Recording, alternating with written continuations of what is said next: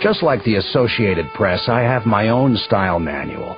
JP Writing Style and Book Elements is a list of 19 bulleted points that I keep within arm's reach whenever I'm working.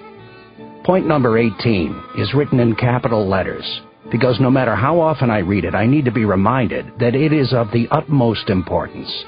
Research helps. Don't fake anything. Not brain tumors, not drownings, not even a bee sting. I don't think I've ever done more research for a book. From the instant the idea hit me and I teamed up with Martin Dugard to write this story, it's been total immersion in ancient Egypt. The book is a murder mystery, but to plunge back in time added a whole other layer of detective work. We didn't just need to know the players in our drama. We also needed to know what foods they ate, the clothes they wore, how they loved, and ultimately the ways they might have killed each other. Like number 18 says, don't fake anything. So we didn't. Marty's historical legwork involved trips to London and to Tut's tomb in Egypt's Valley of the Kings. I lost myself in books and online research. We then combined our notes and began writing. One astounding fact about Egyptian history is that so much of it is still unknown. So when we came to a gap, we went back to the research for answers. Then we put forth our theory as to what happened. We constructed conversations and motives and rich scenes of palace life, all grounded in long hours of research.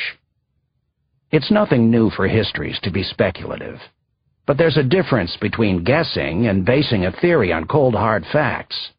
We chose the facts. As for Howard Carter, he is almost a contemporary, so his life was much easier to document.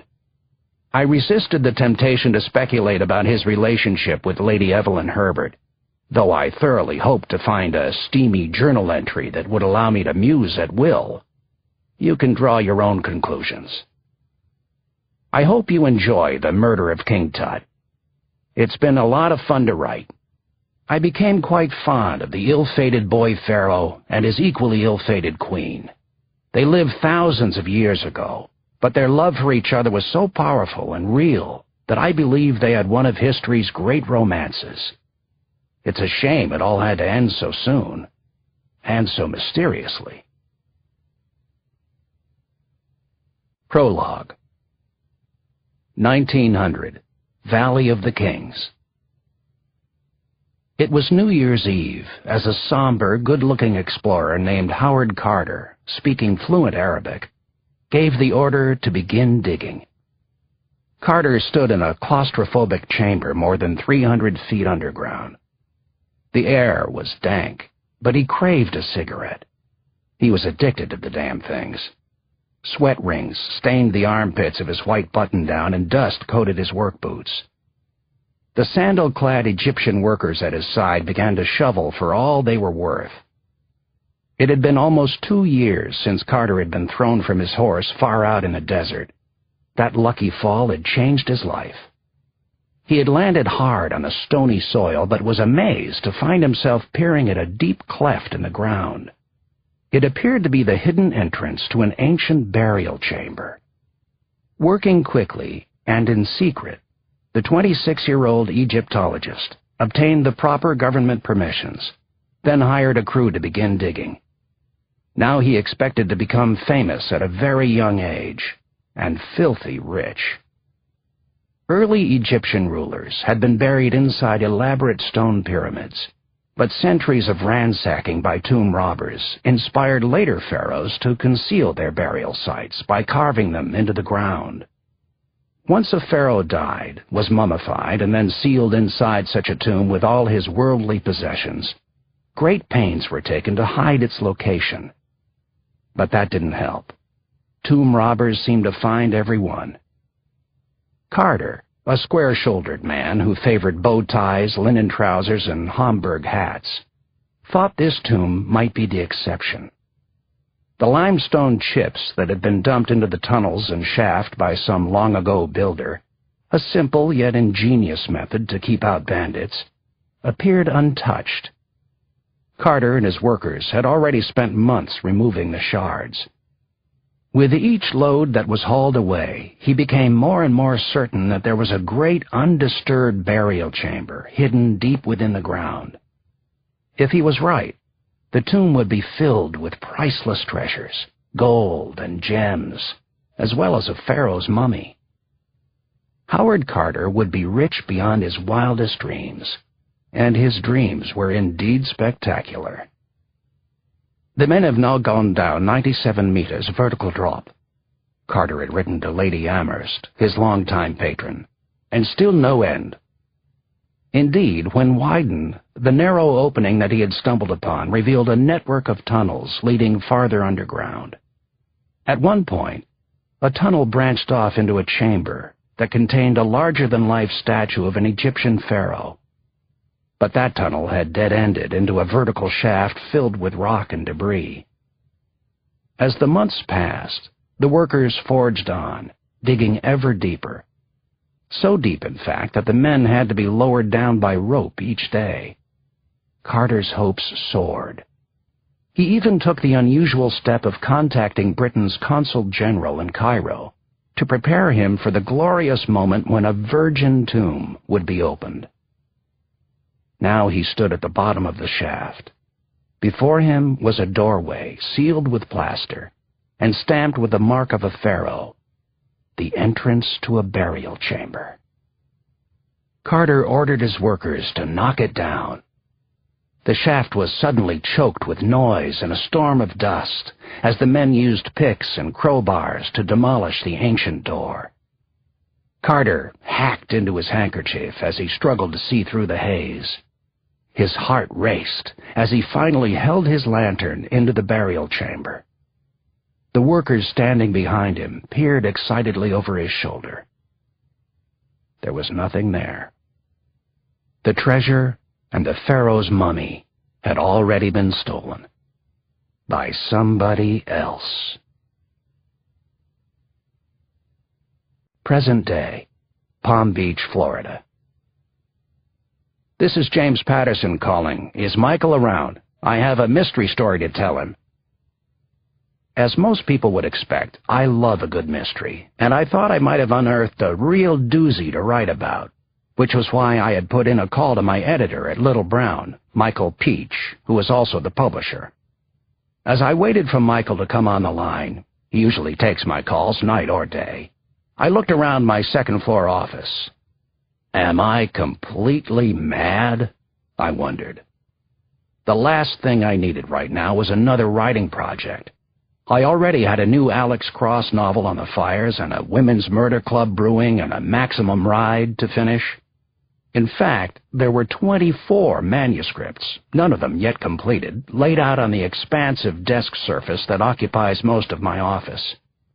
I could read some of the titles: Swimsuit, Witch and Wizard, Daniel X, Women's Murder Club 9, Worst Case. I am completely crazy, aren't I said as Peach came on the line. Michael is a calm and calming presence, very smart, and a wonderful father who knows how to handle children, like me, most of the time. Over the years, we've become a good fit, and have turned out more than a dozen #1 bestsellers together. Of course you're crazy, but why the phone call? He asked.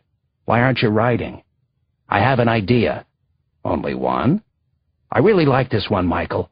Let me talk at you for a minute, okay? Since you seem to know everything about everything, you are probably aware that a collection of King Tut memorabilia is touring the world. People are lining up everywhere. The exhibit is usually sold out weeks in advance. I actually visited a Tut exhibit years ago at the Met in New York, and then recently in Fort Lauderdale. I've seen firsthand how Tut's story blows people's minds, men, women, and children, rich and poor. There's something about Tut that brings ancient Egypt to life for most of us. It's not just the incredible treasures he was buried with, or the art, or the near-miraculous discovery of the burial chamber by Howard Carter. It's all of that, of course. But there's something magical here, something iconic. Tut's name was scrubbed from Egyptian history books for thousands of years, and now Tut is probably the most famous pharaoh of them all. And yet nobody knows that much about him. Michael, I want to do a book about Tut. 3 parts. Present day, as I learn, hopefully, more and more about the boy king. Then the amazing discovery of the tomb and treasures by Carter, who was probably worth a book on his own, and a third part about Tut himself. Did you know that Tut married his sister, and that theirs was an incredible love story? So what do you think? Are you going to try to stop me? Just this once, will you save me from myself? Michael's infectious laughter traveled across the phone lines. "How's the new Alex Cross coming?" he asked. "Almost done. I had a schedule. You're going to like it."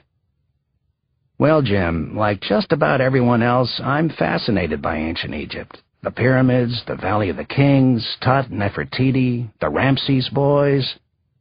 So I have to tell you, I like the idea very much." Now it was my turn to smile and to laugh in relief. "I'm really glad. So let me tell you what I thought would close the deal, though obviously I don't need it. Michael, I have a hunch that Tut was murdered, and I hope, at least on paper, to prove it." Michael laughed again. "You had me at King Tut," he quipped. Part 1. Chapter 1. 1492 B.C. Valley of the Kings. "This is far enough. Stop right here." More than 500 prisoners halted their march toward Thebes in a great field situated 2 miles from the city. A contingent of the palace guard watched over them in the sweltering midday sun. Not that it was necessary. The emaciated prisoners' feet were bound with leather cord that was just long enough for them to frog walk. They could not run. And even if they had tried to escape, their arms were tied behind their backs at the wrist and elbow. They wouldn't get far, and the punishment would be swift and brutal. Ineni, the well-regarded royal architect, watched over the sad scene. He knew these men well. They had just spent 5 years in a remote valley excavating a new burial place for Thutmosis I. By day they had endured withering summer heat and surprisingly frigid blasts of desert cold that sometimes strafed the valley. At night they had slept under a sky shot through with stars. It had been more than 1,000 years since Cheops had built his great pyramid up the Nile in Giza. As grand and awe-inspiring as they were, pyramids turned out to be beacons of temptation for every local thief and blasphemous tomb robber. There wasn't a single one that hadn't been looted. Not one. But the ingenious Ineni believed he had the solution to the pyramid problem. Using the slave labor provided by these prisoners, he had carved a secret burial chamber for Thutmosis I. The aging pharaoh was sick and near death, so the timing of the tomb's completion was perfect. Not merely a makeshift cave, the tomb contained several tunnels, hallways, and a half-dozen rooms. The pharaoh's stone sarcophagus would reside precisely in the center, in the largest, most luxurious room. True, Ineni thought, brushing a bead of sweat from his eyebrow. Such an underground tomb was hardly as grand as a soaring pyramid, but in many ways it was better. The walls were smooth to the touch and painted with vivid scenes from the pharaoh's life, both the one he had just lived and the glorious one yet to come. Most important, the pharaoh would be undisturbed, hopefully for all eternity. At least that was what most Egyptians believed happened when a pharaoh was put to rest.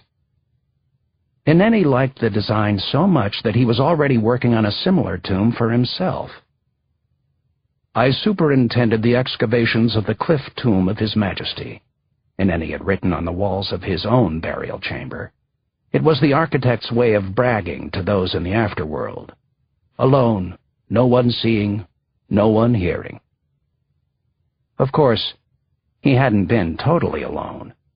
The prisoners had done their part. He had gotten to know the Nubians. He'd heard about their wives and children, and knew that the men cherished their families with the same passion that he loved his. Some of the prisoners had become his friends. After the tomb for Thutmosis I was sealed and the entry concealed with stone, he had marched the men away from the area. a place that one day would simply be known as the Valley of the Kings, because so many other pharaohs would choose Enene's architectural contrivance as a means of hiding their final resting places. Enene scanned the faces of the prisoners. They knew the location of the pharaoh's secret tomb, and that was unacceptable. The architect turned away from the men, then signaled to the guards. "Do what must be done. Be merciful. Do it quickly. These are good men." And so the bloody slaughter of the prisoners began. Their screams rose to the heavens, and Enene hoped that the many gods of Egypt approved of his difficult but necessary decision. Chapter 2. 1357 B.C. Thebes. Amenhotep the Magnificent knocked back a stiff jolt of red wine as he shuffled into the sunlit throne room.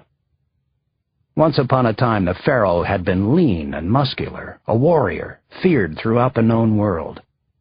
He was also said to have had sexual relations with more than 500 consorts and concubines. Now he was prosperous, which was a polite way of saying that his great belly preceded him wherever he went. "You'll get fat from all that wine," cooed Ti, his queen and favorite wife, possibly because she had a sense of humor that matched his own. "Too late." Amenhotep slurred his words noticeably. "At least a dozen years too late."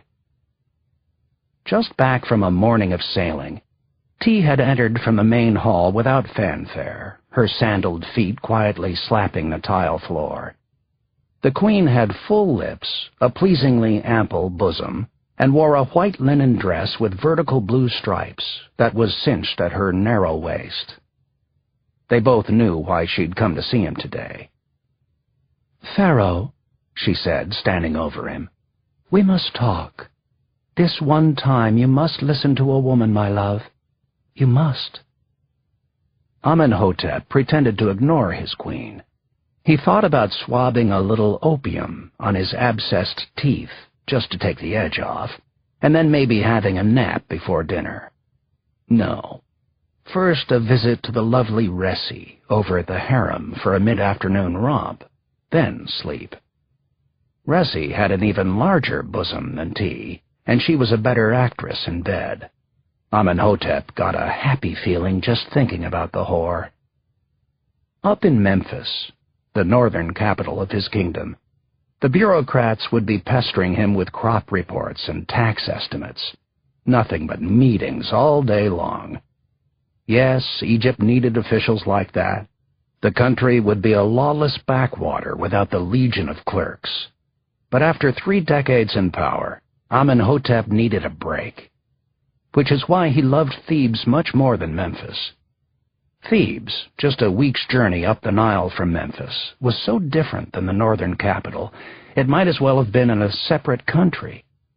In Thebes, a pharaoh could bask for hours in the desert sun, drink wine whenever he wanted, and make love to his entire harem, a dozen beauties, each selected by him, without a single bureaucratic interruption. In Thebes, a pharaoh had time to think, to dream. In Thebes, the pharaoh answered to no one, except his wife. Amenhotep looked up at Ti. "I'm a fat old pharaoh who is no longer fit to rule this kingdom. Is that what you're about to say? I am a whoremaster without a conscience? What am I? Tell me." Ti bit her tongue. In many ways she loved this fat old man, this deity. But now Amenhotep was dying. Decisions had to be made before it was too late, for Egypt and for its queen. "All right," he sighed. "Let's talk. I'm dying. What of it?" Chapter 3. 1357 B.C. Thebes. The future of Egypt is at stake. You know that. You need to take action. "I will never share power with that accident," shouted the pharaoh. Amenhotep had rallied somewhat from his drunken state. Now the palace walls shook with his angry protestations. He and T were alone, but everyone from the bodyguards at the door to the servant girls polishing the great tiled hallway were privy to their battle. Soon these commoners would be gossiping to their friends and families, and the details of the royal argument would spread throughout Thebes. "You are speaking about a child created in a moment of passion. Perhaps the pharaoh would like to describe what was accidental about that." "I do not regret the act of making love, only the result of our love-making.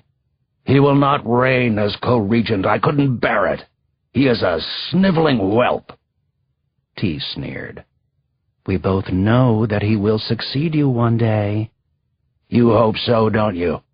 Does my queen not admit that she has selfish reasons for wanting that boy elevated to co-regent?" "The queen admits nothing of the kind. The queen wants what's best for Egypt. Surely you wish your son to step into power, armed with your many years of hard-earned wisdom?" "You will lose everything if someone else succeeds me," thought a cynical Amenhotep. "So don't tell me what's best for Egypt. Have you braved thirst and burning deserts to wage war on the Hittites? Have you smelled the cedar forests of Byblus? You wear the gold and lapis lazuli that come as tribute from lands I conquered, but you know nothing of the world outside Thebes. His arms hang to his knees, and his face is as long as a horse's," Amenhotep declared. "He hasn't enough muscle to wield a sword. His only muscles are in his head. To be pharaoh is to be God in the flesh. That boy is a freak." "He was born to lead our people. He can drive a chariot as well as any man," said T. "He is well-read and smart." The pharaoh snorted. The mere sight of his son, also named Amenhotep, at the reins of a chariot was hilarious. It was a wonder the imbecile hadn't been trampled to death already. "Steering through a grain field is one thing, charging into battle is quite another," he said. Suddenly, Amenhotep felt woozy. The opium had gone to work, but the pain was still unbearable. What he needed was more wine, and Ressi's bosom to suck on. Amenhotep ignored his goblet and raised the full pitcher to his lips. The ruby liquid spilled along his face, then trickled down his thick neck and under his collar onto the copper skin of his belly. It came to rest on the white kilt around his waist, leaving a stain that looked like blood. The pharaoh tumbled backward into his pillows. This was an act of retreat, and they both knew it. T stood over him to close the deal, as the sun's fiery rays taunted the crocodiles and cobras painted on the tile floor. "This must be done, Pharaoh, and soon." "They are almost finished decorating my burial chamber," the pharaoh muttered. He reached for a plate of bread flavored with honey and dates, unaware that the grains of sand in every bite were the source of his pain. Year after year, the desert grit in the bread wore away the enamel on his teeth, inviting the decay and infection that would soon take his life. T handed him another goblet filled to the brim with wine, then remained still as Amenhotep chased the bread with a long gulp. She was as serene as the Sphinx as she waited for her husband to bend to her strong will. "Thutmosis would have been a great pharaoh," he said mournfully. "That son now wanders the afterworld," T replied. Amenhotep nodded sadly. Their oldest boy, his beloved, his favorite, was dead. Soon he would join him. Egypt would need a new pharaoh. The only way to control the selection was to do it himself. "Bring the accident to me," Amenhotep roared. "Of course he will be pharaoh, but shame on me for leaving Egypt to him. Shame on both of us." Chapter 4 1887. Didlington Hall, near Swaffham, England. "Howard, is that you? What do you think you're doing in here?" asked Lord Amherst, swinging open the library doors. "These artifacts are irreplaceable. I've told you that before. You are a stubborn boy." 13-year-old Howard Carter quickly turned his head toward his lordship. He was caught. He had been warned repeatedly about this room. He was definitely a stubborn boy. It was the middle of the day. Young Carter was supposed to be helping his father, who was painting a new commission for his lordship. In a moment of boredom, the boy had slipped away to the most forbidden and imposing room at Diddlington Hall, the library. He couldn't help himself. The room was utterly fascinating, its silence augmented by the startling massive stone statues situated about the room, imported straight from the sands of Egypt. To gaze at them allowed Carter to see into the history of the known world. These pieces truly were irreplaceable. Diddlington Hall was a palatial fortress 8 miles south of Swaffham. It was the county seat of Lord Amherst, a member of Parliament with a penchant for styling his hair in the foppish manner of Oscar Wilde. 7,000 acres and 16 leased farms surrounded the great home. There was a large, pristine lake, a paddock, a falconer's lodge, a boathouse, and a ballroom that had been host to grand and important parties for more than 100 years. But it was the library that Howard Carter loved most, and he couldn't stay out of the room. Fortunately, Lord Amherst was a nice man with 5 daughters. Carter was the closest thing to a son he'd ever had. He recognized the slender, strong-jawed young man's innate, sometimes fierce curiosity, and saw something of himself in him.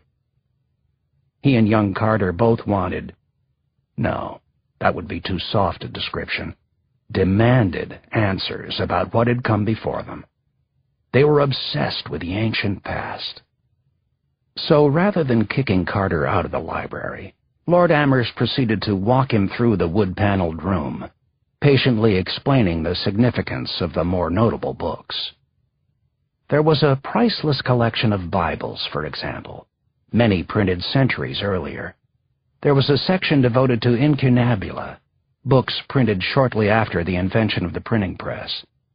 There were books with fancy bindings, first editions by famous authors, and so forth and so on. And then there was the Egyptian collection. In addition to owning tome after tome detailing the known history of ancient Egypt, Lord Amherst had rather obsessively decorated the library with Egyptian relics. The taller statues were bigger than a man and loomed like sentinels among the overstuffed wing-back chairs and oil reading lamps. There were dozens of smaller statues, too, and rare texts printed on papyrus that had been sealed behind glass so human hands like Howard's couldn't damage them. Amherst had bought the collection from a German priest 2 decades earlier and had added to it every year since. "Not only is it one of the largest and most important collections of Egyptology in all of Great Britain," he told Carter, "it is the joy of my life." "And mine as well," Carter chimed in. The tour concluded with a history-changing announcement. Lord Amherst was hereby offering the young man unlimited access to his collection. Never mind that something as simple as bumping into a statue could cause thousands of pounds worth of damage. Amherst had seen the passion in Carter's eyes as he told him of the mysteries of Egyptian culture, with its strange alphabet and belief in the afterworld and the amazing burial chambers. Amherst encouraged Carter to immerse himself in Egyptology, and that was precisely what Howard Carter did, until the day he died. Chapter 5. 1891. Diddlington Hall. It was late May, almost June. Howard Carter, now 17, strode up the Watteau Walk toward the white columns marking the south entrance of Diddlington Hall. There was a fragrance of fresh grass in the air, but a weariness in his step. He had spent the day as he spent most every other day, sketching household pets. It was a living. Not a good living, and certainly not an exciting living, but he had no other skills and little formal education. Though he had grown accustomed to being treated as family by the Amhersts, the fact of the matter was that while he could put on airs with the best of the nobility and was always welcome to spend hours in Lord Amherst's library, he was doomed to a life of very modest income and minimal prestige. He simply had to accept the fact that he would be a nobody, accomplishing nothing. But it made him grumpy. Very much so. Chapter 6, 1891. Diddlington Hall. Carter stepped into the cool entryway. This was much better. The great expanse was lined with expensive paintings and other works of art, some of which dated to the 11th century. A butler showed Carter to the library. Lady Amherst was there, as was her youngest, 25-year-old Alicia. They greeted Carter warmly and introduced him to an affable stranger who clearly had a flirtatious relationship with Alicia. Carter didn't much like that, but what Alicia did wasn't his concern. The stranger was a bony young man in his early 20s named Percy Newberry. His face and hands were deeply tanned from hours outdoors, and his face was half covered with a prominent mustache. Carter soon learned that Newberry was an Egyptologist who was pursuing Alicia's heart and Lady Amherst's pocketbook. He was fresh from a November to April stint along the Nile, surveying ruins at a place called Beni Hassan. Lady Amherst, who had always loved Carter, was obviously keen on having the two of them meet. He wasn't sure why. But Carter sat and listened eagerly as Newberry told incredible stories about life on the Nile. He spoke of working in the tombs from first light all the way through to the evening meal, then devoting the greater part of the night to study and discussion. Newberry's tone was intense, and he had a deep passion for his work. Carter liked him instantly. It also turned out that Percy was something of a botanist, which seemed a rather unusual sideline for a man laboring in such a barren location. But Carter remembered that Alicia also enjoyed botany, and then their connection made sense. On behalf of the British Museum, Newberry's expedition had undertaken to create a visual record of the drawings and colorful hieroglyphics inside the pharaoh's tombs before they completely faded away, something that often happened when ancient drawings were exposed to air and the presence of human beings. The task was enormous. There were some 12,000 square feet of wall drawings to sketch, and while the job had gone well at first, the relationship between Newberry and his sketch artist had soured. Now, as he was raising money to fund another season in Egypt, Newberry was also searching for a new sketch artist. The job required someone with significant knowledge of Egypt and a talent for drawing and painting. That person, it soon became obvious, was Howard Carter. Chapter 7, 1891. Alexandria. Only the hugely irritating fact that he was seasick prevented Carter from bursting with excitement. My God, he was in Alexandria, Egypt. He steadied himself against the roll of the steamship as he scanned the docks for Percy Newberry. Carter had just reached the ancient port founded by Alexander the Great, the man responsible for ending the great Egyptian empires. Some said the city was the gateway to Africa. Others called it the crossroads of the world. For the 17-year-old Carter, Alexandria was simply the place where his life would begin, the life he believed he had been born for. But first he had to find Percy Newberry. It was Newberry who had rescued Carter from the tedium of drawing family pets and had sent him to train at the British Museum so he would be prepared for his role as a sketch artist. Percy had gone ahead of Carter to Egypt and now should have been waiting for him on shore. Somewhere. But where? Carter was slender, with a lantern jaw and a whisper of the bushy mustache he would wear for the next 4 decades. The air was hot like the mouth of a blast furnace, and he could feel the searing heat of the deck burning through the soles of his shoes. He was dressed for October in England, not October in Egypt. He would have eagerly traded his suit and tie for the dockworkers' simple white robes. None of them seemed bothered by the heat. Carter squinted into the pale sunshine, scanning the distant dock for a sign of Newbury. But there was no Englishman among the melange of half-dressed Moors, Turks, Nubians, and Egyptians. No sign of Newbury's straw hat. "Where in hell are you, Percy?" Carter studied the skyline and spotted Pompey's Priapic Pillar jutting above Alexandria like some ancient Roman practical joke. He double-checked that he had everything he needed to go ashore. His list was short: sketchbook, notebook, valise. The ship's anchors splashed into the great harbor like a shotgun blast. Immediately, a locust-like plague of dockworkers clambered up over the side. Carter barely avoided being knocked over as he made his way to the gangplank being lowered off the edge of the ship. He scuttled down into a waiting boat where a local man whose rippling shoulders told of years of plying the harbor rowed him ashore. Carter paid the man and stepped up onto the stone dock. And there stood Percy Newbury, resplendent in his straw boater, smiling broadly. "Where were you?" Carter dared to complain to his boss and employer. "I'm always prompt and efficient myself." Percy Newbury just laughed. "Well, you'd better be, with that attitude of yours. Welcome to Egypt, Carter." Howard Carter's Egyptian adventure was about to begin. Though he didn't realize it then, a boy had come to find the boy king.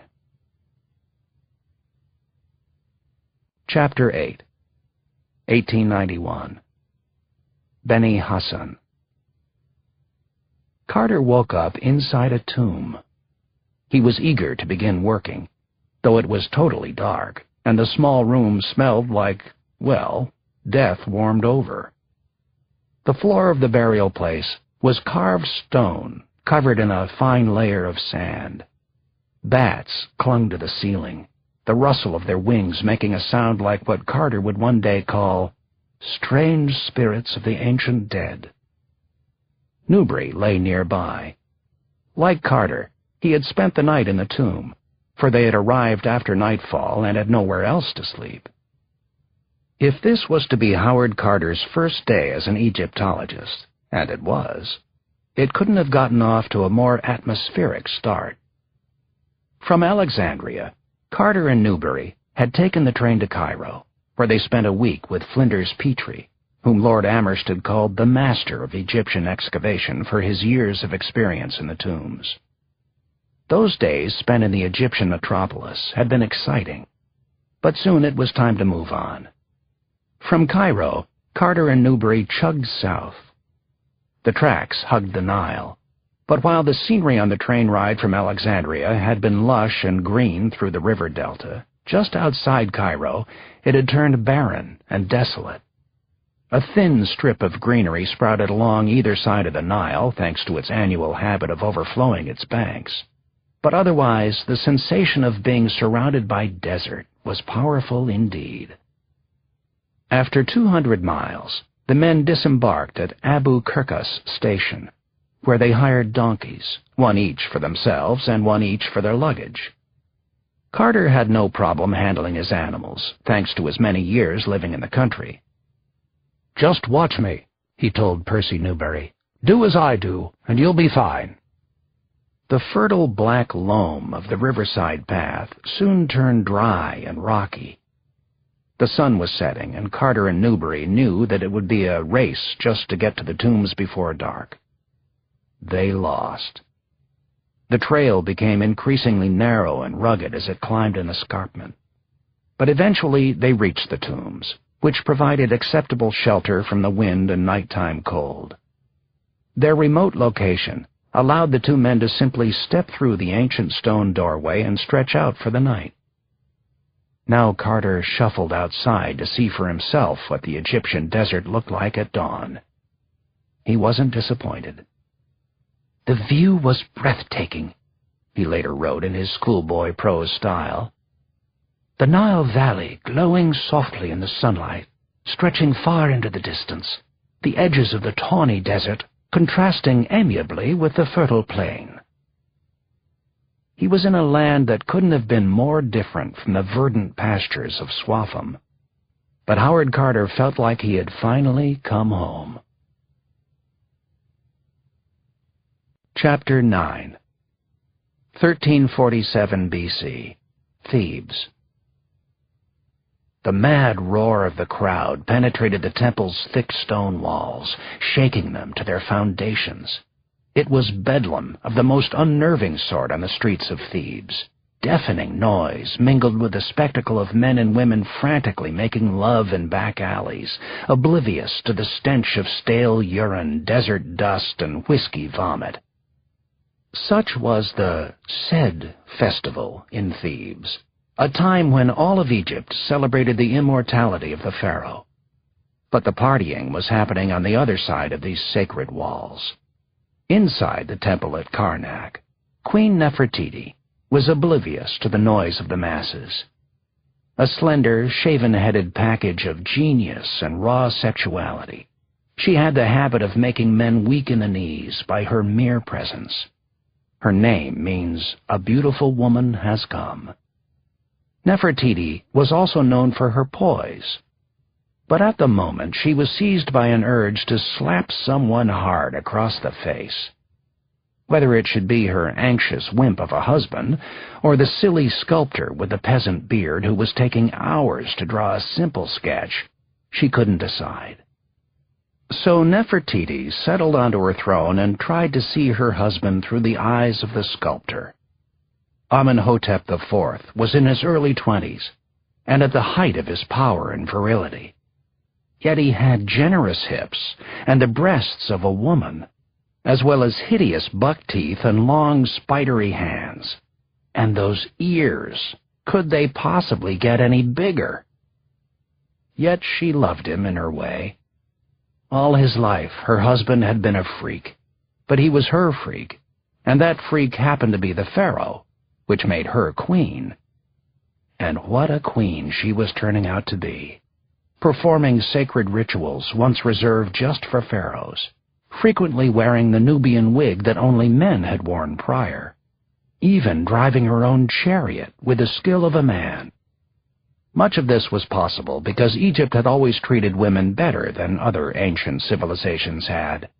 Women could conduct business, own property, represent themselves in legal disputes, study, and become doctors. Women had even become pharaoh, and queens with the strength of Nefertiti could control their much weaker husbands. "You look divine," purred Nefertiti now, though it was she who felt beautiful.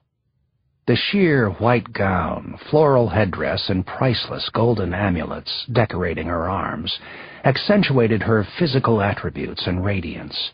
The makeup, which she and the pharaoh both wore, did more for him than it did for her. "I am divine," laughed Amenhotep IV. It was their little joke. "Is it so difficult to show me as I am?" he finally barked at the artist. He was a new pharaoh, and still didn't understand that raising his voice showed weakness. His father, Amenhotep the Magnificent, had died from a painful infection of the mouth. Now Amenhotep IV, who had briefly served alongside his father as co-regent, stood to flick a bee off his shaved chest. He missed. Nefertiti stepped forward and brushed away the bee before it could sting him, then held her husband's hand. She saw that he looked all too human on this, the day Egypt was supposed to bask in his strength as pharaoh. This was a problem. The pharaoh needed to prove his immortality by galloping a chariot through the teeming masses outside. Even under the best of conditions, it was a bold and reckless ride that could easily end in a crash, which would be a disaster for the young pharaoh. As palace insiders were all too aware, Amenhotep IV was very poor at the reins of a chariot. This ritual race could become a suicide run for him. Yet if by some miracle he pulled it off, his claim to Egypt's throne would be secure. No longer would his masculinity be questioned. With one death-defying ride, Amenhotep IV would demonstrate his power in a most public way. Egypt would know that he was their one true pharaoh. But if anything went wrong, if Amenhotep IV got thrown or dropped the reins and crashed into the crowd, if a wheel somehow broke off and the chariot spun out of control, it would be obvious that the strange-looking man claiming to be the pharaoh was no god. And if a pharaoh was not divine, the temple high priests would find another to take his place. Somehow they would kill him, and possibly his queen as well. "How are you?" Nefertiti asked. "I have nothing but confidence in you, sire." "You lie so beautifully," the pharaoh replied. "How much longer?" Nefertiti whirled and shouted at the sculptor. "At least 30 minutes." The callous little man crumpled a sheet of papyrus to start fresh. "You have 10. "But, Queen—" "Not a second more." "I'll do my best," the sculptor replied. Nefertiti pursed her lips in a thin crocodile smile and made a mental note to have the so-called artist killed once the statue was complete. Chapter 10. 1347 B.C. Thebes. The priests, preening and prattling, filed into the temple room when the sculptor finally left. They were as haughty as the queen's famed cats. Nefertiti despised their power and how they used religion to make themselves rich. Indeed, Ptah, the high priest, was one of the wealthiest and most feared men in all of Thebes. "Where to next?" Amenhotep IV said to the aged Ptah, slipping back into his ceremonial Sed cloak.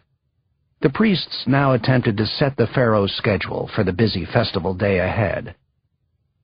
"The temple of Wepwawet awaits, sire. We must apply holy ointment to the standard." "I do not honor that god," Amenhotep proclaimed. "Wepwawet is nothing to me." The priests shuddered at this heresy. Even Nefertiti was shocked, though her religious belief was much the same as her husband's. Egypt was a land of several gods, and all were to be worshipped according to law. Before Nefertiti could say something diplomatic, Amenhotep grabbed her hand and yanked her down the smooth stone corridor toward the street.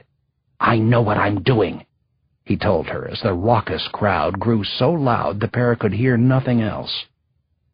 The royal couple entered the reviewing stand through the back and stood where they could observe the assembled masses without being seen themselves. Nefertiti was awed at the sight of the crowd. "They are here for you," she told her husband. "They love you, as I do." Rich and poor, scribe, surgeon, and farmer had come from all over Egypt. They had cheered with delight when their pharaoh oversaw the morning's cattle census.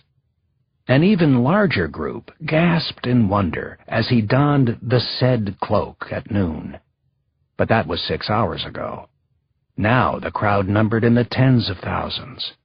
A combination of too much sun and too much ale had turned their enthusiasm into restlessness. Artisans, shopkeepers, even slaves were chanting as one, demanding to see their pharaoh make the dangerous chariot run. How could he possibly fail, if he was divine? Chapter 11. 1347 B.C. Thebes.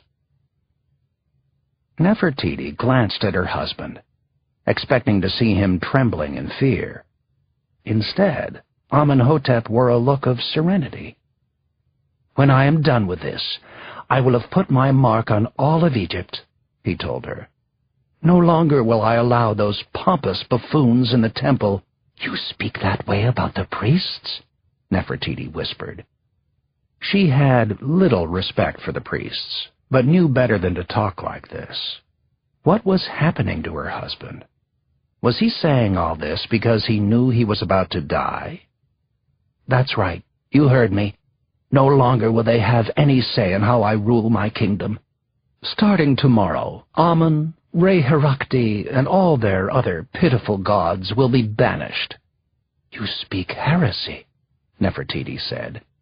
She felt faint. Had Amenhotep gone mad? Was it his terror speaking now? "We will worship Aten, and Aten alone." Aten was the sun god. "Do the priests know? Any of them? Does Ptamosa know?" Her husband's cunning smile answered her question. "They will be furious," she said. "They will come after you, and me as well." "That won't matter. Do you want to know why?" Actually, she didn't. In his current state, Amenhotep IV was likely to say something utterly crazy. He didn't disappoint. "I'm building a new city for us." "I don't understand, Pharaoh," said Nefertiti. "What new city? Where would it be? Why haven't you told me before?" "It will lie halfway between here and Memphis," he continued. "It will be the greatest city in the world. I will never leave there, not even to wage war or collect tribute. Thebes and Memphis can return to the desert for all I care." The crowd was loudly chanting the pharaoh's name, but Nefertiti wasn't ready to let him go. She clung to her husband and said nothing more. But then he pulled away and began walking up to the reviewing stand, without so much as a kiss or a goodbye. "Oh," he said, turning around to her, "I have saved the best for last. Tomorrow I will change my name to honor our God's greatness. No one will ever again confuse me with my father." "What will I call you?" the queen asked, her mind reeling and her knees weak. "Akhenaten." And then, to deafening applause, the pharaoh strode to his chariot and began his ride to immortality. Chapter 12. 1347 B.C. Thebes. An even greater roar echoed through Thebes as the pharaoh's horses picked up speed. High atop the reviewing stand, Nefertiti watched Akhenaten and tried to appear calm. Meanwhile, two deep-set eyes leered at her. They belonged to her husband's royal scribe, a powerfully built man in his late 30s named Ai. The populace was mesmerized by the horse-faced pharaoh galloping his favorite chariot, but Ai could have cared less. He was tantalized by the nervous young queen, and then aroused when she slipped her index finger into her mouth to bite her tainted nail, before remembering that thousands might witness her insecurity. The royal scribe licked his lips. He could have almost any woman in Egypt, but she was the one he wanted. I studied her graceful neck and the rest of her, down to the gentle sway of her hips. She was much smarter than the pharaoh, who was a freak undeserving of her, I thought. Having served under his father, I knew how a pharaoh should look and behave, and Amenhotep was no such man. But if not Amenhotep, then who should reign? I wondered. He answered his own question. Me. Nefertiti suddenly turned his way. She caught him staring, but pretended not to notice. She never seemed to notice him. I smiled and glanced down to the street. Miraculously, the pharaoh had survived the first leg of his journey and was now making the turn for home. Just then, a wheel flew off, bouncing wildly into the crowd and nearly beheading a spectator. Screams rent the air. Terrified onlookers fled, certain that the chariot would careen into them and kill dozens of innocents. The pharaoh was thrown forward out of the basket onto the flank of the horse in front of him. He somehow managed to hold onto the reins, but he dangled face down over the side of the animal. The frightened team galloped faster and faster, dragging the chariot, hooves perilously close to the pharaoh's face. I turned toward Nefertiti, whose hands now covered her mouth. Even as the future of Egypt hung on what happened in the next few seconds, I couldn't take his eyes off her. She was extraordinary in every way, truly a queen, possibly the most impressive person in all of Egypt. Then the crowd exploded with a roar so loud that the ground beneath the reviewing stand shook. I flicked his eyes back toward the street and saw that the pharaoh had somehow righted himself and pulled himself up onto the back of the horse. He now sat astride the white charger, fully in control, as the team galloped on. Down came Nefertiti's hands. Away went the look of horror. She was a woman renewed, glowing with pride and love. As the pharaoh halted the horses at the base of the reviewing stand, the crowd screamed in adulation. He looked up at Nefertiti, his eyes relieved and confident. He dismounted and walked slowly down the center of the boulevard, basking in the divine certainty that he was both ruler and god. And then Nefertiti placed her lips to Ai's ear. He could smell her perfume and feel the heat of her skin. More than ever, he lusted for this beautiful woman. "Starting tomorrow, Ai," she told him, "Egypt will be changed forever. Mark my words." He had no idea what she was talking about. The only thing that mattered was the beating of his heart and the way his name had sounded in her mouth. And I, "Yes, my queen." "If I ever see you looking at me that way again, I will feed your heart to the crocodiles." Chapter 13. 1345 B.C. Amarna.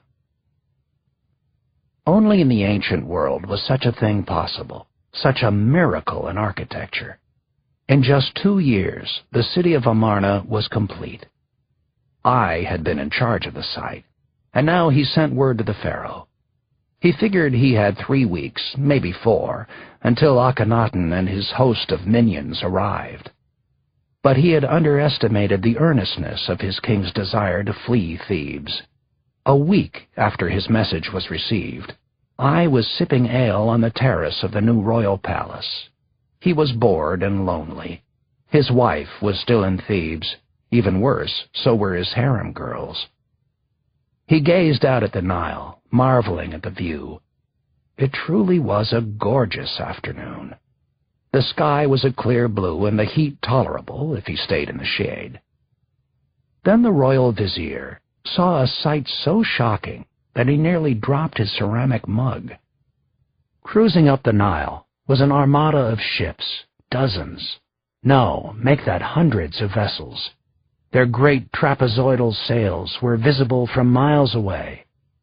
I could see thousands of citizens from Thebes lining the decks, ready to start their new lives in Amarna. And on the prow of the largest barge, to see firsthand all that he'd created, stood Akhenaten. The stunning Nefertiti and their 3 coquettish daughters were at his side. Akhenaten raised the royal standard in triumph, but I was focusing on Nefertiti and those 3 girls. No boys, just girls. "I'll kill him," I said in a flash of inspiration. Of course. It was the perfect solution. Magnificent as she was, Nefertiti had not yet borne the pharaoh an heir, and with no male heir, there was no clear succession.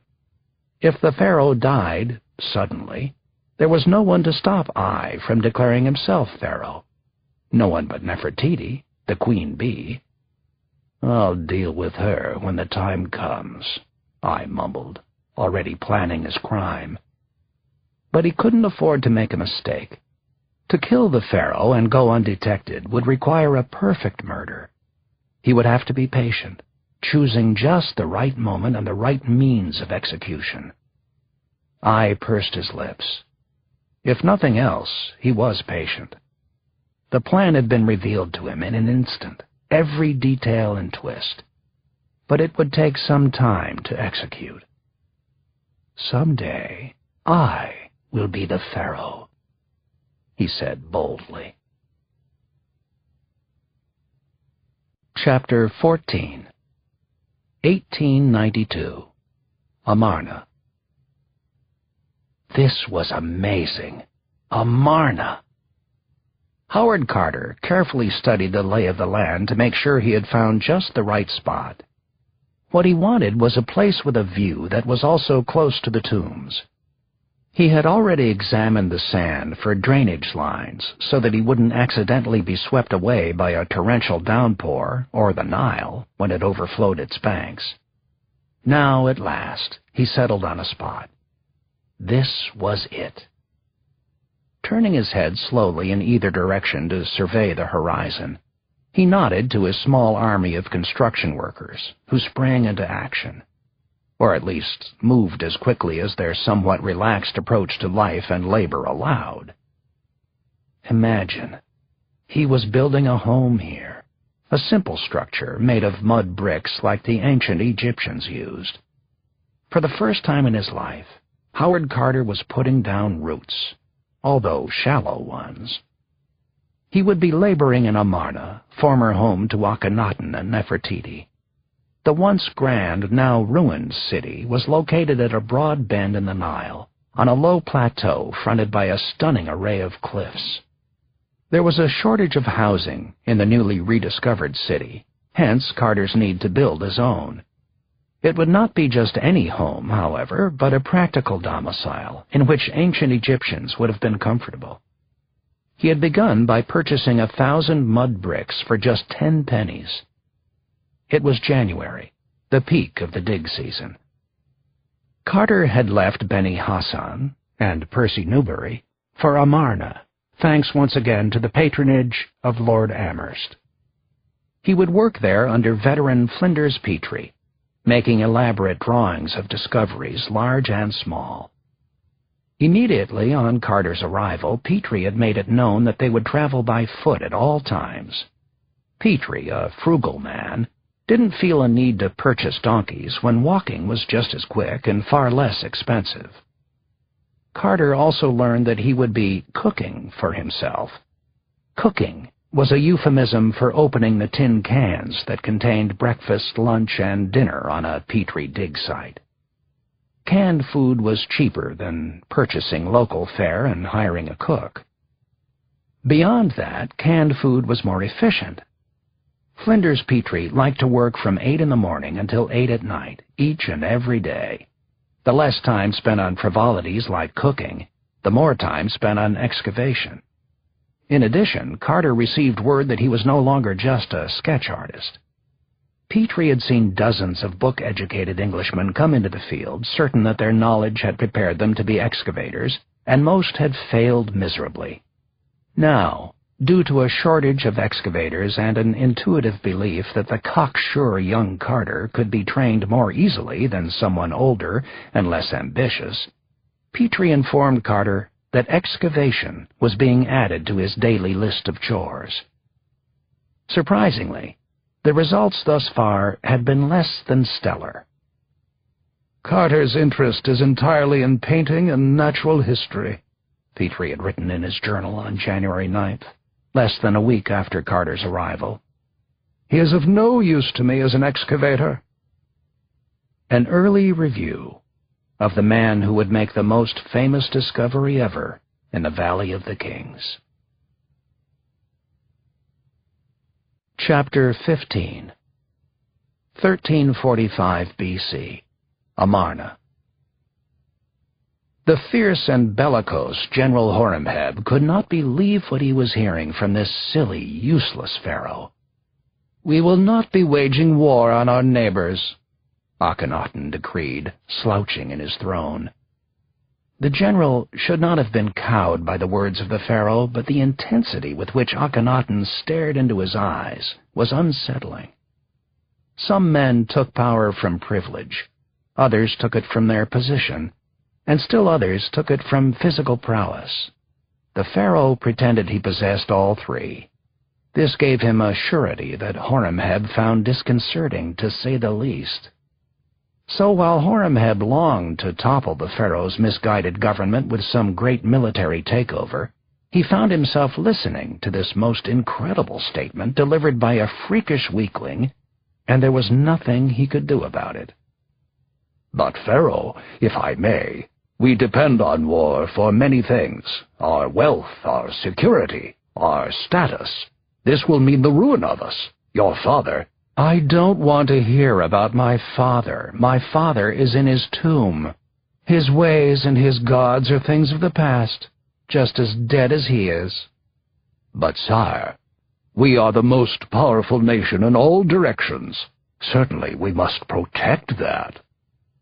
"Things have changed for the worse since the move to Amarna," Horemheb wanted to shout. "The country is going soft. The king never even leaves the palace. The great cities of Memphis and Thebes are in decline. We, as an Egyptian people, are in rapid decline." But he said none of these things. Instead, Horemheb listened to the pharaoh drone on in his stupid, idealistic way. "And we will. We will worship Aten, who will protect our borders. But I see no need to wage war. What is so wrong with being a peaceful nation?" "I believe in peace through strength, sire. We know this works from long experience." "I would expect to hear nothing less from you, General. That is your job." "And what is strength, if it is not wielded? May I ask you that?" The pharaoh smiled in a most condescending manner. "General, when was the last time you spent a day just dreaming?" Horemheb's jaw nearly dropped off his head. "I beg your pardon?" "You heard me. Do you ever write poetry? Do you ever lose yourself in thought? Have you ever completed a painting?" "I am a warrior, sire. I am not trained to sit and think. I am trained to do." "Then do this." Akhenaten said nothing. Instead, he closed his eyes, as if to meditate. Horemheb waited until he could wait no longer. "Sire, what is it you would like me to do?" "Relax. Take your mind off war. Egypt no longer needs conflict, for we are protected by the great sun god, who will provide for all our needs." "And lead us to ruin," Horemheb thought angrily. "You are dismissed," said the pharaoh with a gentle wave of his hand. "Go write a poem." Chapter 16. 1341 B.C. Amarna. "Tut, my poor Tut, what shall become of you?" Nefertiti held her newborn son in her arms and feared for his life. Technically, the child was not her own, for he did not spring from her loins, but that idiot husband of hers with the wandering eye was the father, so the child might as well be the son of the queen. The birth mother's name was Kia, and the pharaoh had given the pretty young harlot the title Greatly Beloved Wife, which placed her above even Nefertiti in esteem. Kia had been, a Mitannian princess named Tutankhamun, sent to Egypt by her father as a peace treaty between the two nations. For 3 long years, Nefertiti had endured the woman's presence, watching her repeatedly take the queen's place in the pharaoh's bed. The man whom Nefertiti once loved had become a stranger to her, devoted to his beloved Aten and his child bride. Why, the pharaoh had even begun telling people that he himself was Aten, that the pharaoh and the god were one and the same. It was Nefertiti who had the nerve to correct him, and for that he had cast her from his bed. I am still the mother of his children, she reminded herself. Yes, but all girls. This one, the son, will be the next pharaoh. I am no better than tea. When the pharaoh dies, the empire will fall to this child, this baby. And what will become of me? What does it matter? There will be nothing left of the great Egyptian nation by the time my husband dies. That fool has seen to that. The people of Egypt were starving and reverting to their nomadic ways, forsaking their farms and cities for a hardscrabble life on the move, all thanks to Akhenaten's neglect, or perhaps his insanity. The priests of Thebes wanted to kill him for usurping their gods with his own, and for asserting himself as a god. The royal vizier pretended to be a faithful servant, but once he got tired of Akhenaten's preening, he too would want to stab the pharaoh in the back. And what of Horemheb? Surely the general went to sleep each night and dreamed only of a military takeover. So what stopped them? Could it be that they actually believed the pharaoh was a god?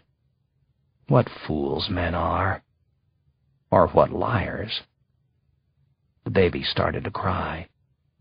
Poor Tut. Nefertiti was about to whisper to the child, telling him that at that very moment his mother was being placed inside her tomb. She had died giving birth, and Tut would never feel the comfort of her arms or suckle her bosom. But the time for such talk was past. Be still, my son, Nefertiti said. I am your mother now, and I will raise you to be the pharaoh your father should have been. You will be king, I promise you.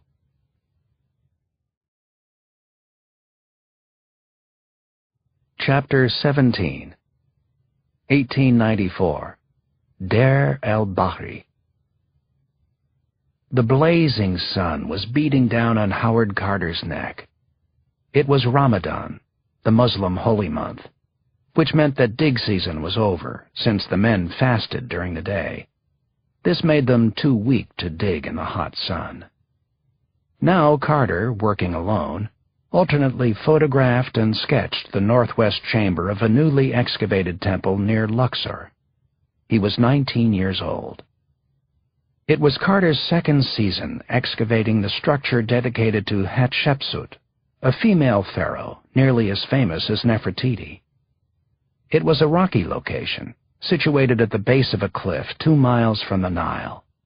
Daytime temperatures often soared above 110 degrees Fahrenheit, and there was no shade.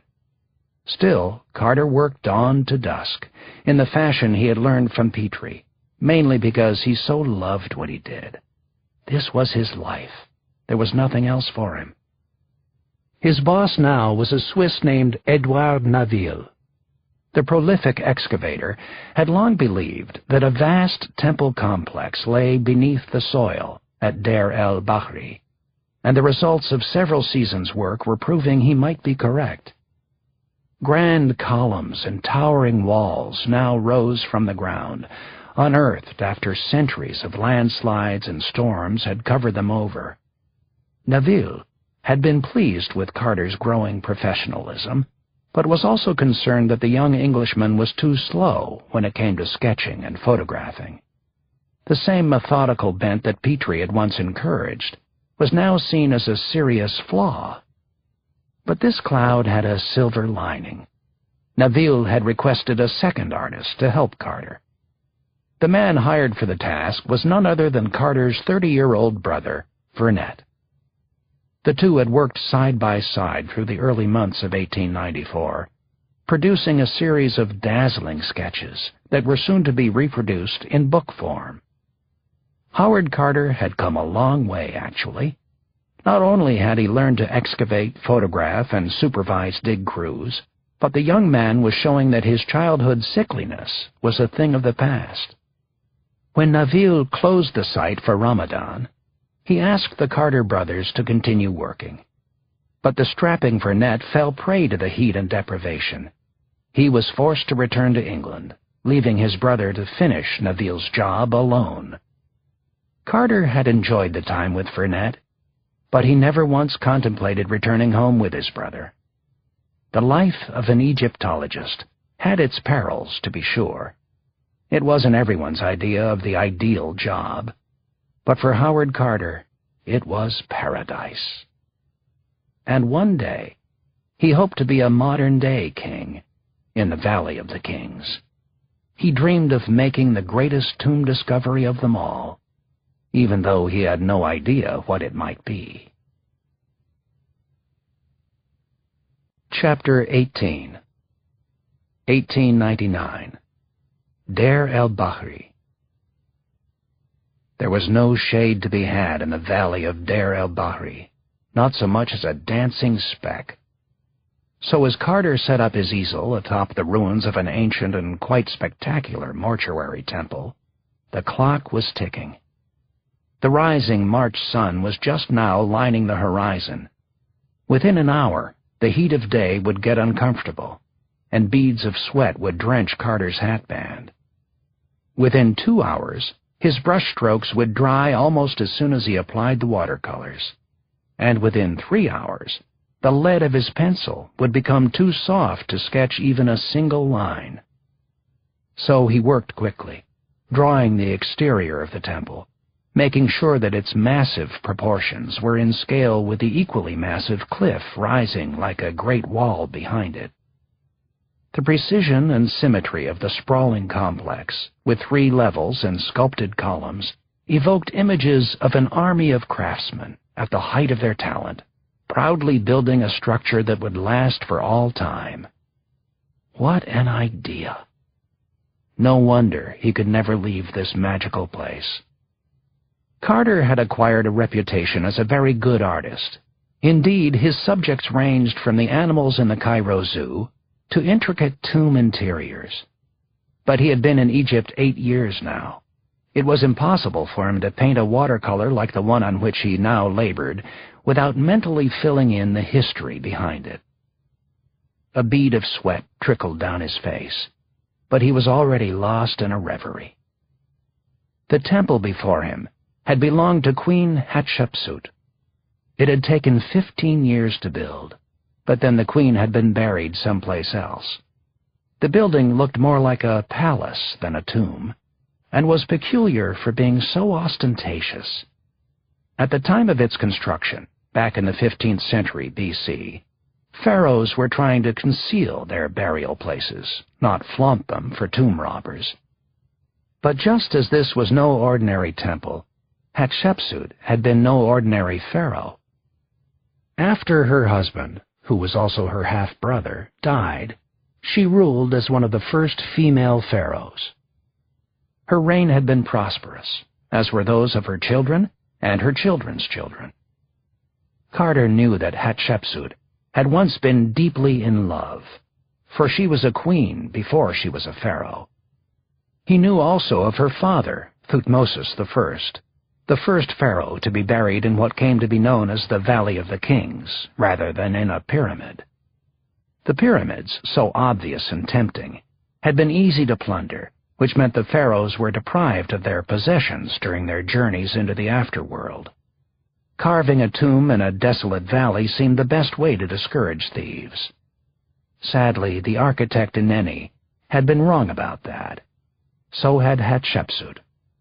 Despite the fact that the massive mortuary temple sprawled like a small city across the valley floor, no trace of Hatshepsut had yet been found. Carter dabbed more paint on the paper, quickly. The sun was low on the horizon and directly in his eyes. He averted his gaze to reduce the risk of ophthalmia, bleeding of the eyes that came from looking too long at the sun. The disease was common among Egyptologists and could easily end a career. A few hundred yards off, tourists and their Egyptian guides were dismounting mules and making their way to the temple. Little did they know that one of the world's most promising Egyptologists was in their midst. Carter had worked his way up from being a poorly paid junior draftsman and was now learning the methods of the great excavators. The key to becoming an excavator, Carter knew all too well, was luck. But after that came money, a great deal of money. He needed to find a wealthy benefactor to cover his costs. He had seen such patrons in Luxor, hanging out at the Winter Palace Hotel or enjoying the Nile nightlife aboard lavish yachts. Carter didn't know how to mingle comfortably in that society, or any society really, but it was time that he learned. How hard could it be to fool a bunch of fools?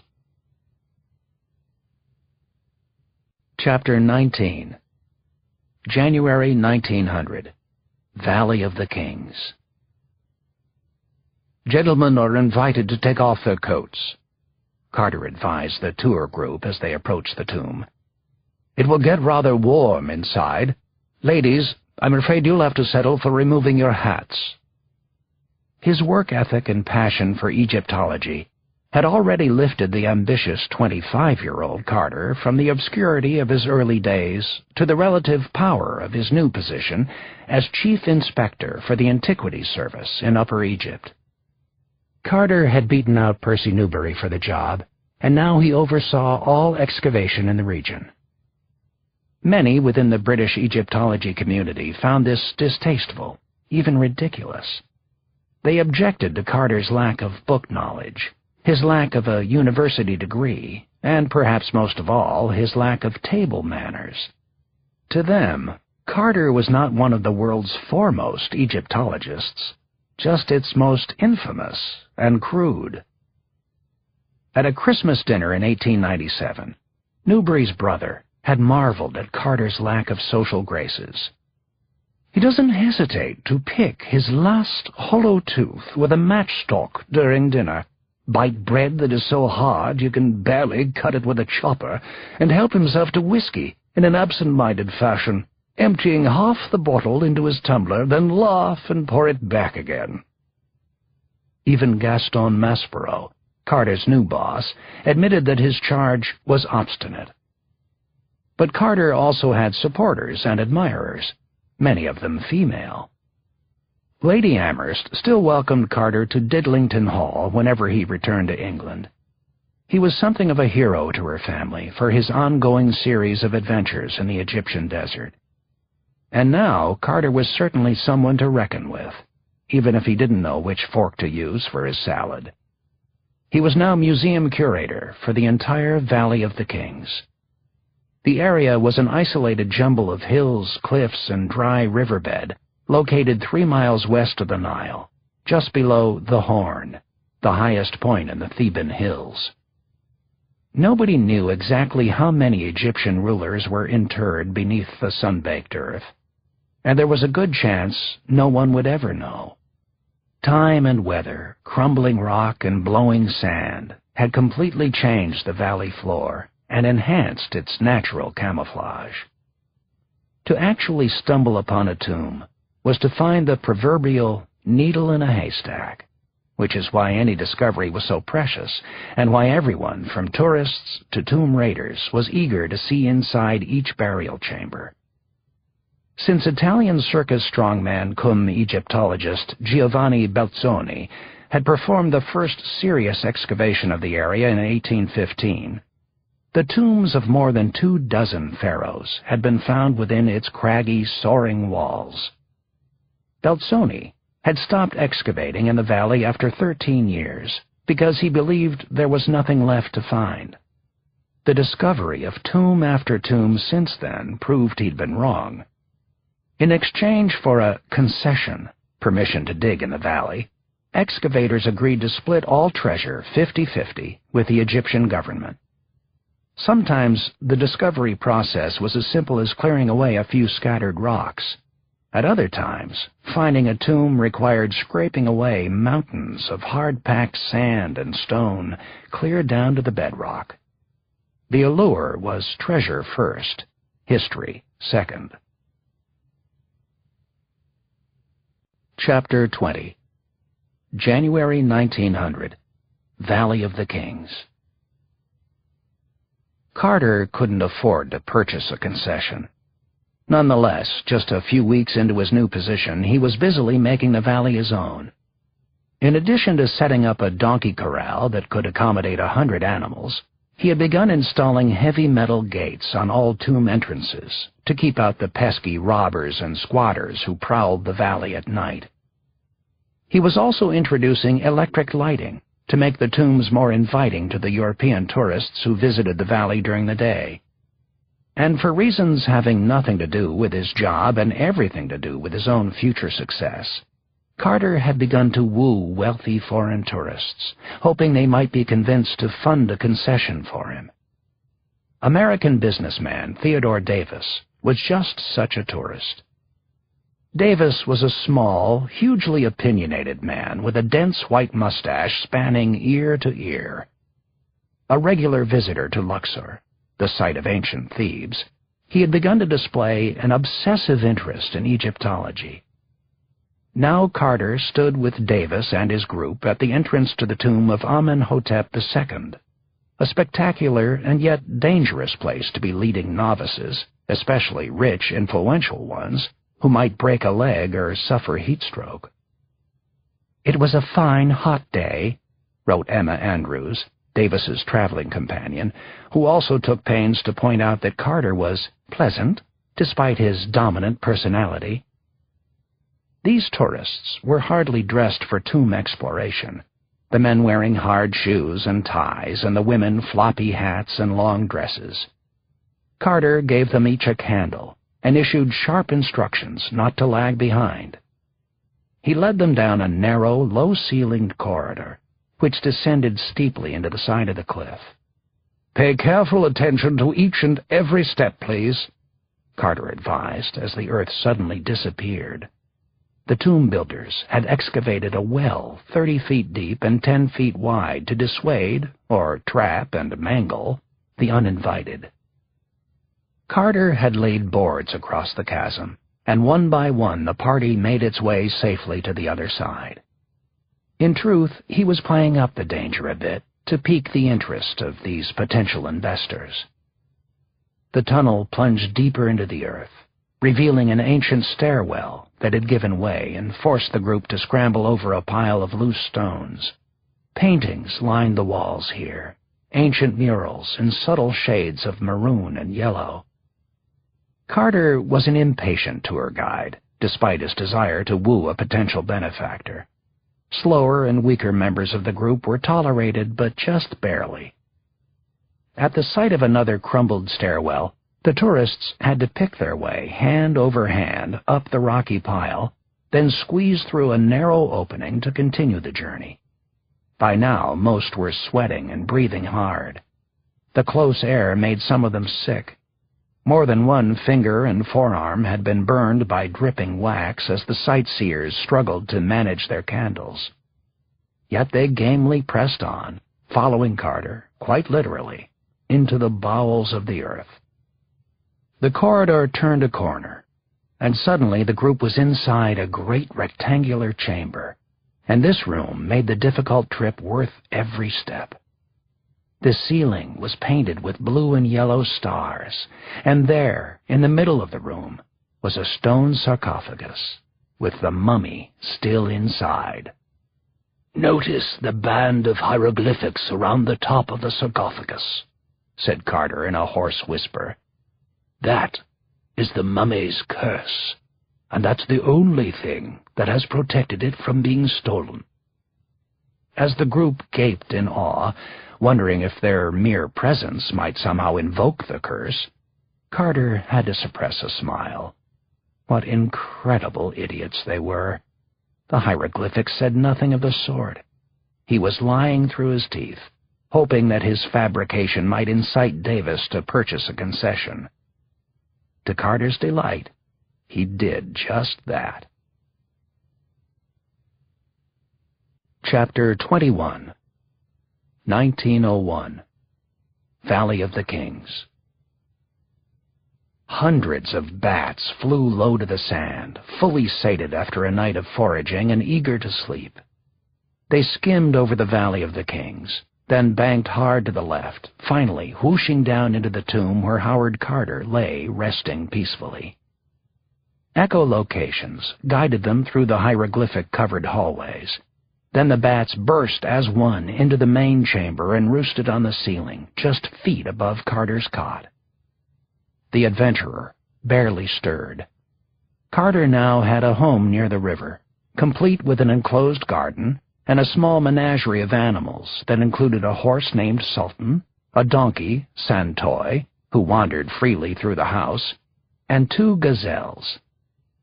But his home in Medinet Habu was miles from the valley and his work, so Carter often slept inside the tombs. He had ceased worrying about the bats long ago and was slightly comforted by their presence. They were strange spirits of the ancient dead, to his way of thinking. The bats' arrival also meant sunrise, and sunrise meant another day full of the promise of discovery. Suddenly, bare feet could be heard sprinting down the tomb's entry corridor. Carter recognized the anguished voice of a young Egyptian digger, whose name he couldn't immediately remember. In part, this was because Carter wasn't a friendly man. He didn't socialize with staff or anyone else, except for the occasional female tourist. "Inspector, are you in there?" the young man yelled in Arabic. "Sir! Sir!" "What is it?" Carter bolted upright and reached for his lightweight trousers. "Come quickly, sir. There's been a break-in. Someone came during the night." Chapter 22. 1901. Valley of the Kings. Carter was stunned. He'd done his job so well, so painstakingly as Inspector-in-Chief, that not a single tomb had been robbed in the Thebes area since he'd taken charge. Not one. What had happened? Thieves in the night? Who? How? Carter dressed in seconds and ran for the door. In the pale pre-dawn light, he picked his way across the rocks and scree of the wadi. The path soon became wide and smooth, and then led into a flight of steps that climbed steeply upward before dead-ending against a cliff face. A doorway had been carved into the rock, marking the entrance. Carter had recently installed an iron gate across the opening to keep thieves out of KV 35, as the tomb of Amenhotep II was officially known. But now that impenetrable barrier swung uselessly on its hinges. "How could this have happened?" muttered Carter. Then he called to the digger, "Bring men to guard the door. I'm going inside. Hurry!"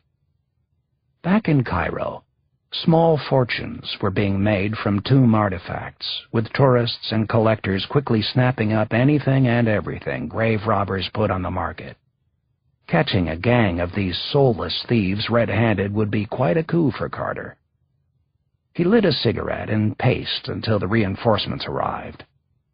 Amenhotep II was the grandfather of Amenhotep the Magnificent, and the great-grandfather of Akhenaten, whose queen was the alluring Nefertiti. Carter had personally removed the mummy of Amenhotep II from its coffin and laid it neatly inside a gold sarcophagus for the new tourist display.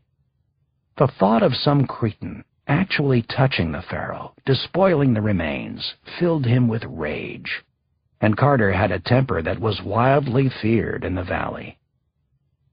Carter entered the tomb slowly, cautiously. As he did, silence washed over him.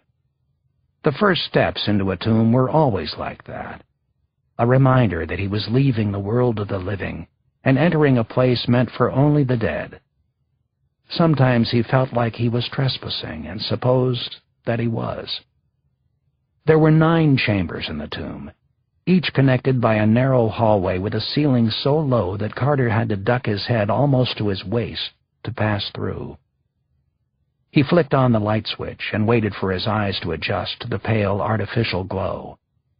Then he listened for the distant scurry of an intruder. But he heard just himself as he walked farther into the rocky tomb.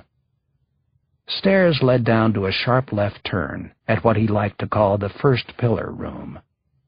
Keeping one hand on the wall in case he slipped, and a sharp eye out for deadly cobras, Carter made his way down more steps and into the burial chamber.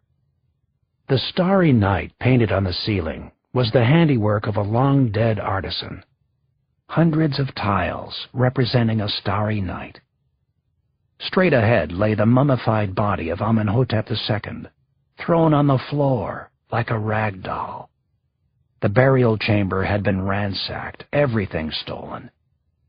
What a terrible crime had been committed here. And on Carter's watch. Chapter 23, 1901, Valley of the Kings. His heart beating loudly, angry as he could be, but also heartbroken, Carter scoured the tomb for clues and telling details of the crime, sometimes crawling on his hands and knees. This sort of detective work was part of his job description. Thanks to his naturally dogged disposition, it came naturally to him, almost as if he'd been trained by Scotland Yard. And of course the tombs, with their dusty passageways and stale air, were like his second home. Whoever was responsible for this crime had to be a professional. He'd known exactly what he was looking for and where to find it. By all appearances, it was the work of an insider, but Carter's local diggers were a well-disciplined bunch whom he trusted. He immediately dismissed them as suspects until he realized that the gate's lock had not been broken. A key must have been used, and a key meant that his staff was somehow involved. Damn it. Betrayal welled up in his throat like bile as he continued pacing through the chambers, appalled by the extent of the theft. All through the day, and then into the night, Carter wandered the tomb, returning to the opening every now and then to smoke a cigarette in the fresh air before plunging back inside. He never stopped racking his brain for some clue he might have overlooked, one that was most likely in plain sight. He went to bed reluctantly and slept just long enough to realize that he couldn't sleep any more. By first light, Carter was back at the tomb, vowing not to leave until he'd solved the heinous crime. He flicked on the light switch and again stepped inside. Then he stopped. In his investigation the previous day, Carter hadn't looked closely at the gate. He had assumed that the robber had a key. He suddenly remembered that the week before, someone had jimmied the gate open and sprung the lock. Nothing had been stolen at the time, and because the gate had shown no signs of significant damage, the matter had been forgotten. Carter squatted down to inspect the lock. The previous day, he had noticed a few scraps of lead paper and resin particles littering the ground, and had thought nothing of it. Now he rolled the resin between his fingers and gave it a sniff. He recognized the scent immediately. It came from the sont tree. "What would this be doing here?" he said as he scrutinized the substance further. "The resin is the key somehow. But how?" He studied the lock at eye level. Then he examined the resin. Soon, Carter realized that someone had shaped the resin into a small ball, one identical to the tongue of the padlock. "Ingenious," he said. "Simple, yet effective. This thief is clever. Almost as clever as I am." Now he could imagine what had transpired. The earlier break-in wasn't a break-in at all, but a pretense for snapping the lock and molding the resin to make the lock look like it hadn't been damaged. The robber then waited until the time was right and returned to the tomb. At that point, giving the lock a couple of good pulls would have been enough to cause the resin to give way. Carter crept back into the tomb, feverish with anticipation, seeing the crime with new eyes. His mind flashed back to a foiled robbery attempt some months earlier. A set of footprints had been found at the scene. There was even a suspect, a man named Mohammed Abdel Rasul, a local from a family known for generations of tomb robbing. El Rasul was fond of studying excavations and then making accidental discoveries of his own, but the tombs were always looted by the time Carter and his crew were called to investigate. El Rasul constantly walked the line of being suspicious and under suspicion, but no one had attempted to link him to those earlier footprints. If Carter could just find another set somewhere in Amenhotep's tomb, and then match them with El Rasul, he would have his thief. So Carter searched the tomb. Within minutes, he had found the footprints of a shoeless man. Carter gauged the prints with his tape measure. They were the exact size of those found at the other robbery. Down to the millimeter, he marveled. I've got you, El Rasul. Carter walked slowly back to the mouth of the tomb. He pulled out another cigarette and lit it, all the while staring out across the Valley of the Kings. The sound of picks and shovels digging into the desert floor echoed across the valley, as yet another archaeologist searched for some long-lost tomb and the valuable spoils within. Carter was rightly pleased with himself. How many other men could lay claim to the titles artist, excavator, and detective? Chapter 24. 1902. Valley of the Kings. 43. As Howard Carter stood atop the Theban horn, looking straight down into the Valley of the Kings, that was the number on his mind. It had rained the night before, a violent colossus of a storm that had literally formed rivers and caused landslides along the hills. The upper layer of soil had been washed away, making it the perfect place for Carter to be strolling at that very moment. With his eyes fixed on the ground and the number 43 rattling around his head, he was scanning the freshly scrubbed earth for a telltale fissure or cleft that might yield a new tomb entrance. Once again his heart was pounding. He was thinking how much he loved his job, and that one day it would lead to great things. It had to. He had paid his dues. Carter still felt an indescribable power in the Valley of the Kings, and believed that the area had a life of its own. He found it alternately spiritual and playful, a mischievous wasteland that continually taunted Egyptologists who believed there was nothing left to discover. Time and again, great explorers had declared that they'd found all there was to find, and then the valley would reveal another tomb or another cache of mummies, and the frantic spending and digging would resume. Carter had carefully studied the detailed records of every Egyptologist since Napoleon and his men came through here at the turn of the 19th century. He had also studied the pharaoh's line of succession, comparing their names with the list of mummies that had already been found.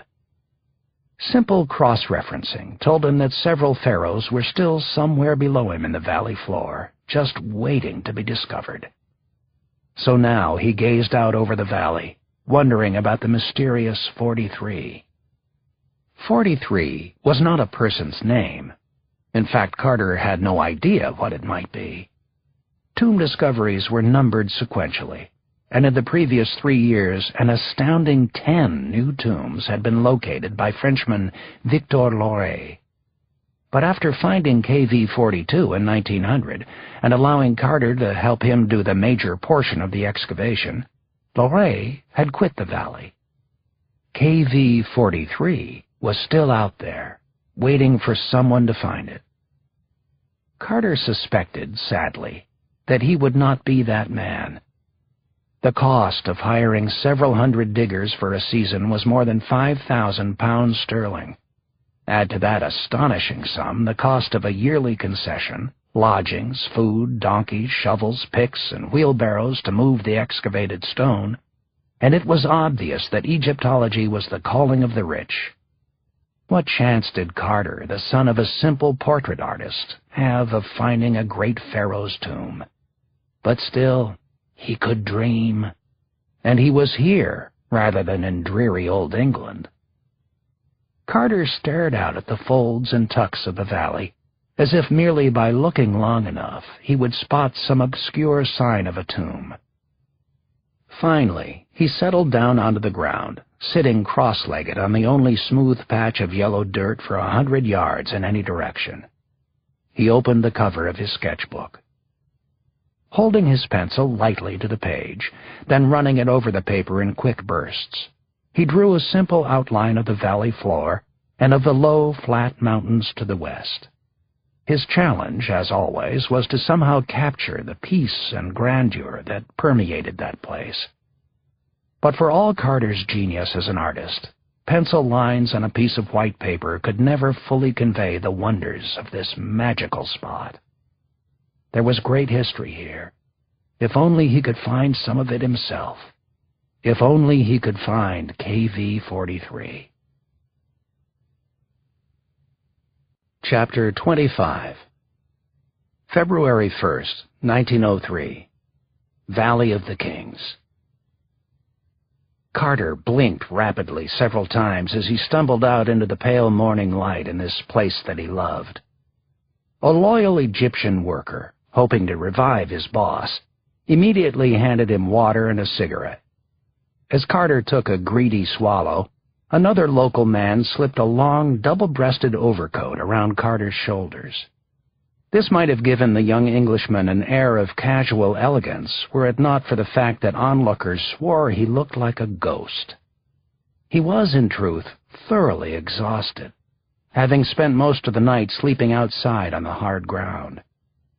At 4 a.m., he left a pair of men to stand guard, then went inside to prepare for the great unveiling, draping electric lights, placing beams over the deep wells, hanging rope ladders and handrails, and constructing wooden walkways so his 18 guests wouldn't destroy fragile archaeological items. Howard Carter had finally found his tomb. Thutmose IV was the 8th monarch of Egypt's 18th dynasty. He reigned from 1401 to 1391 B.C., and was the father of Amenhotep the Magnificent and the grandfather of Akhenaten. His body was sealed inside a stupendous tomb in the southeast corner of the Valley of the Kings. Elaborate pains had obviously been taken to hide the burial site, including a location several hundred yards away from any other dead pharaoh. Thutmose IV had deliberately chosen the most desolate, distant spot possible. Not only did he wish to be buried for all eternity, but he also wanted to stay hidden. Nevertheless, 79 years after his death, tomb robbers found him. On January 17, 1903, so did Howard Carter. Thutmose IV was KV-43. This was the first great find of Carter's career. He'd had to wait 2 weeks for his patron, Theodore Davis, to return from a boat trip upriver to Aswan. Now Carter would lead yet another tour, only this time it would be to a tomb that he had discovered. Davis had purchased an exclusive valley concession in 1902, and immediately hired Carter to lead the excavation. That first season had been inconclusive, with Carter discovering only the tomb of a minor noble and a box containing 2 leather loincloths. For the 1903 season, Carter chose to excavate a small, forgotten valley within the valley. In days, his men had uncovered a tomb entrance, complete with small vessels embedded in the rock, which the Egyptians believed held magical powers. He led the large group into that opening now. The path descended quickly. One heavy-set functionary had comical difficulty wriggling through a particularly narrow passage into the deeper reaches of the tomb, and Carter had to pull him through. By now, Carter was working mostly on adrenaline, proud of his discovery even as he delivered a clipped monologue about the tomb's contents: the war chariot, the sarcophagus, the mass of beautiful debris strewn about the burial chamber, no doubt by the tomb robbers. The air was rank, and Carter would have to bring in fans and run lines of air from the outside as the excavation continued. But for now, it was plenty good enough. As he escorted the satisfied group back up the steep passage to the main entrance, Carter's workday was done. He felt a little like a god himself. Tea and a lunch awaited, served atop white tablecloths. The group, clearly awed by what they'd just seen, celebrated Carter and Davis as they dined. Carter deflected the praise onto his egomaniacal boss, who was beginning to see himself not just as a benefactor, but as an Egyptologist in his own right. There were plenty of accolades to go around, and everyone proclaimed what a successful dig season this was going to be. "All praise goes to Mr. Davis," said Howard Carter, believing not a word of it. "All praise goes to me, and perhaps to Thutmosis IV, he thought. Chapter 26. February 12, 1904. Valley of the Kings. Carter could barely breathe, and poor Percy Newberry was about to pass out from the bad air. But their goal was within reach, and they soldiered onward into the most recently discovered burial chamber. The subtext of this great moment was that Howard Carter had done it again. It was almost unbelievable, but just a few weeks after finding the tomb of Thutmosis IV, he'd unearthed another tomb on the same side of the valley. Inside was a mummy in a coffin. The dead man's identity was unknown thus far, but Carter had made an amazing find. Not long before, he had come across evidence of Hatshepsut's burial place. The female pharaoh's temple on the other side of the mountain was perfectly aligned with this latest tomb. To Carter's way of thinking, it was possible, even likely, that a tunnel connected them. "I do not hope for an untouched tomb," he had written Edouard Naville, alluding to every Egyptologist's prayer of finding a virgin burial chamber. "Rainwater will be a great enemy, but hope for the best." Carter was certainly right about the rainwater. The storms that wiped the hillsides clean of debris had sent chunks of rock and sand into tomb openings where they had hardened like cement. Since mid-October, his workmen had swung pickaxes in the tomb corridors, clearing out the compacted earth. Bits of pottery and other funerary debris had been found in the dirt, keeping alive Carter's hopes that the elusive mummy of Hatshepsut might be buried here.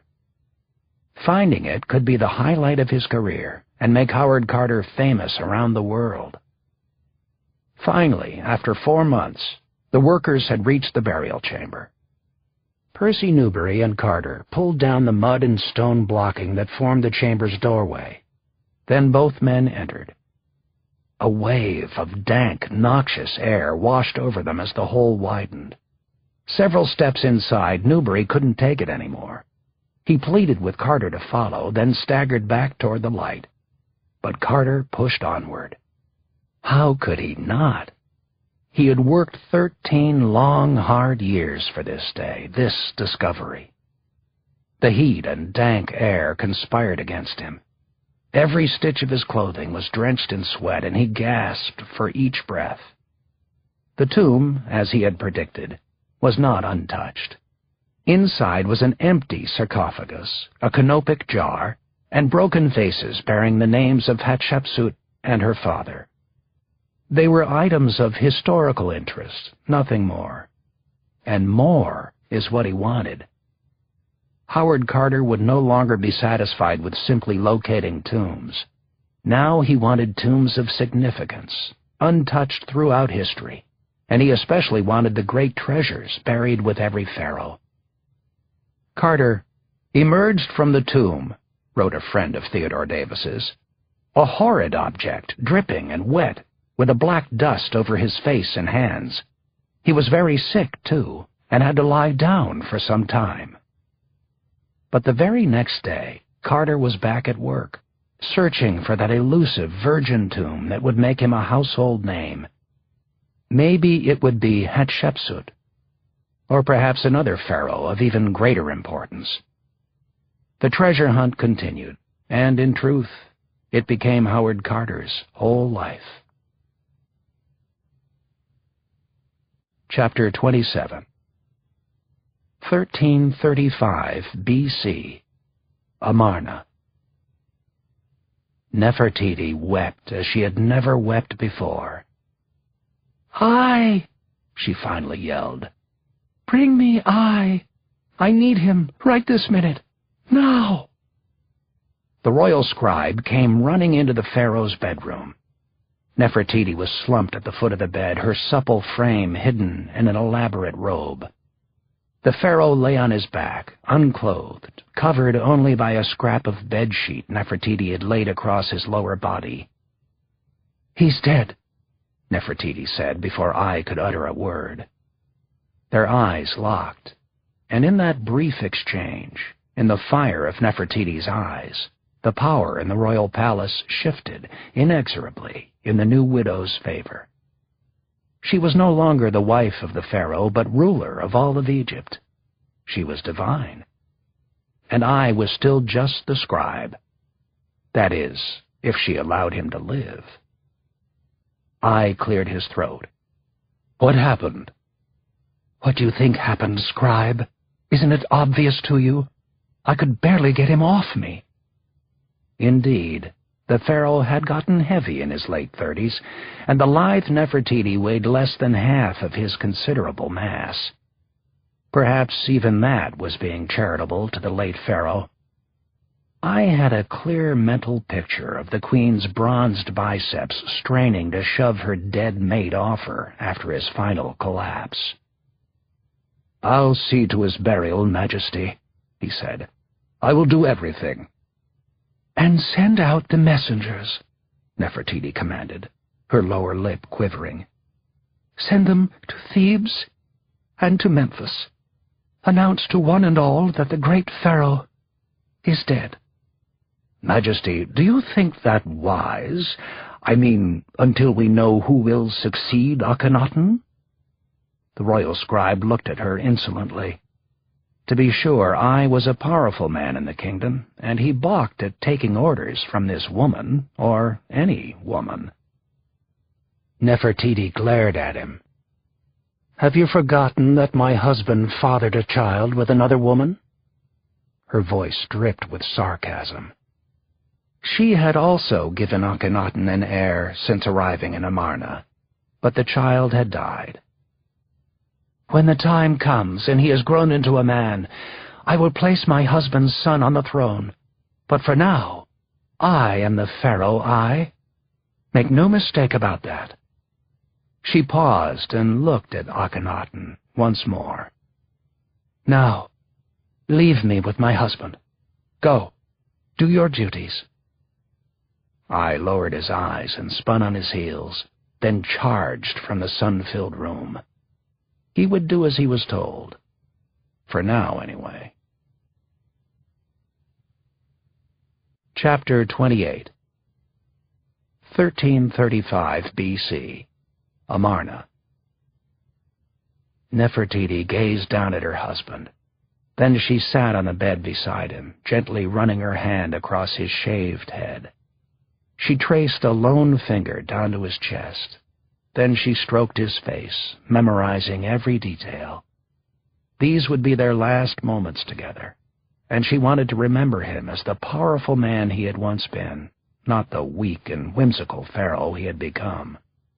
Nefertiti shuddered to think what would soon happen to this body she had known so well. She placed her index finger atop the bridge of his nose. The royal mummifiers would start here, slipping a long wire up the nostrils into that marvelous and eccentric brain. They would spin the wire until the brain's gelatinous tissue broke down and revealed itself as gray snot running out of the nose. They would then turn the body over, positioning the head at the edge of an alabaster table to let the brain pour into a bucket glazed with gold. Nefertiti now placed her hand low on her husband's groin, anticipating the spot where they would slice him open, shove a hand up inside, and yank out the internal organs.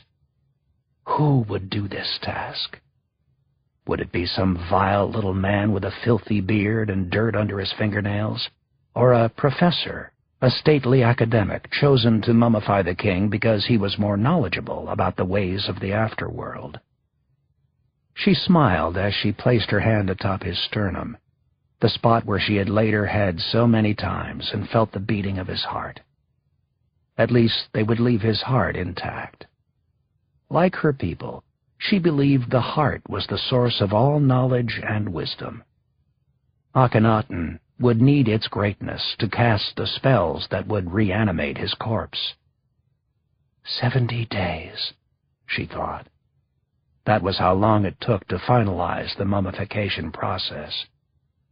70 days until her husband's body would reach the afterworld. 70 days until they placed her husband in his tomb 6.5 miles from where she now sat. Let the other pharaohs entomb themselves in the Valley of the Kings.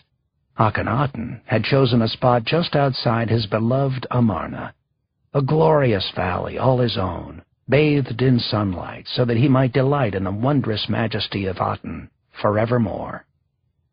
"I will join you there someday," said Nefertiti, leaning down and kissing the lips that had traveled up and down every inch of her body. She gazed down at him one last time, and then left the room. Her husband was dead. Their oldest son had predeceased him, and of his remaining children just one was a boy. It was now her duty to rule alongside the child until he became a man. She beckoned for her lady-in-waiting, a tall girl whose beauty compared favorably with her own. "Yes, Queen? Bring me Tutankhamun." Part 2. Chapter 29. Present day, Palm Beach, Florida. One of the most fascinating pieces discovered in the tomb of King Tut was an armless mannequin. Presumably, it was used for draping his clothes. Tut's face was painted on the mannequin, and it sported a crown. The face is a boy's, and it seems gentle and kind and knowing. As I do on many mornings, I was walking Donald Trump's Golf Paradise in West Palm, my favorite course anywhere. But my mind was on Tut. What an incredible mystery this was turning out to be. I was becoming nearly as obsessed as Howard Carter must have been. With all due respect, Dr. Cross and Lindsay Boxer, I'll return to your crime scenes after I've finished with Tut. I'm still gathering evidence. This was a completely different writing process for me, primarily because of all the research involved. I had been fortunate to hook up with Martin Dugard, a talented and generous writer and researcher who had already traveled to London, then to the Valley of the Kings, to help me make the story as authentic as possible, and more important, to gather details that might solve the murder mystery. The story had so much potential, much more than most detective novels. After all, it was about kings and queens, buried treasure, an explorer who reminded me of a pissed-off Indiana Jones, and the murder of a teenage boy and probably his sweetheart. As soon as I got back to the office, I found a thick folder assembled by my indefatigable assistant, Mary Jordan. The evidence that this was a murder story was starting to mount. A March 8, 2005 press release had announced the results of a full-body CT scan of Tut's mummy by Egyptian authorities. This was the study that prompted Zahi Hawass, Secretary General of the Supreme Council of Antiquities, to announce that Tut died from an infection resulting from a broken leg. The particular infection, in his opinion, was probably caused by gangrene. It seemed like a slam dunk for the Secretary General, until I read a little further. The broken left femur shows no signs of calcification or hematoma, both of which would have begun developing immediately after the accident. In fact, part of the expert team reviewing the results of the CT scan refused to agree that the broken leg was the cause of death. They believed the leg was accidentally broken after the tomb was discovered, when someone had tried to move the body. But in a 2007 interview, Hawass again conceded that Tut had died from a broken leg. The next bit of evidence I discovered was even more curious. X-rays had previously shown a thickening of the skull consistent with a calcified membrane, which can occur when a blood clot forms around an area of high trauma. This is known as a chronic subdural hematoma. However, the CT scan showed no evidence of a blow to the head. Maybe the Egyptian investigating committee was spending too much time trying to justify the broken leg theory and not enough on the wound at the base of Tut's skull. The earlier X-rays were the product of R.G. Harrison, a British anatomist who had done extensive work on Tut back in the 1960s and 1970s. Not only had Harrison X-rayed the skeleton, but he had taken the rather extreme measure of separating the skull from the other bones and X-raying it individually. Based on his findings, Harrison suspected foul play. This made sense to me. A subdural hematoma could develop if somebody whacked you very hard on the skull and you survived the blow, only to die some weeks later. In the meantime, the bruise from the blow would become a blood clot, and that blood clot, the chronic subdural hematoma, would calcify. All of which made me wonder why anyone would say that Tut had died from a leg fracture. A contrarian position seemed more likely, and that got me excited. Based on the results of the 2005 report combined with the 1969 and 1978 X-rays, it appeared that Tut's leg had not been broken during his lifetime, and that he had suffered a blunt force trauma to the back of the skull. So, if Tut had been murdered, possibly clubbed to death, who did it? Chapter 30. 1907. Valley of the Kings. Oh, how the mighty had fallen. Howard Carter stood outside the Winter Palace Hotel with a clutch of watercolors under one arm. His jacket was threadbare, with unsightly patches at the sleeves. The shoes on his feet weren't much better, the leather unpolished and worn. He set up his easel near the great marble steps leading up to the hotel lobby, praying that some fool tourist might take a shine to one of his paintings. The sale would net him much-needed money for whiskey and cigarettes, and perhaps even a civilized lunch inside the hotel. Howard Carter may have become a street bum, but he still had standards. His problems had begun when he was transferred away from the valley by the Antiquities Service. His new posting, near Cairo, meant that Davis had to find a new executive Egyptologist. Even worse, the ancient tombs at Saqqara proved to be an administrative nightmare for Carter. When he had allowed his Egyptian tomb guards, quite justifiably, to use force against a drunken mob of French tourists, it became an international incident. After 9 months of increasing shame and disgrace, Carter had been forced to resign. Truth be told, he desperately wanted to get back to the valley. He still hoped to find Hatshepsut's mummy, and maybe even the ever-elusive Virgin Tomb. That tomb, if recent events in the valley were any indication, might belong to a long-forgotten pharaoh named Tutankhamun. King Tut had somehow slipped through the cracks of history, or been purposefully edited from it. His name was nowhere to be found among the many shrines and temples where the succession of pharaohs had been chiseled in stone. In 1837, British Egyptologist Sir John Gardner Wilkinson had noticed the name on a statue, but other than that single mention, Tutankhamun was virtually unknown.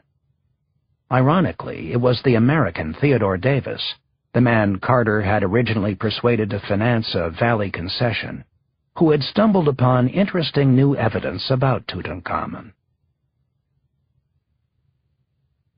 Chapter 31.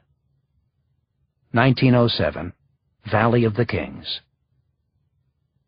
The incredible story, as Carter heard it, began with Theodore Davis and his new chief executive Egyptologist, Edward Ayrton, taking a midday break from the stifling heat.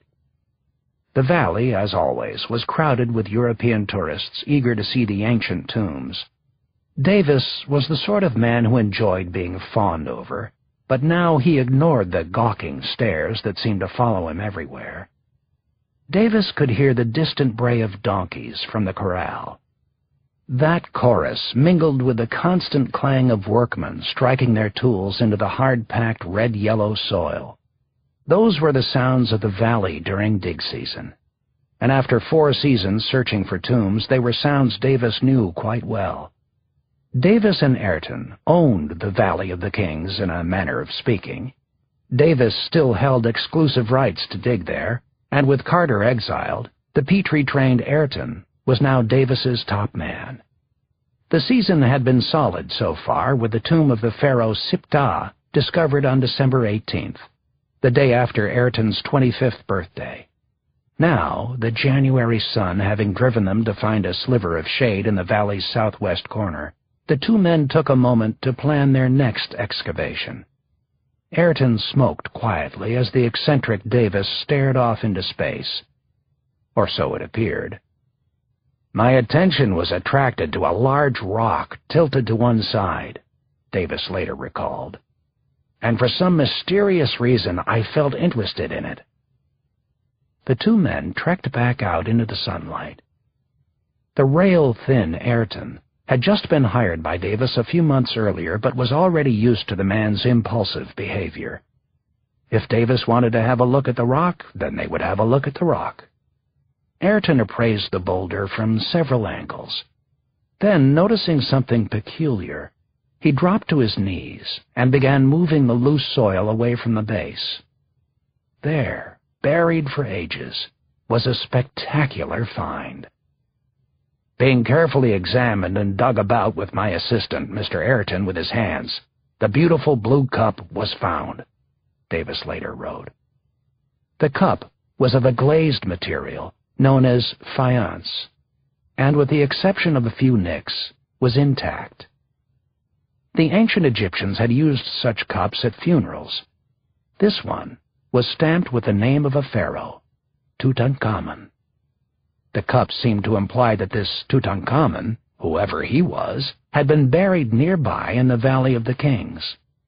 Davis had made his fortune as a lawyer and practiced Egyptology as an avocation, so his techniques were far from typical. He was a short man with a giant white mustache and an evil temper that had led several talented Egyptologists to quit after working with him. There had also been several complaints about the way he ransacked tombs rather than cataloging the contents for history. But however people felt about Theodore Davis or his methods, there was no denying his Valley of the Kings monopoly, and until it was totally exhausted, he would not give up his concession. With the beautiful blue cup clutched firmly in the palm of his hand, Davis added the name of this mysterious new pharaoh to his list of tombs to be found. And Davis was sure he would be the one to do it. Howard Carter, making his living selling watercolors to tourists, could do nothing about this new development. He merely stored the information away.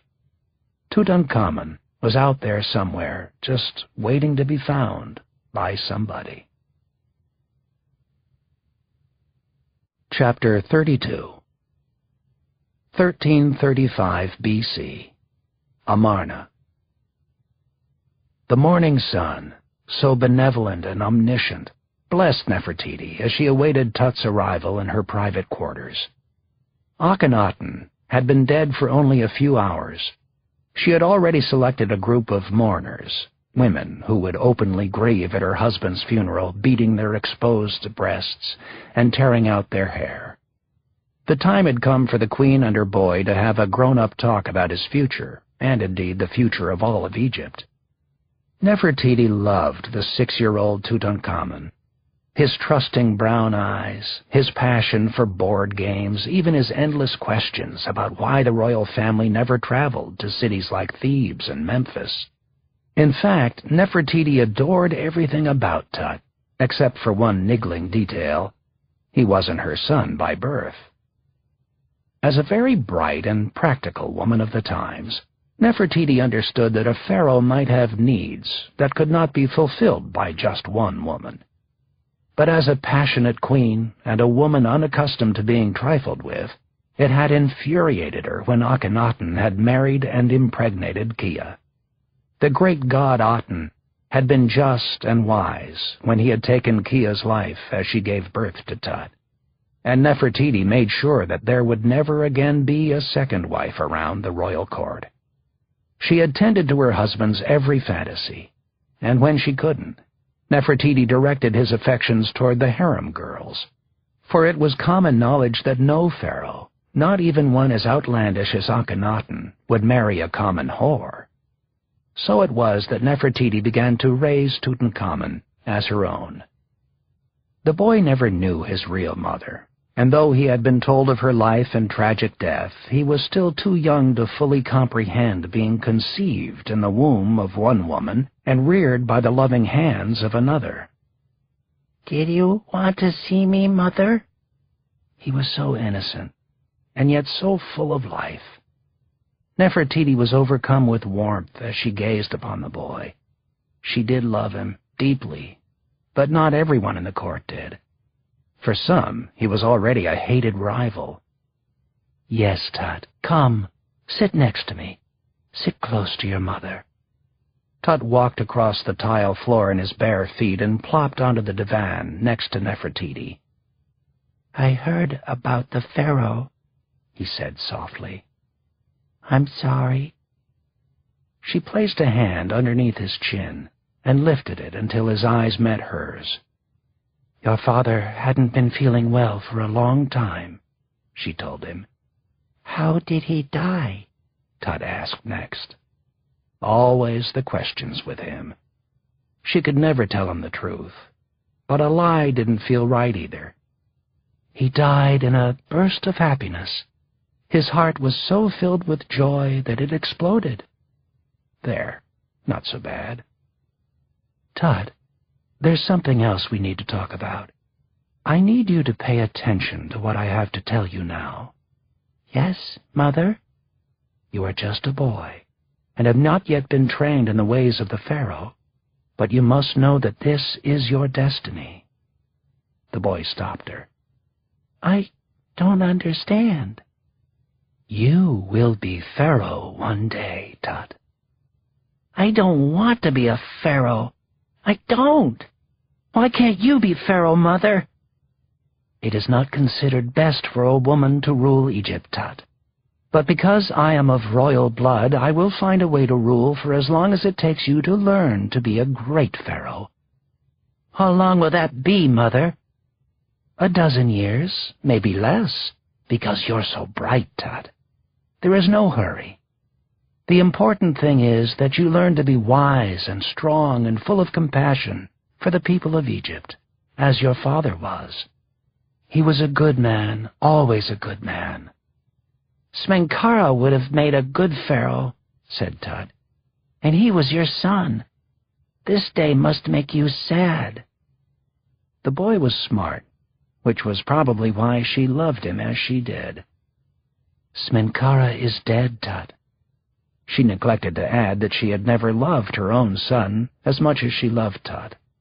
She had tried, but there was no light in Smenkhara's eyes, and she felt no connection between them. Someone like that should never have ruled Egypt, and it was almost fitting that the job would now go to this precocious boy at her side. "No, Tut, it must be you." Tut simply nodded. "So what do I do next? Help me, Mother." "See how we're sitting here, you and me, right next to each other?" "Yes, of course I do." "This is how we will rule Egypt at first, side by side, the two of us. For now, I will make the decisions because you are too young. But as you become a man, you will fill a bigger space and have the knowledge to make good decisions." "Then I will rule as pharaoh?" "Yes, Tut. And I know that you will do great things. You will be a pharaoh people always remember." Chapter 33. 1334 B.C. Amarna. That was the plan for the boy who would be king, though it didn't turn out that way, not even close. Once again, death would intrude, perhaps even murder. "You live in a house full of women," the military instructor informed Tut. "To be pharaoh, you must become a man. Someday you will be as big and strong as I. Once you are through with your training, no man will stand in your way." Studying the instructor's bulging biceps and massive chest, Tut had a hard time believing that could ever be true. but he listened closely to every word. They stood in a great green field on the west side of the Nile. It was February, and the mild sun kissed the earth.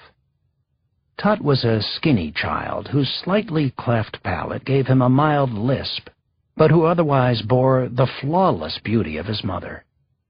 His arms were thin, and his sandal-clad feet supported legs that weren't much bigger around. At the time of his death, Tut would be approximately 5'6", and his build would still be slight. "Are you ready, sire?" asked the instructor. Tut tried to speak, but in his nervousness only a sigh escaped his lips. The instructor concealed a smile.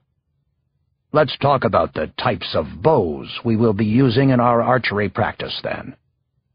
The list was too long and too dazzling for Tut to remember right away, though the instructor made it very clear that the pharaoh would be proficient in each of them, along with shield and mace, sword fighting, spear throwing, chariot riding, horseback riding, hand-to-hand combat, daggers, throw sticks, boomerangs, clubs, and battle axes.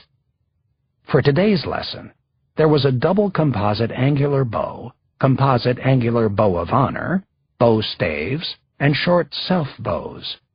That was all he had to master. The bows were made of birch that was then wrapped in sinew and bark for durability. Gold leaf and ivory decorations adorned their curved shafts. The instructor's great bow was taller than Tut, while Tut's bow was only big enough to reach just above his knee when he stood it on the ground. The instructor placed the bow in Tut's little hands. "Now listen to me. You will want these with you in the afterworld. On the day you are buried, all your bows will be buried with you. So learn to use them well, Highness. The rules of combat you are about to learn will stand you in good stead, forever." Tut notched an arrow in the bow and pulled back the string. His shot hit the target cleanly on the first try, though it wasn't far from the boy. "Very good, sire. You are a natural."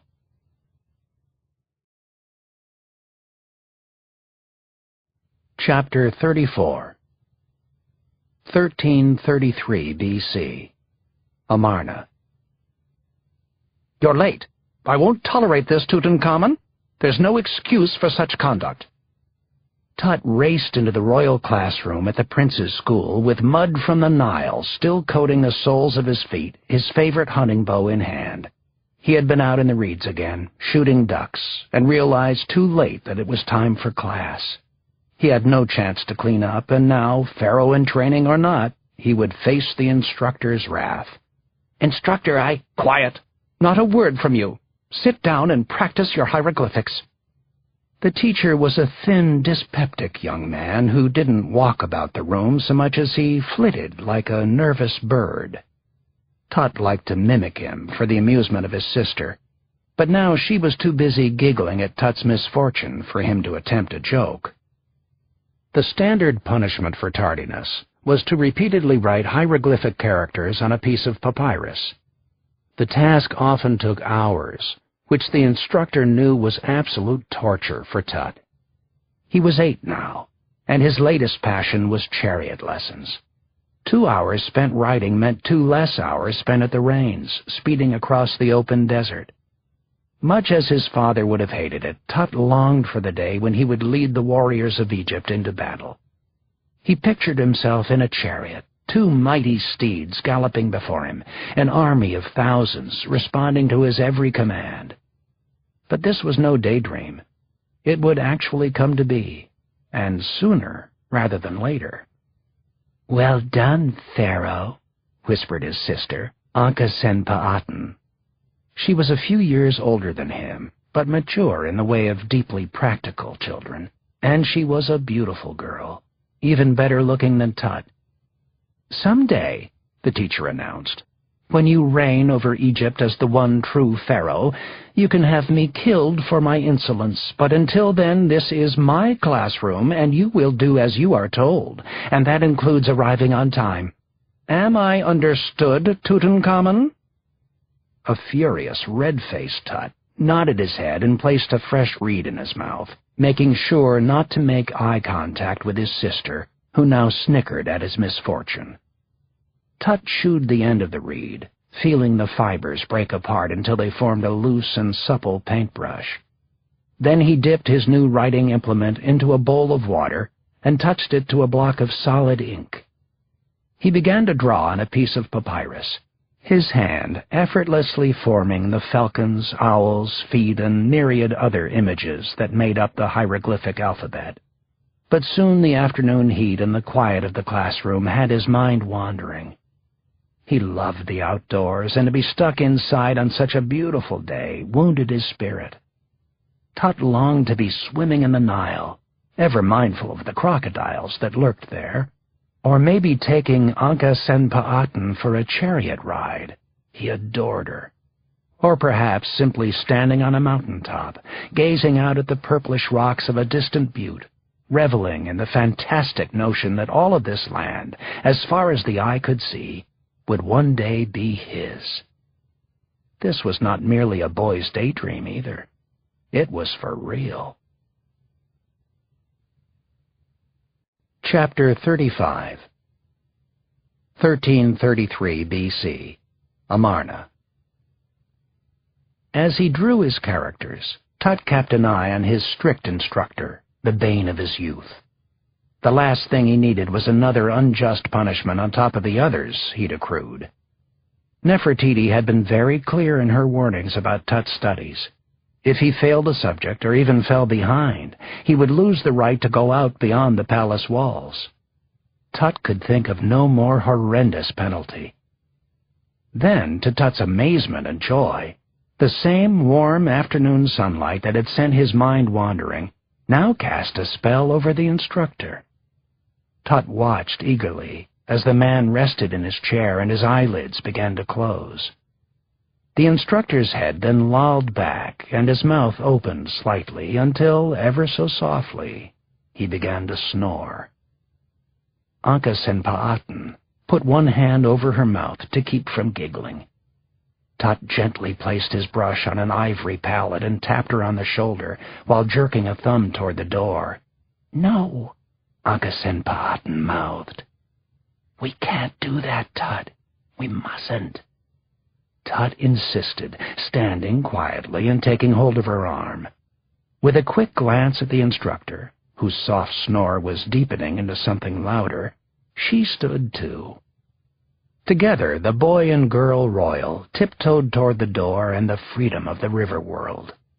To be safe, Tut grabbed his hunting bow on the way out. Suddenly, eyes, hulking torso blocked their path. "Where do you think you're going?" the royal scribe boomed, making Anka Senpa'atan jump in fear. The instructor jerked awake and leaped to his feet. I gripped Tut and Anka Senpa'atan tightly by the arms and dragged them back in the room, digging his fingernails into Tut's bicep. "Let go of me!" Tut cried, but I only squeezed harder. "I will be pharaoh one day, and you will be gone from the palace. I promise it, scribe. You too, teacher." Then Tut wrenched his arm free and ran, and he didn't stop running until he stood on the banks of the Nile. What was even better was that Anka Senpa'atan had run with him, every step of the way. Chapter 36. 1333 B.C. Amarna. "What do you think they'll do to us if they ever catch us?" asked a smiling Tut, crouching down below the reeds so they wouldn't be seen by I or their other nemesis, the teacher. Anka Senpa'atan was usually the practical one. Her impulsive decision to escape along with Tut had perhaps been the greatest surprise he had known since the day their father died.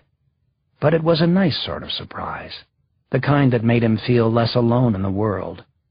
It felt really good to have a comrade in arms, a friend, if only to share the inevitable punishment that would follow this outrageous adventure.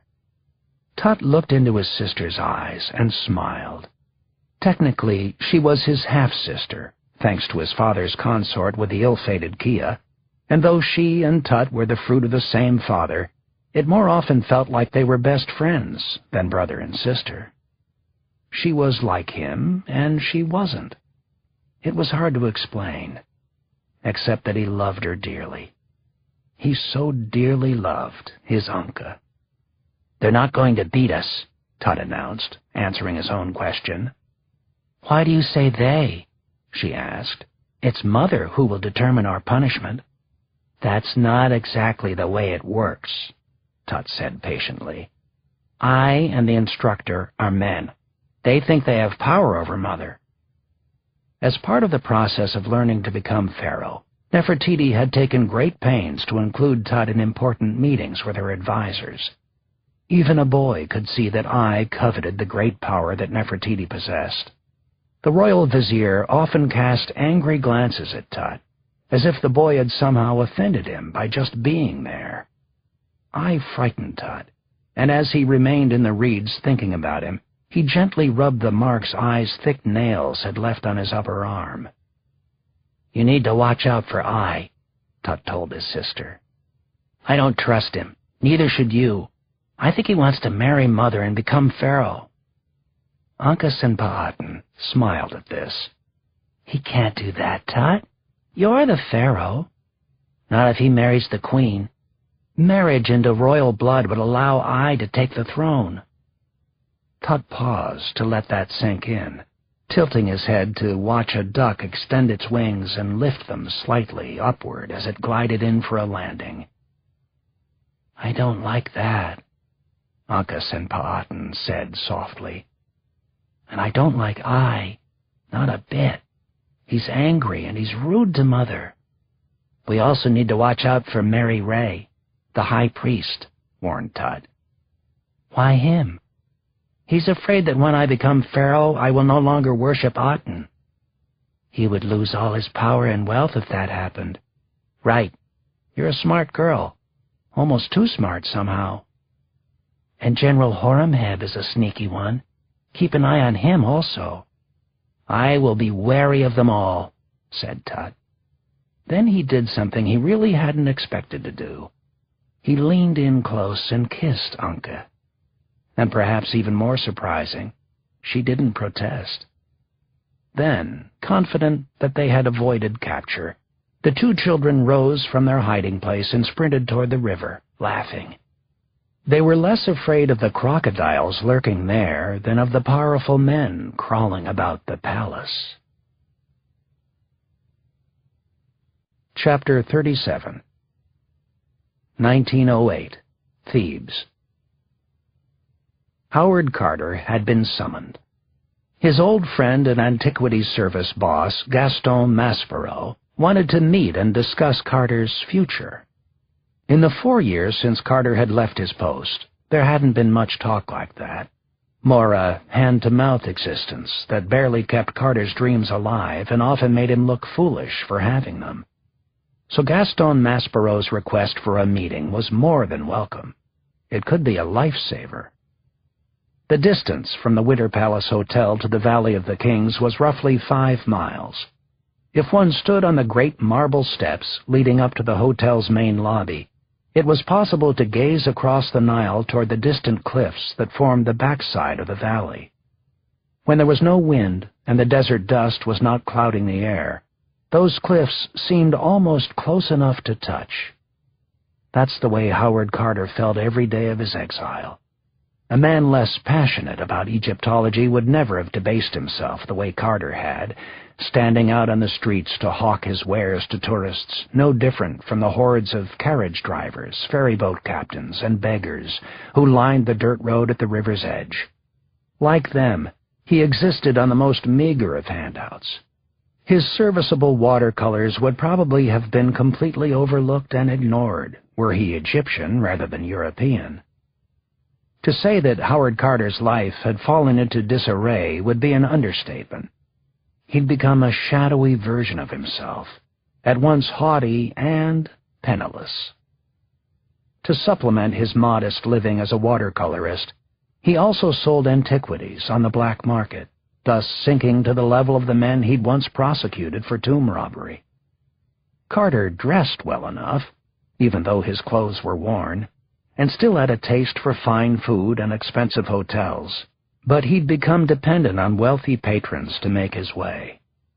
Adding insult to injury, his most beloved patrons of all, Lord and Lady Amherst, had fallen on difficult times. They had been forced to sell Didlington Hall in 1907, and Lord Amherst was in poor health.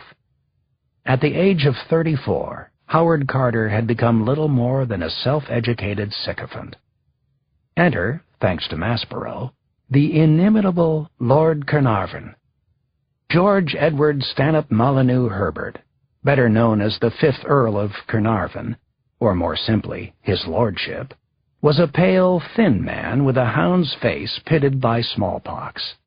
He smoked incessantly, despite damaged lungs, raced cars, owned horses, and otherwise reveled in living the life of a wealthy, self-absorbed bon vivant. Even the 1901 car crash that had almost killed him didn't stop Carnarvon from spending his money recklessly and living a life of entitled leisure that no one deserved, at least not in Carter's opinion. His lordship had first come to Egypt in December 1905, thinking that the warm weather and dry air might help him recuperate. That visit and subsequent other tours whet his appetite for all things Egyptian. In winter he maintained a luxurious and spacious suite at the Winter Palace Hotel. Little by little, Carnarvon was transformed from a man consumed by the here and now into a man consumed by the past. The ancient past. Chapter 38. 1908. Thebes. Now, like many wealthy men who'd become smitten by Egypt and treasure hunting, Lord Carnarvon wanted to fund his own excavation. The successes of Carnarvon and Theodore Davis were well known, and Carnarvon could easily see Davis's yacht Bedouin moored across the street from his hotel. British acquaintances Robert Monde and the Marquis of Northampton also had minor concessions, and Carnarvon began to believe he would enjoy digging up an important bit of history. He thought it should be great fun indeed. Unfortunately, his first season's results weren't promising, or much fun. Arthur Weigel, who now held Carter's former job as chief inspector for Upper Egypt, had dismissed Carnarvon for the rank amateur that he was. He assigned Carnarvon to a rubbish heap known as Sheikh Abdelkurna, with predictably dismal results. The sole find during that first 6-week season was a mummified cat, contained inside a wooden cat coffin. Carnarvon, while disappointed, actually treasured the discovery. It was his first, after all. Egyptology was now officially in his blood. The only problem, it seemed, was Carnarvon. Rather than hire an experienced professional, he led the digs himself. Each day, he would sit inside a screened box that kept away flies and smoke cigarette after cigarette as his men, and not a top-notch crew, worked in the heat and dust. What Carnarvon needed, he was told repeatedly, was a seasoned professional to guide his digs, and Howard Carter needed a wealthy patron with a concession to get him back in the game. Between seasons, Carnarvon wrote Weigel from England, asking for a learned man, as I have not time to learn up all the requisite data. The common thread in all of this was Maspero, who had arranged Carnarvon's concession in the first place. So it was that Carter was summoned to the Winter Palace to stand before Carnarvon and Maspero to discuss the possibility of once again leading a full-scale excavation. His clothes were nearing the point of no return, and his ever-present portfolio was tucked under his arm, as if he had been called to sketch the moment, which, he believed, was a depressing possibility. Did Carter want back into the game? He was asked. The disgraced Egyptologist, thrilled that fate was giving him a second chance, hastily answered yes. He even managed to keep his famous arrogance and temper in check. For the first meeting, anyway. Chapter 39. 1333 B.C. Amarna. "What's wrong, Mother?" asked Tut. The handsome little boy stood beside Nefertiti in a garden surrounded by fig trees and date palms and a rich green carpet of grass. His mother sat in the shade of a small palmetto. Her beautiful face was a tightly clenched mask. They both knew that she was dying, and yet she pretended that nothing of the sort was true. To be 8 and on the verge of losing his mother, so soon after losing his father, was something that no child could be prepared for. But Tut was no ordinary child. He had royal blood. He was divine.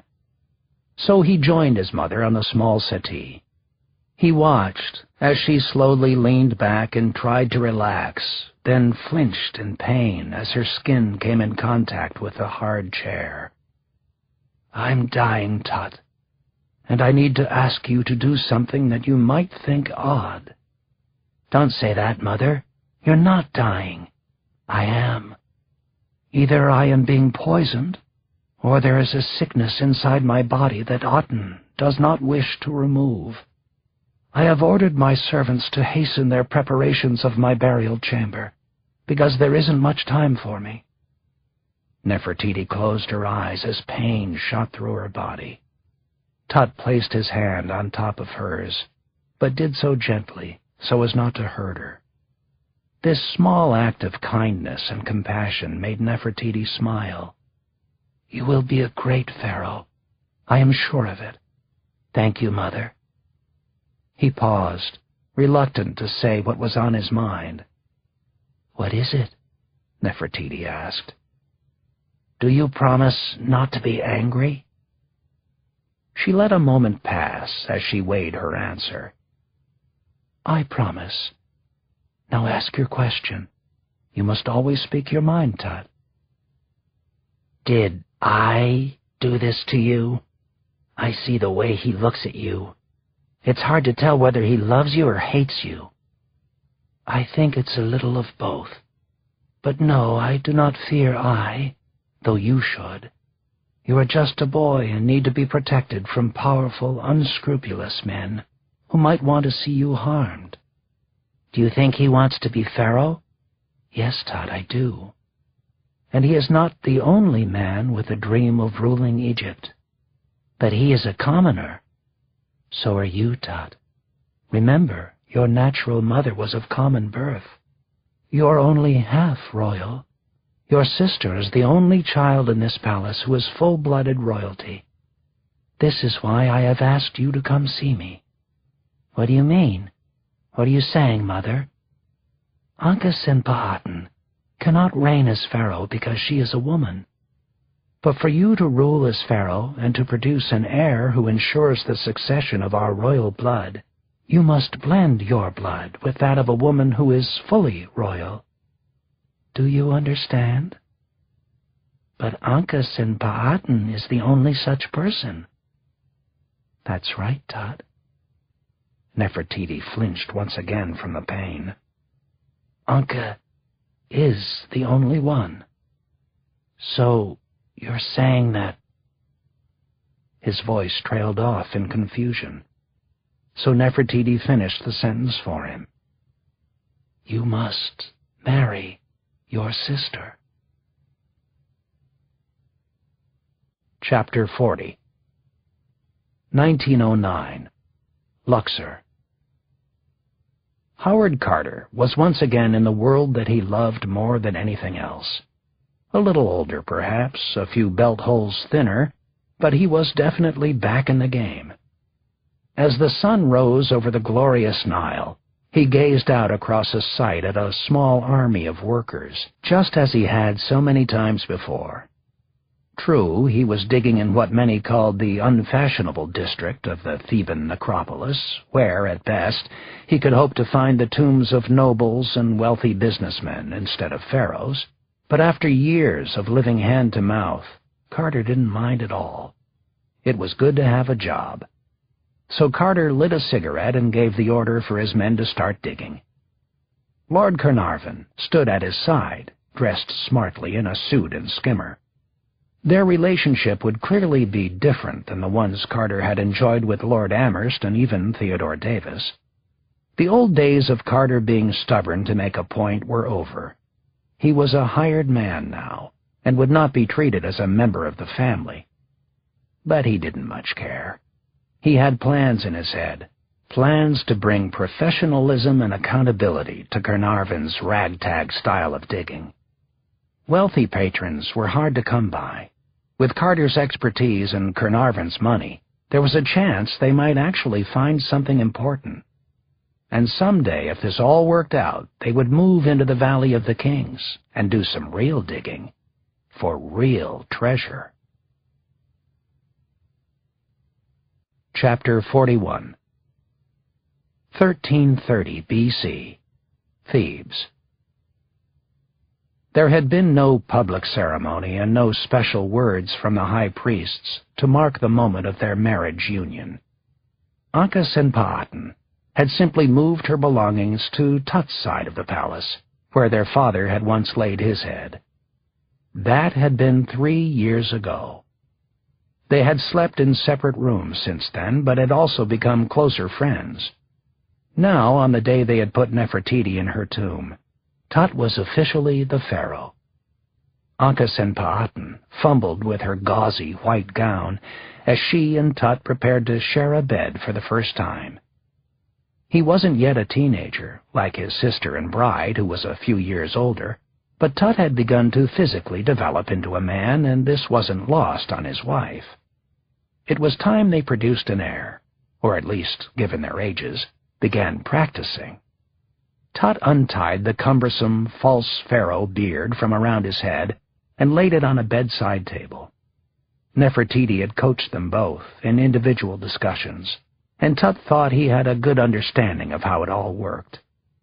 But he had never visited a harem, as the royal scribe I seemed to do each afternoon after lunch, and what was about to transpire was unnatural and awkward to him. Ankh-Senpa'atan turned her back discreetly as she slipped her dress off her shoulders. Tut watched the fabric drop down past her narrow hips and land silently on the floor. Ankh-Senpa'atan covered her budding breasts with one hand as she turned to pull back the bed covers, then slid between the warm sheets. He could smell the perfumed oils she used on her body and hair. "Now you, Pharaoh." Tut felt butterflies in his stomach and was unnerved at the thought of shedding his clothes right there with Anka in the room, especially since his own longings were on full display. "Did you ever feast as much as today?"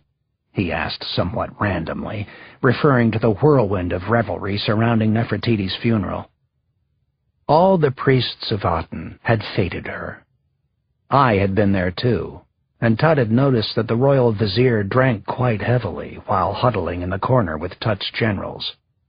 "I don't think I've ever seen that much food in my life," Ankh-Senpa'atan agreed.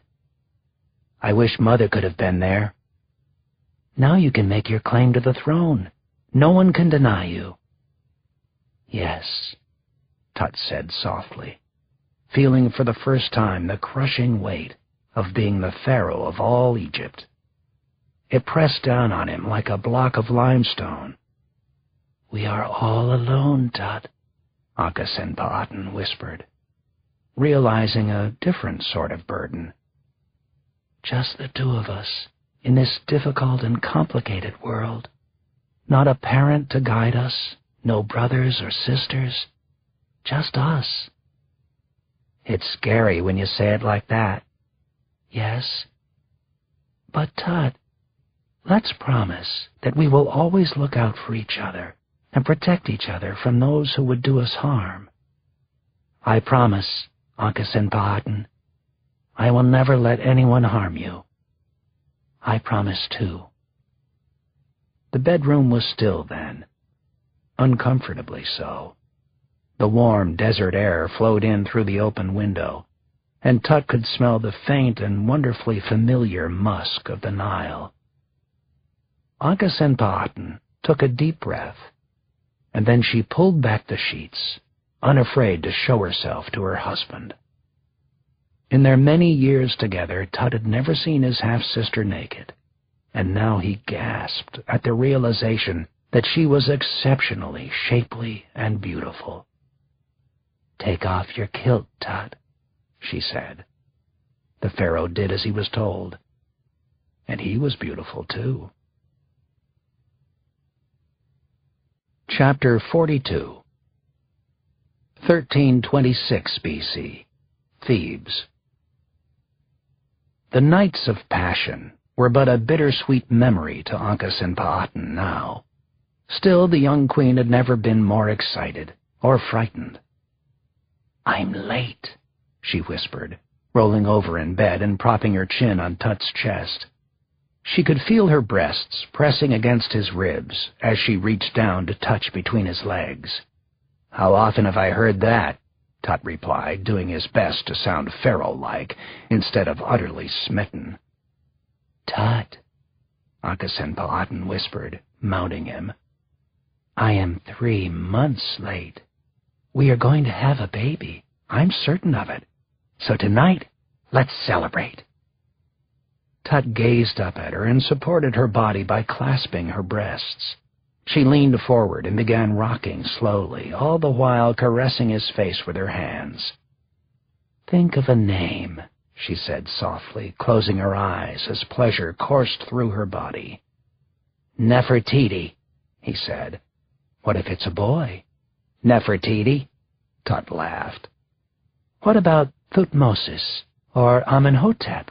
Those are royal names." Ankh-Senpa'atan moaned then. Names no longer seemed important to her. She was usually very quiet in bed, but on that morning she was sure she woke all of Thebes as she climaxed. The sensation seemed to go on and on, a wave of pleasure that rolled through her once barren body just as surely as the Nile flowed through Egypt's desert sands.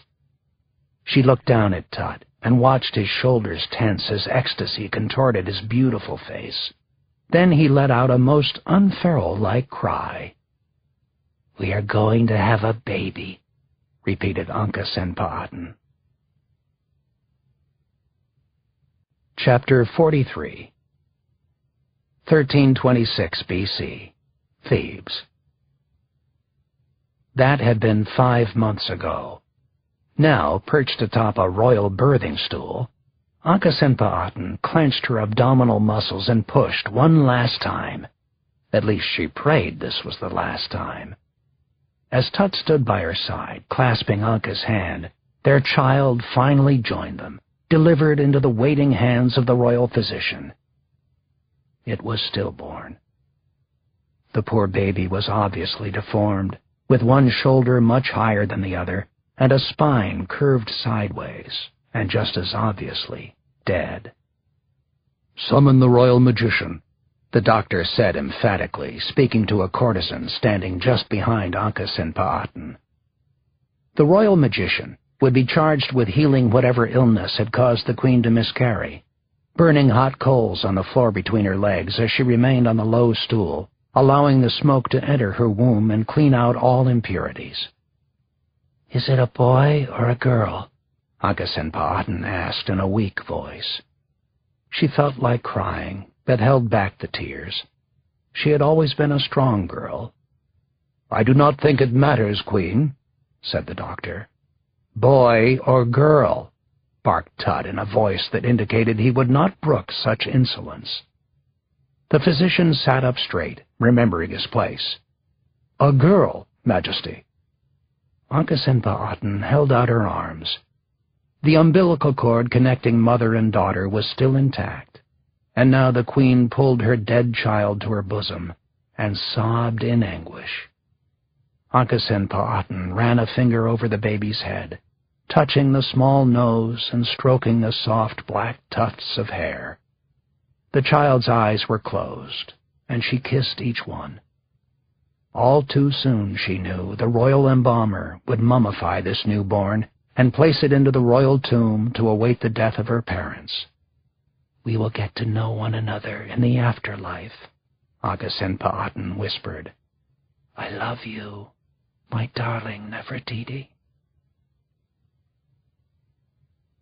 Chapter 44. 1324 BC. Egyptian Desert. It was his time now, but was he ready? Quite possibly to die. Tut stood alone in his tent, his stomach a knot of nerves and fear. Adrenaline raced through his body as he anxiously clenched and unclenched his fists, then bounced lightly on his toes a half-dozen times. He was all of 18 years old, and he was going to war. Outside, he could hear swords clanking and horses whinnying as his great army assembled on the morning of battle. His army. Egypt's army. Tut whispered a silent prayer to Amun. He strapped on his leather chest armor, slid a sword into the scabbard at his waist, then stepped out into the harsh desert sunlight to join his soldiers. Unlike many of these men, whose wives followed the army, Tut had traveled alone. Sadness over the loss of their child had changed things between Tut and Ankh and Pa'aten. Even though she had become pregnant again, things weren't the same. She was moodier, more grown-up. Unlike his father, who stayed home with Nefertiti every day of his life, Tut began traveling. He hunted deer with Ai, whom he continued to distrust, and he fell under the spell of General Horemheb, particularly on the subject of warfare. To be a real man, Tut decided he needed to do battle. He needed to be here with the army. Now he had a chance to fight for the first time. He would test his mettle today, and perhaps he would die. The great Egyptian army was encamped near the Canaanite city of Megiddo, a desert fortress surrounded by towering walls of mud and limestone. There was a good chance the Canaanites would refuse to come out and fight, preferring to endure an Egyptian siege than to be slaughtered in full view of their women and children. Tut prayed that this would not be so. He ached for his first taste of battle. The gleaming sword weighed heavily against his hip as he inspected his chariot team. Like soldiers before him, Tut vowed to be strong and to show no fear, but he worried that he might turn and flee. "You have a talent for drawing, Pharaoh. Your images of the gods are so powerful that I feel the urge to bow down at the sight of them," said Horemheb, who had stepped up to Tut's side.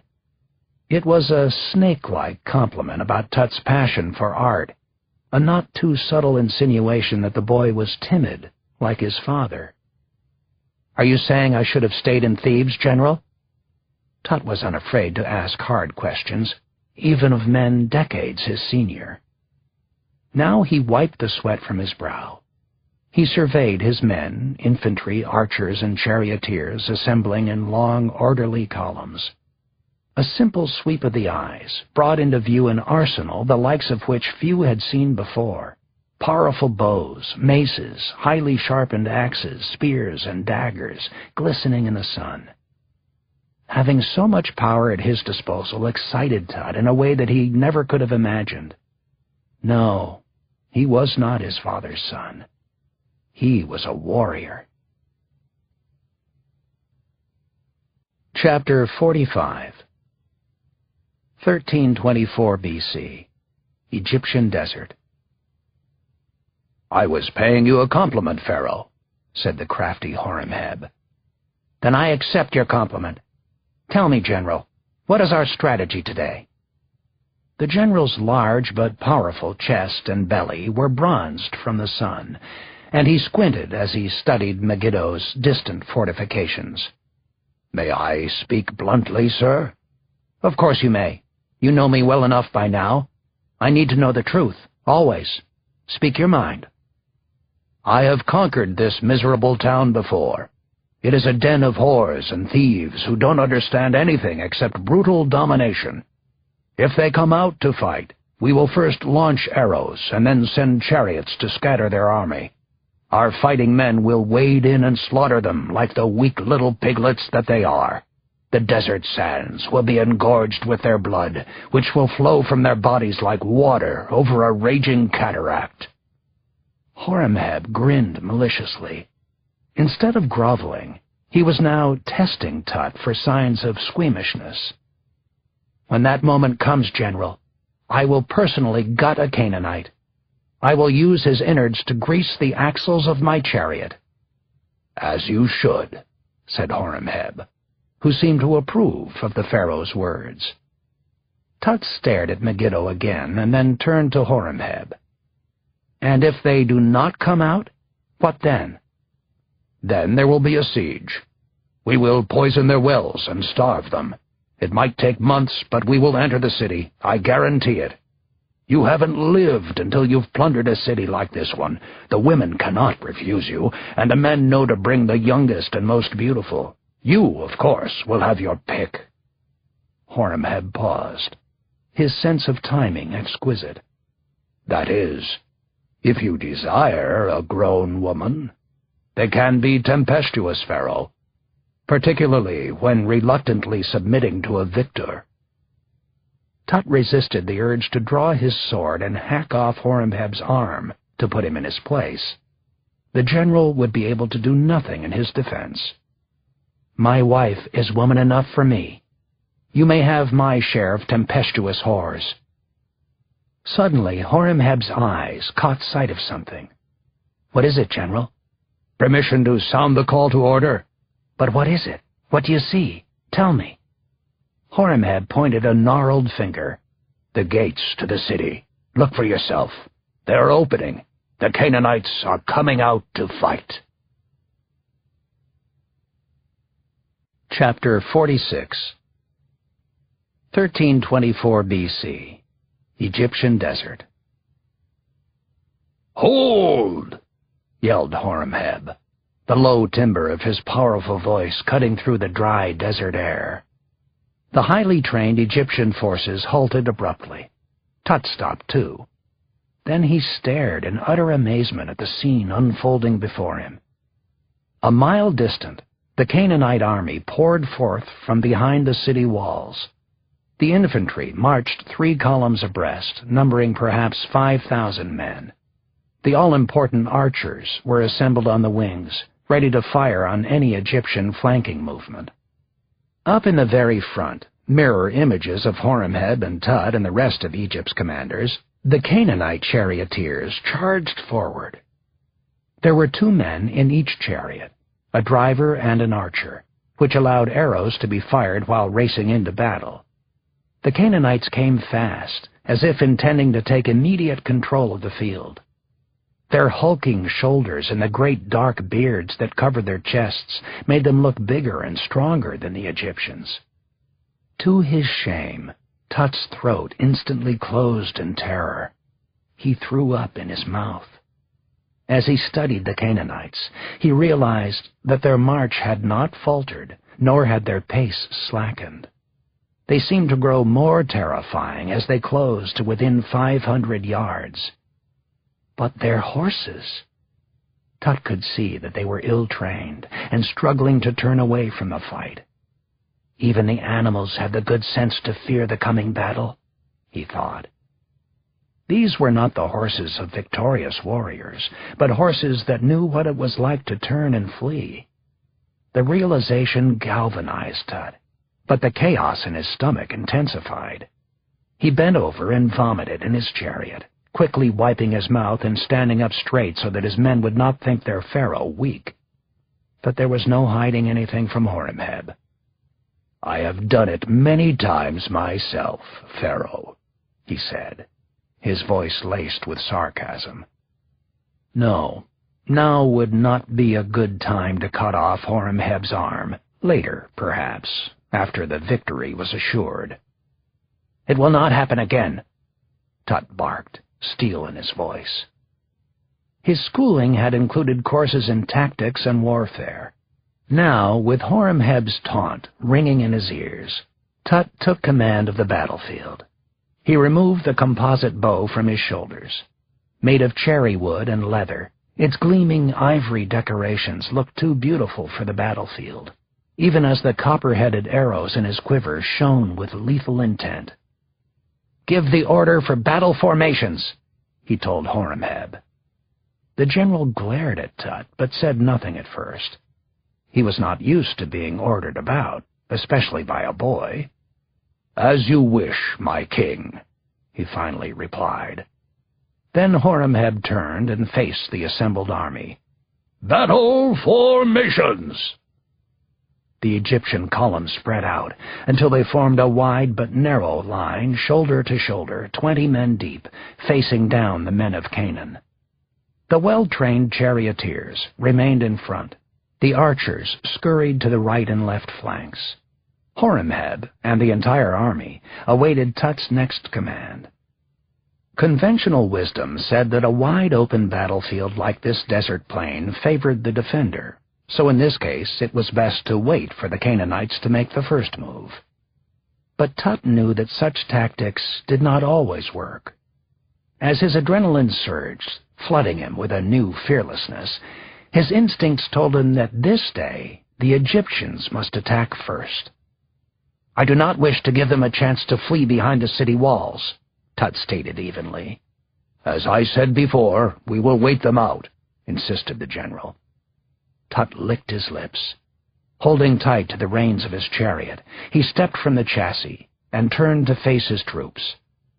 Their bodies glistened with sweat, and they looked tired from the 2-week march from Thebes, but there was no mistaking their professionalism. They were reliant warriors, hungry for battle and the rewards of victory. They had trained and drilled for the sweet primal satisfaction of fighting man to man against a sworn enemy of Egypt, and then plunder. Tut's heart raced. He had never been so proud to be an Egyptian. The troops watched him expectantly, awaiting the next command. "General Horemheb, command the archers to open fire." Chapter 47. 1324 BC, Egyptian Desert. Now even Horemheb had caught the fever, and when his words rang out across the desert, they were delivered with the same excitement as Tut's. "Archers, take aim!" The Canaanites could see the Egyptian archers draw arrows from their quivers and then pull back their bowstrings. A distant horn commanded the Canaanites to battle, and they flew at the Egyptians, daring their attackers to hold their lines. Simultaneously, the Canaanite archers took aim. Now Tut chose an arrow from his quiver, ready to fire the first shot of war. He launched it into the sky in a powerful arc, right on target. Only then did he call out to his men. "Fire!" Tut commanded. His voice was thin and reedy, still that of a boy on the cusp of manhood, but there was a fury in his tone and a fearlessness that buoyed the Egyptian lines. Tut's archers sent forth a volley that blackened the sky before descending into the Canaanite infantry and charioteers. Hundreds of them fell, screaming to the heavens, writhing in agony. Tut watched in dismay as the Egyptian infantry refused to attack, preferring to hold their lines. It was Horemheb who told him why. "They're waiting for you, Pharaoh." Tut swallowed hard. How long had he been taking chariot lessons? 6 years? 7? He believed he could ride as well as any man, but he couldn't be sure. "Be with me, mother," he whispered. Then the young pharaoh stepped back into his chariot. "Sound the call, General." Horemheb signaled to the herald. The battle horn blared. Meanwhile, the Canaanites continued to sprint forward, shouting and waving their long swords, hoping to terrify the Egyptians, and especially the young pharaoh. Tut slipped his bow back over his shoulders. He pulled his sword from its scabbard. The time had come to christen it with the enemy's blood. He slapped his reins down hard on his team's flanks and raced straight toward the Canaanites. As one, the Egyptian army roared forward behind him. High above them, another volley of arrows arced, then fell into the Canaanites' battle lines. Horemheb and the other Egyptian charioteers galloped up beside Tut. Within seconds, they were trampling the bodies of Canaanite warriors who writhed in pain. Tut could hear the whoosh of swords meant for him. Holding the reins in one hand, Tut swung out with his sword. He was stunned to see the blade sever a man's neck. Tut had killed him, his first victim. The Canaanites retreated, dropping their shields and sometimes even their swords, running for their lives. But Tut could see that the great wooden city gates were shut tight. They could not escape. The women of Canaan had chosen to doom their husbands and sons rather than submit to the Egyptians. It was left to Tut's men to finish the slaughter. Canaanite bodies soon littered the desert, most butchered beyond recognition. Many of the dead were twisted into impossible positions. Some seemed to have died with an arm or leg reared up toward the sky. Tut had finally tasted battle and become a man, and a true king. Chapter 48. 1912. Thebes. The book that documented everything, every large and small success by Carter, was known as 5 Years Exploration at Thebes, a record of work done 1907 to 1911. Despite the lack of a valley concession, the partnership between Carter and Carnarvon had certainly been prolific. Carter had refined his excavation techniques, bringing greater precision and professionalism to the task. He used photography as a means of documenting discoveries and continued to sketch elaborate drawings. With local work crews sometimes numbering close to 300, he and Carnarvon discovered tombs of nobles and other high-ranking functionaries. But as well-received as 5 Years' exploration proved to be, raising eyebrows in London and Cairo for the depth of the Carter-Carnarvon discoveries, the American Theodore Davis continued to overshadow them, and that galled Howard Carter. Now, a story about Davis making the rounds suggested that Davis had not just found a new tomb in the valley, but the last tomb. Theodore Davis believed he had found the elusive Tut. Chapter 49. 1912. Thebes. It all began when Davis and Edward Ayrton discovered a hidden doorway made of mud bricks and stamped with the image of a jackal watching over 9 captives. This seal for the necropolis guard signified that a mummy was inside.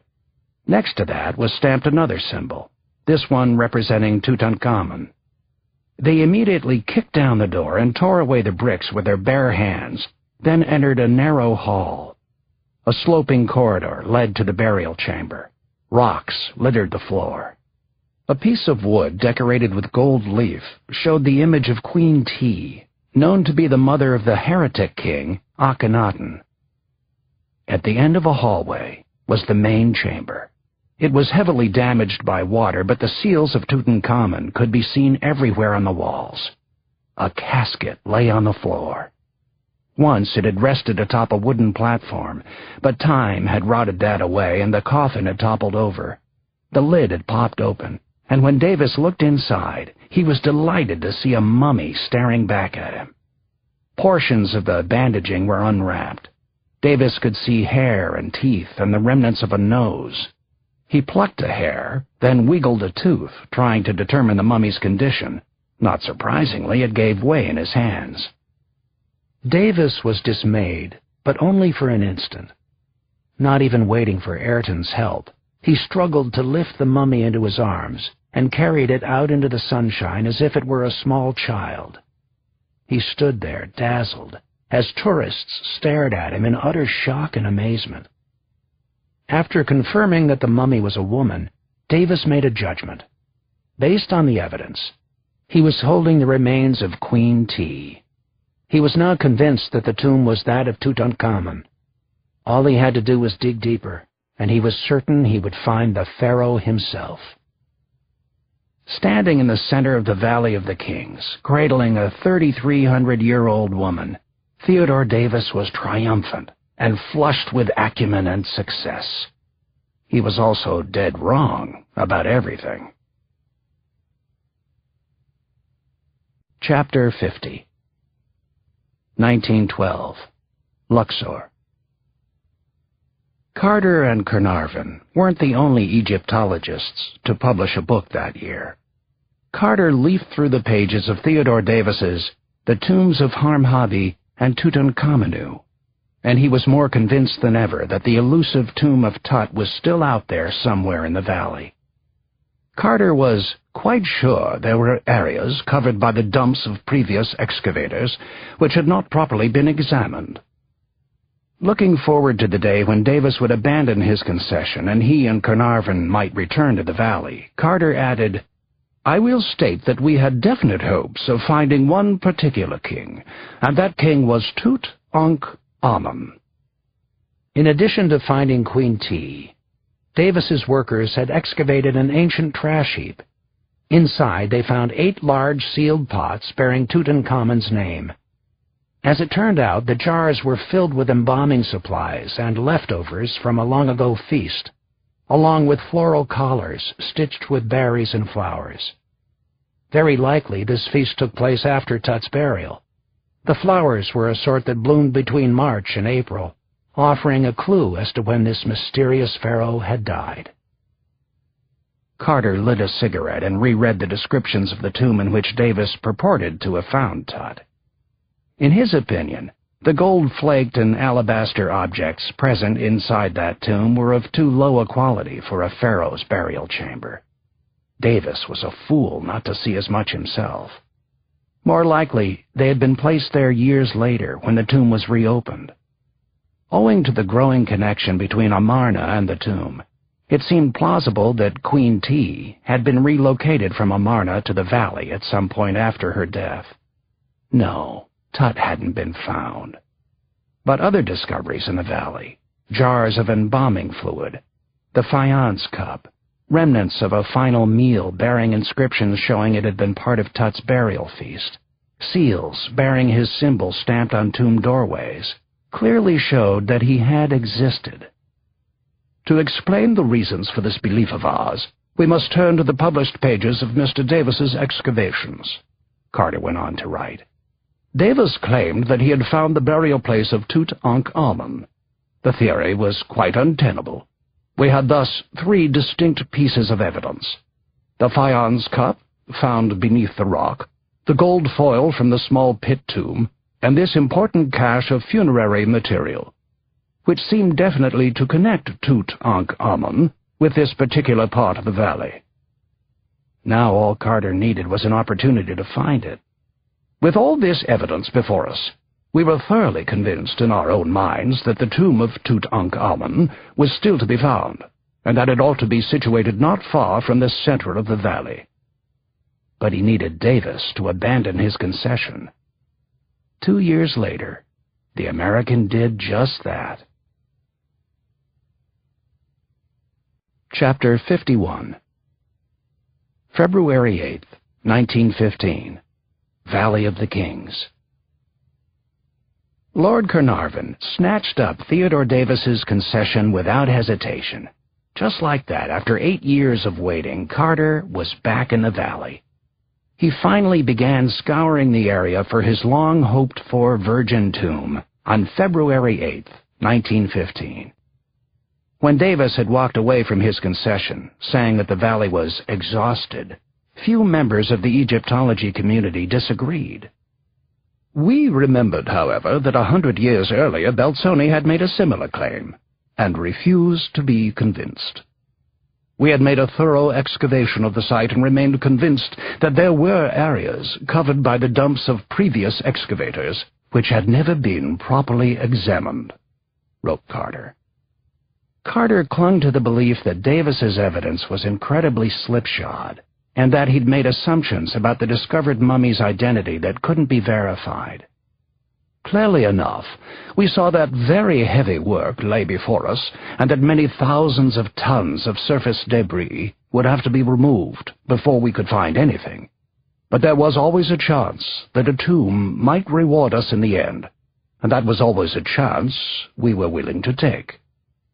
So, February 8th, 1915 should have been a triumphant day for Carter, as what amounted to the pinnacle of his life's work was about to begin. There was just one problem. The world was at war. All digging in the Valley of the Kings had been stopped.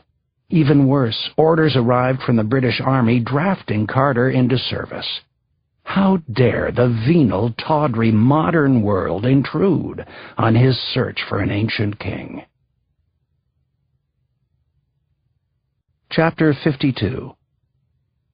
1324 B.C. Egyptian Desert. The bonfire lit up the night, its crackling flames reflecting off the pale tents of Egypt's great army. Tut sat on his traveling throne, with sword-carrying sentries on either side. He was close enough to feel the fire's warmth, but distant enough that he was safe from any drunken soldier who might suddenly decide to settle a grudge with the pharaoh. Tonight, such a confrontation was unlikely. The men were beyond euphoric after slaughtering a hated enemy. Blood still flecked many of their faces, desert grime ringed their eyes. Tut had drunk more wine than was prudent, but he didn't feel it that much. As he strapped a cloak about his shoulders to stave off the cold night air, Tut sensed the men watching him. He detected a new respect. Their eyes said that today, on the field of battle, he had behaved as a true king. Women also ringed the fire, some of them quite beautiful. Several were camp followers who had endured the long trek from Thebes, but many were captured enemy women, the prettiest ones, bound at the wrists after having been dragged from their homes. Their faces were masks of terror, shame, and loss. They had already seen their husbands and sons slain. Now, once the fire died, they would be passed from man to man, a fate that made many wish that they had died too.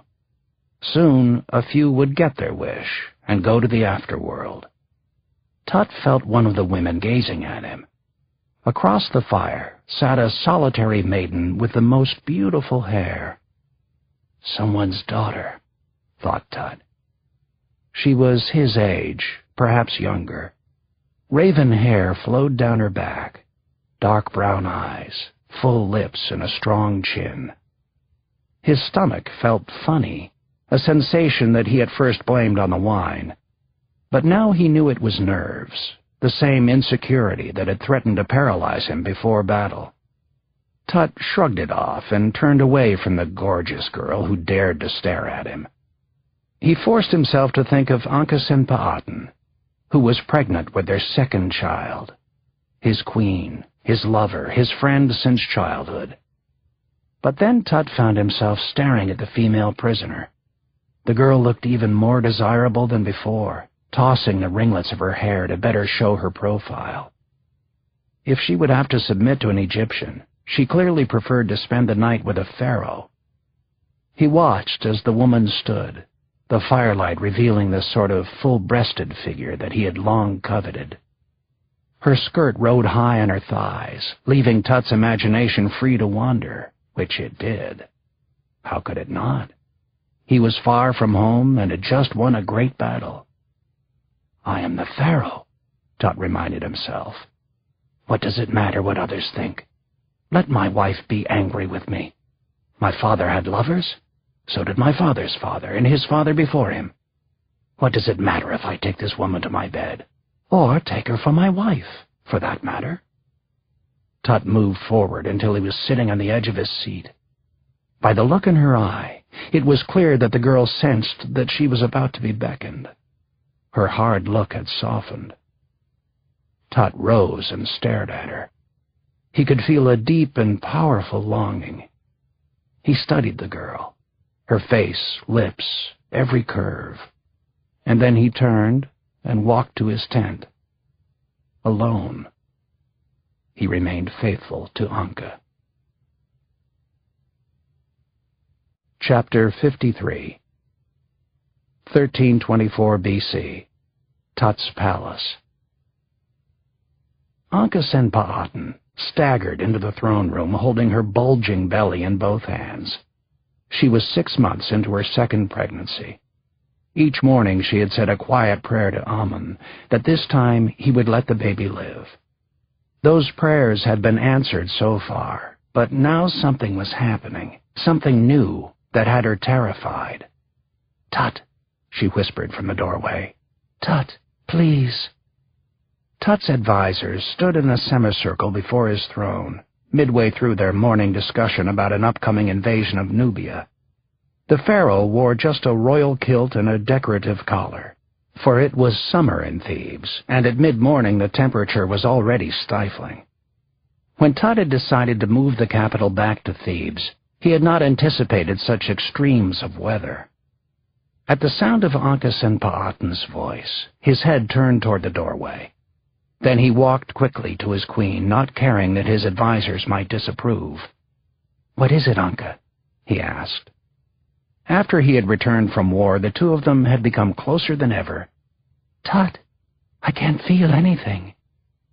Tut glanced back at his advisers, who were trying, and failing, to pretend that they weren't somehow smug about the conversation. "I'm sure the baby is just sleeping," Tut said in a low voice. Anka Senpa'atan shook her head. "It's been a whole day. Usually he moves inside me all the time. Here," she said, taking Tut's hand and placing it against the curve of her abdomen. "Feel that?" Tut nodded. "That's his foot," she told him. "He normally kicks all the time, but that foot hasn't moved today." She suddenly gasped in pain and crumpled to the floor. The advisers rushed to the pharaoh and his queen. "Guard!" I yelled. "Send for the royal physician."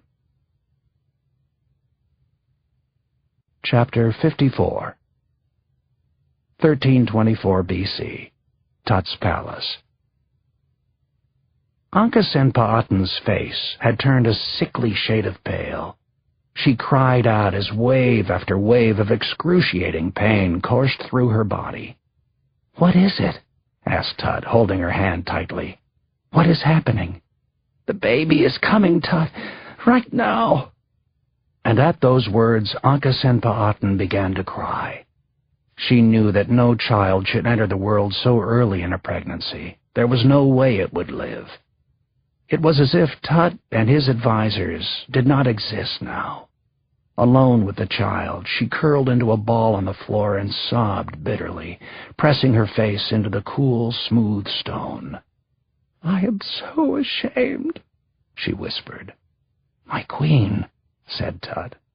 "I am not worthy of being called your queen," she said, sitting up straight and looking deeply into Tut's eyes. The bile in her throat rose as she stared at the three advisers. "I cannot give you an heir. Don't you see? I am incapable." The advisers said nothing to this, but none would have disagreed. Thanks to their spies within the royal household, the aging men knew that she referred to them as the serpents. The girl was arrogant and disrespectful, but she was also very smart. "Don't speak nonsense," Tut said in an unconvincing voice. This was the moment he had feared, since Anka Senpa'atan had announced that she was with child again. "We'll put the child in my burial tomb. Much of it is already finished." "You're not listening to me," said Anka Senpa'atan, just as a contraction sent a new wave of pain through her body. "She's right," Horemheb pronounced. "She sees things clearly." Tut got to his feet and stood toe-to-toe with the general. "Do you dare tell the pharaoh that he is in error?" Horemheb didn't back down all the way. "No, sir. I am merely agreeing with your queen. You heard her. She is telling you to take another wife. Listen to her." Tut bent to the floor and scooped up Anka Senpa'atan. Lovingly, he kissed her cheek as she wrapped her arms around his neck, and he carried her to the royal bedroom. "I will deal with you later," Tut said to Horemheb. "Egypt is a land of many generals. Do not forget it." Then to I, he added, "Send the doctor to the bedroom. Do it quickly, scribe." Chapter 55. 1324 B.C. Tut's Palace. Tut stripped down at his bedside, letting his kilt fall to the floor for a servant to clean in the morning. He took off his eye paint, which was black, and extended to his temples. He rinsed his mouth from a tumbler of water on the nightstand, then slid into bed. The pillow was cool against his bare, shaved head, and the sheets gently caressed his torso. Like most Egyptians, he was obsessed with hygiene and cleanliness. The hair on his body was regularly removed with razors and clippers. Now he lay back and wondered what would happen next. All night long the palace had been buzzing about the angry confrontation between I and the pharaoh. Tut could feel it in the way the servants brought his dinner, keeping their eyes more downcast than usual. "Egypt is once again powerful and prosperous," the royal vizier had bellowed. "This is due to me, Pharaoh, not you, not your queen. Your father ran this country nearly into ruin, and I have built it up again. Now you threaten all we have worked for by not producing an heir," the vizier continued. "This thing you two call love is a greater threat to Egypt than the Canaanites, the Nubians, and all our other neighbors. And yet you revel in your cozy affections. You rub our noses in it. These people," now I threw his arm out toward the city, "deserve a pharaoh who puts the nation first." "I am Pharaoh. I can do whatever I want to do. You are but a man, scribe." As Tut entered his bedroom alone, after seeing Ankhesenpa'aten to her room, he was aware that every person in the palace waited to see what would happen next. Would I make good on his promise to bring a handmaiden to Tut's bed? At midnight, with the full moon pouring into his open window, Tut got his answer. He heard 2 sets of footsteps in the corridor outside. The first was heavy and labored, and the other soft. Then came a delicate rustle as the lighter footsteps tiptoed into his room. Tut could sense hesitation, perhaps fear, as the feet came closer and closer to his bed. He could almost feel the pounding of the young girl's heart. What must she be thinking? Tut wondered, lying flat on his back, his eyes still adjusting to the near darkness. She has come to have sex with the pharaoh. Of course she is a virgin, so the mere act of making love is mysterious and frightening. But to lie down with the ruler of all Egypt? With me? Tut rolled onto his side to have a look. His fierce loyalty to his queen almost caused him to send the girl away, but he had held back for the moment, though he was unsure why. Now he saw her. The girl looked to be 16 or 17. Tut remembered admiring her at a state dinner and thinking she might be the daughter of a local dignitary.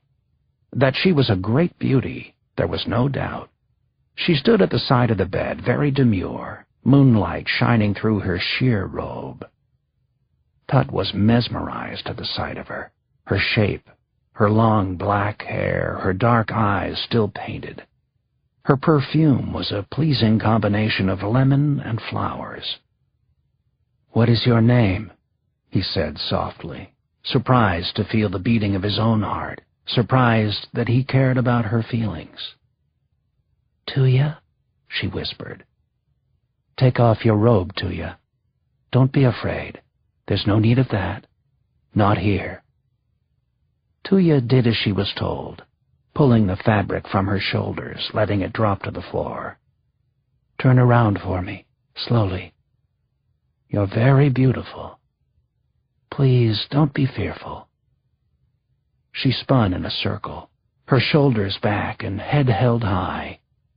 Then she took a tentative step toward him.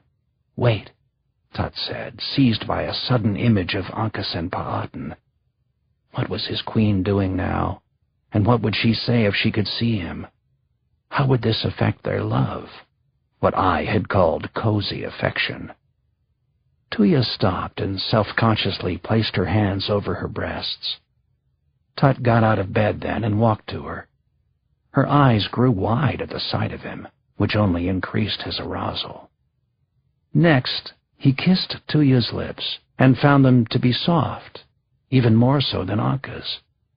Her breath was fresh and sweet, and she hungrily thrust her tongue into his mouth. The young pharaoh didn't think of his queen for the rest of that long, sleepless night.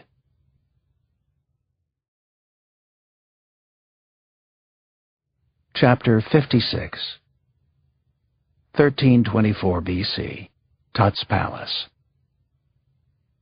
Ankhesenpa'aten couldn't sleep. The mere thought of what was happening in Tut's bedroom filled her with jealousy and more than a little sadness. From the time they were children, she had always loved Tut, and the men in the palace had always gotten in the way. She stood and slipped on a robe, then walked quietly outside into the gardens. The air was cold, and she shivered from the chill. There was much on her mind. She thought of Tut again, and that girl, and then quickly banished the image from her mind. "He's not enjoying it," she assured herself. "Oh, yes, he is," shot back an inner voice. That night at dinner, she'd overheard the servants laughing at her, scornful that a queen was incapable of bringing children into the world.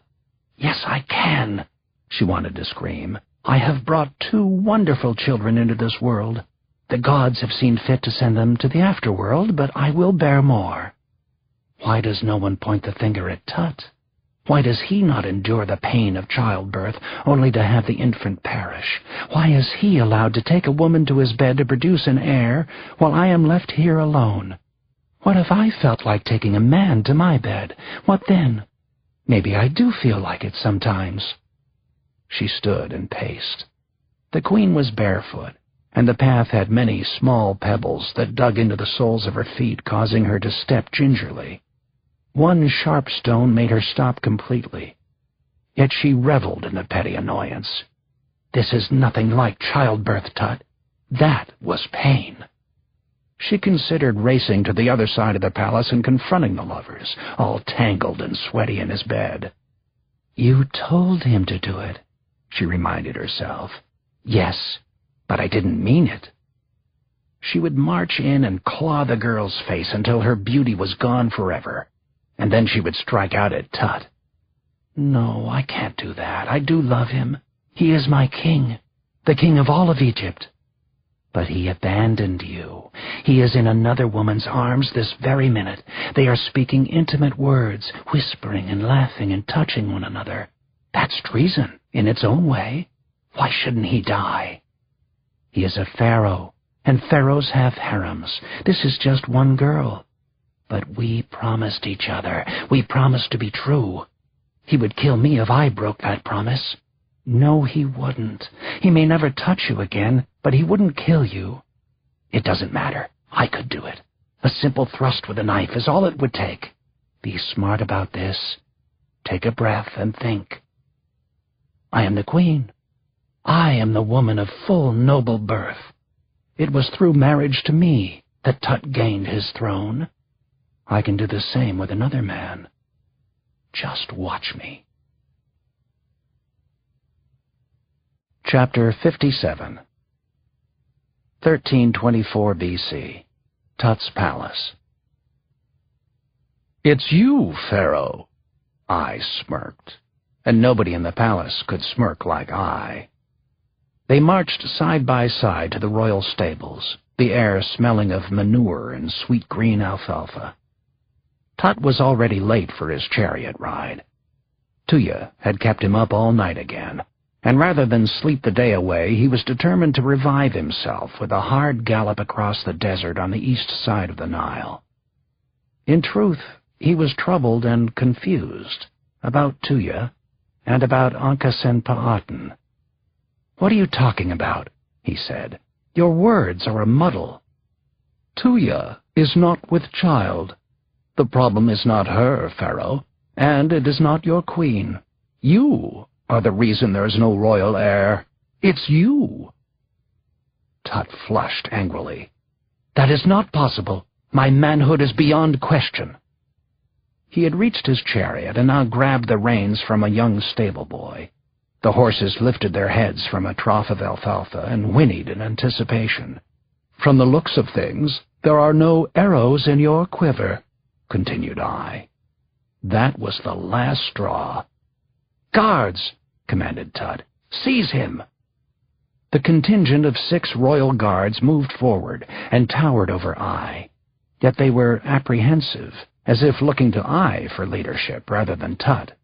"Now!" Tut screamed, rage and humiliation pouring through. He was the pharaoh. He could impregnate every virgin in Egypt if he wished. It wasn't his fault that Tuya was having trouble bearing a child. Maybe I had chosen her because she was known to be infertile, all part of his scheme.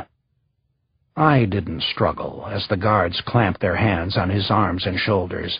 No, all he did was smirk. "I am the pharaoh, I. You will remember that from now on." Tut stepped into his chariot. "I am going for a ride," he told the captain of the guards, a Nubian with huge biceps. "By the time I return, you will have administered 50 lashes to the royal vizier. Am I understood?" The smirk was gone from Ai's face now, much to Tut's delight.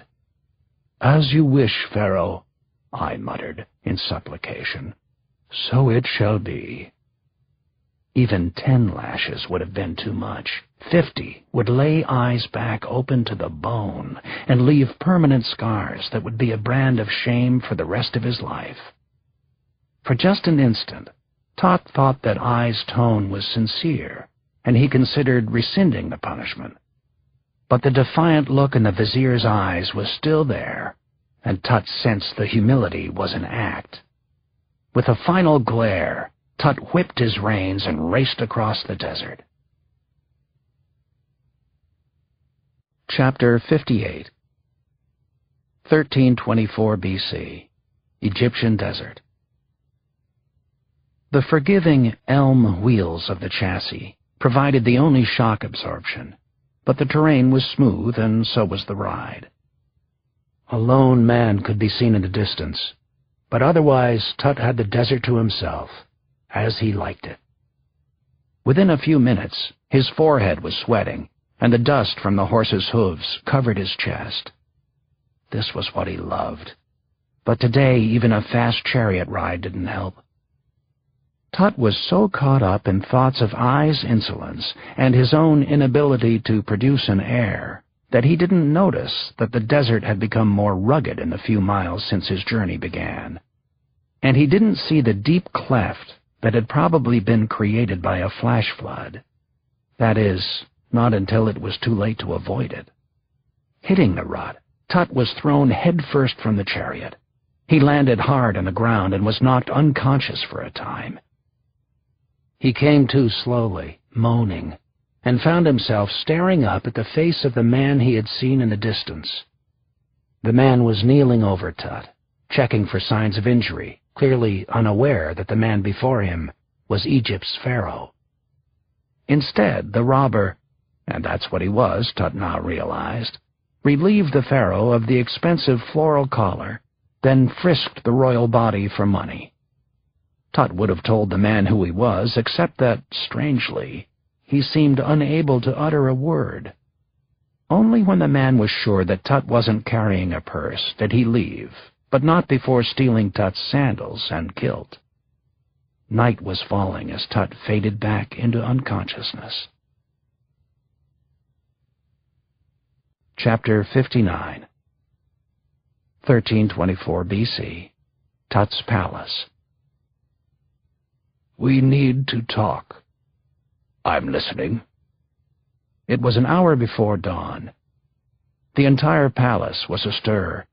After the largest manhunt in Egyptian history, the pharaoh had been located in the desert west of Thebes. Tut had been robbed of all his possessions, no doubt by a nomad. The young pharaoh was still unconscious. In addition to a high fever, his body was covered with bruises and abrasions. Now Ai and Horemheb stood on opposite sides of his bed, looking down at their comatose ruler.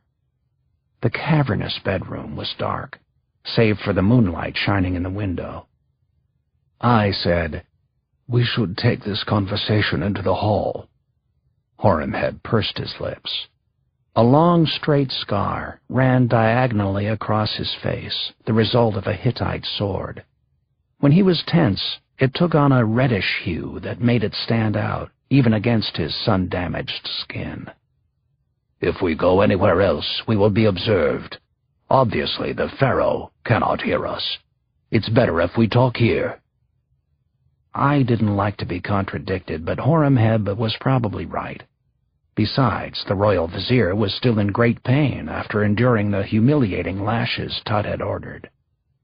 The guards had gone easy on him because of his status, but a few of the lashes had sliced into his skin.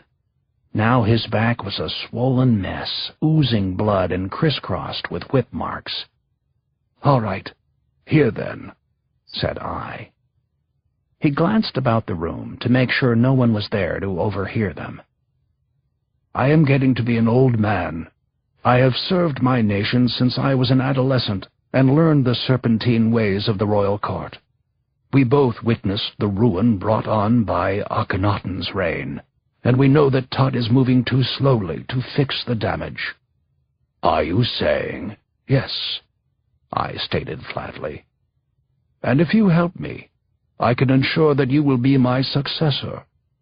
I will not live long, but in my short time as pharaoh, I can return Egypt to her former glory. You will complete the task, General." Horemheb's scar was now a vibrant magenta. "How would we do this? Look at him. He's a boy. No doubt he'll recover from his fall." Horemheb sighed. He was nervous, yet he reveled in the notion of being pharaoh. "I never thought the day would come that I would speak openly of killing the pharaoh." Before I could respond, they heard sandals shuffling on the tiled floor. They turned to face the sound, and Horemheb instinctively moved to block the door. "Show yourself," said I. "Come out now. Who's there?" "Who?" Yuya, the queen's lady-in-waiting, a tall girl with green eyes, stepped out of the shadows. She was just a teenager, and the palace knew her as Ankhesenpa'aten's confidant. If anyone would tell the queen of their discussion, she would. The girl was clearly terrified. "I didn't hear anything, Vizier." "Yes, you did." Horemheb took a step toward Yuya. His hand was up, ready to slap her, but I stopped him. "You leave a mark," he said to the general. "We don't want that, do we?" I turned his attention to Yuya. "The issue is not whether you heard something, but whether you will say something." "I won't. I promise I won't." I grabbed the girl's wrist and yanked her toward him. His face was just inches from hers as he issued a quiet threat. "I know." I then turned to Horemheb. "You think of a plan for him," he said, nodding his head in the direction of Tut. "I'll take care of the girl." Chapter 60. 1324 BC. Tut's Palace. At first, Yuya was certain I was going to kill her and dispose of her body. He'd forcibly pulled her out of Tut's bedroom, his grip so tight that she thought her wrist might break. There was a bedroom 2 doors down, and he led her inside. Then he threw her down on the bed. "The Queen will find out if you kill me," she said, sounding bolder than she felt. "I know," I said simply. Then he completely surprised Yuya. He told her to take off her clothes. He did the same. Now the aging vizier was on top of her. Yuya was not a virgin, but she hadn't had much experience either. She didn't know what she was expected to do, but she did know that if she cried out for help, she would probably die. Maybe not tonight, maybe not tomorrow. So she submitted. What choice did she have? I was the supreme legal official in Egypt. Only the pharaoh could overrule him. I, in other words, was the law. He and he alone decided what constituted rape. At least he didn't use force. So Yuya simply endured, knowing that this was one secret she could never tell the queen. I seemed close to finishing when suddenly he stopped himself and became talkative. "Listen to me. You will be my spy. Do you agree to do this?" "I don't understand. What kind of spy?" "You will tell me the queen's secrets, that kind of spy." "She will become suspicious. She is no one's fool." I was quiet for a moment. The muscles of his still raw backside clenched, and he arched his back.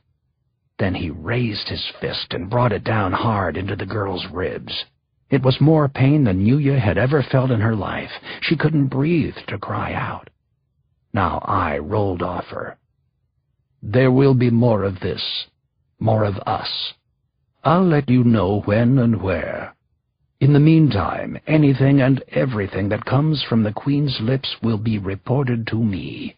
Am I understood?" Yuya nodded. Of course she understood. Then I rolled back on top of the girl. Chapter 61. 1324 B.C. Tut's Palace. It had been a week since the pharaoh's chariot accident. Tut was well enough to sit up and take broth and sip a glass of wine that contained powdered eggshells, which the physicians believed would help heal the shell of Tut's head. But for the most part Tut slept, his every toss and turn watched by Tuya and the Queen. The two women took turns attending him. Ankas and Pa'atan had decided that they would be the ones to nurse him back to health. Anka dabbed his forehead with a cool cloth, then bent down to tenderly kiss him. He had spoken a few words to her earlier, but she knew he wasn't safe yet. The wounds would heal eventually, but his infections could worsen. She had seen this happen many times with the sick. She kissed him again, and then whispered, "I forgive you." She believed that she did. Tut had been unfaithful, but for the good of Egypt, and only as a last resort. Most important, it had been her idea. The Queen stood up and smoothed her dress, leaving Tut to sleep. Now Tut lay alone in the darkness, breathing softly. She had left the white cloth on his forehead, but otherwise his skull was uncovered. Was he healing? The Queen wondered. It was well past dark as she made her way back to her side of the palace. She was drowsy after a long day caring for the ailing pharaoh. Suddenly a sound echoed down the hallway. "Who's there?" she asked. "I heard someone." There was no answer. So the Queen continued to her room. A moment after she passed, a bulky figure stepped out from behind one of the several stone statues that decorated the hall. Quickly, quietly, the man went into Tut's room and hurried toward the pharaoh's bed. In his hand, a 2-foot-long club. In his heart, murder. Chapter 62.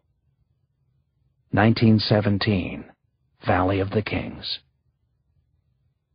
Like a general commanding a small army, Carter barked orders, positioning his workers across the landscape in the spots where they would soon dig and dig, then dig some more. The men marched to their positions and leaned on their hoe-like turias, knowing that the work would not commence until Carter said so. The 43-year-old Howard Carter, fluent in Arabic and knowledgeable about Egypt, had been deemed a vital resource by the British Army. So, rather than searching for forgotten pharaohs, he'd spent the war in Cairo, laboring for the Military Intelligence Department of the War Office. "War work claimed most of my time for the next few years," he wrote. "But there were occasional intervals where I was able to carry out small pieces of excavation." But those were strictly reconnaissance efforts, not genuine searches for Tut or some other lost pharaoh. Then on December 1st, 1917, while war was still being waged in Europe, Carter was finally released from duty and allowed to return to his beloved Valley of the Kings. "The difficulty was knowing where to begin," he noted. "I suggested to Lord Carnarvon that we take as a starting point the triangle of ground defined by the tombs of Ramesses II, Neren-Ptah, and Ramesses VI. Just as so many soldiers in the trenches had longed for loved ones, so had Carter pined for the valley. To be standing here beneath the blazing blue skies, feeling a fine layer of dust settle on his skin, it was like falling in love all over again. "Proceed!" he yelled, his words echoing. The bare-chested army of diggers swung their turias into the earth. Carter intended to clear the area around the tombs of Ramesses II and Ramesses VI right down to the bedrock, a task that would require removing tens of thousands of tons of stone and soil. He had already laid narrow-gauge tracks and arranged to have a small train haul away that debris. The plan was ambitious, but after a decade of waiting, anything less would not have been acceptable to Carter or his lordship. There was too much stored-up energy, too much deferred ambition. But would he find his virgin tomb? Would he find King Tut? Davis had said that the valley had been exhausted, and by the time he'd up and left, the American had become its leading authority. For that reason, experts had taken Davis at his word. But now Davis was dead, having keeled over from a heart attack just 6 months after abandoning the valley. Carter, however, was very much alive and hard at work.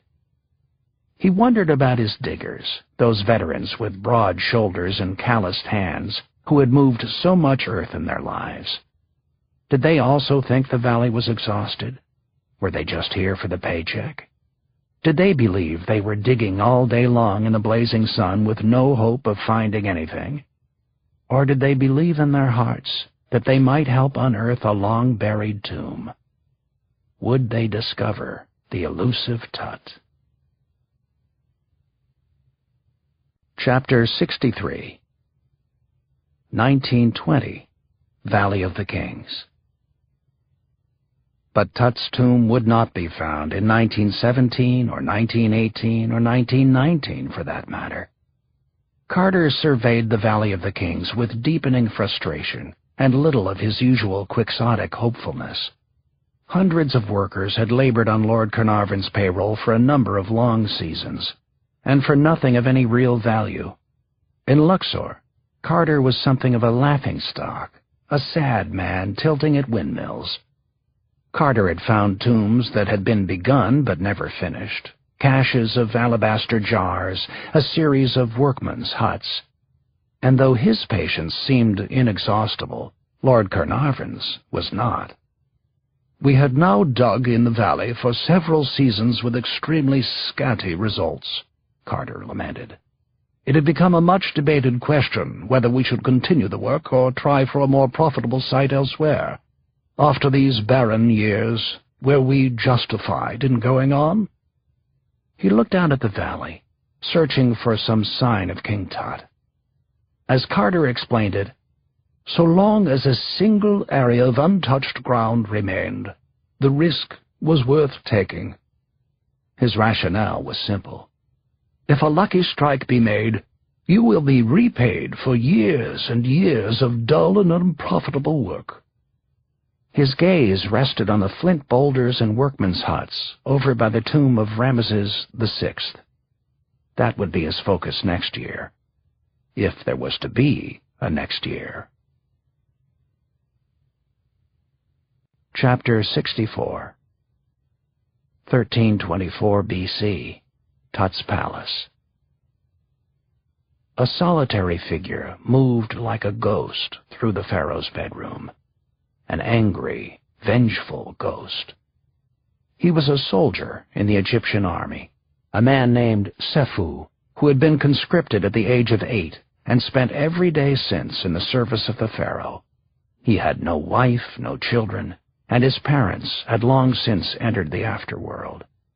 This warrior, in essence, was a nobody who had nothing. He had never risen above the rank of foot soldier. On the eve of his 40th birthday, his left eye had been put out by a Hittite glance, but other than that he had few visible scars to show for a lifetime of war. Sefu was unused to the finery of the palace. He felt certain that he would be discovered at every turn in the hallway. But he'd only seen the queen leaving Tut's bedroom. It was as if the guards had all been told to take the night off. Had that been arranged too? He had left his sandals at the barracks, knowing that his feet would be quieter on tile. His chest was bare, and his kilt was a faded blue. He wore nothing on his head, but in his hand he clutched a special implement prepared for him by one of General Horemheb's top weapon makers. A smooth Nile stone, the size of a grapefruit, had been tied with leather straps to the end of a 2-foot length of polished ebony. By all appearances, it was a most attractive and suitable war club. Sefu knew, however, that the club was too pretty for combat. But it would be perfect for murdering a young pharaoh. Chapter 65. February 26, 1920. Valley of the Kings. A discovery had been made. But what kind of discovery was it? Large or small? Carter bent down to be the first to examine the find. Lord Carnarvon was close on his heels, as was his wife, Lady Carnarvon. They appeared to be inspecting a common debris pile, rocks, sand, chips of flint, and pottery tossed aside during the excavation of a tomb long ago.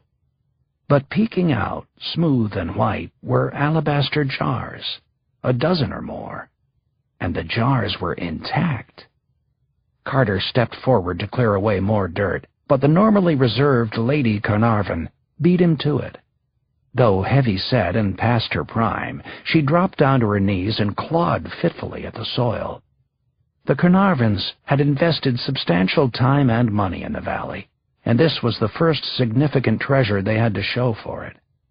Lady Carnarvon would not be denied the opportunity to enjoy the discovery every bit as much as the men. Carter and the workers stood back to watch as she cleared the soil away from each jar. A tally was taken when she was done. 13.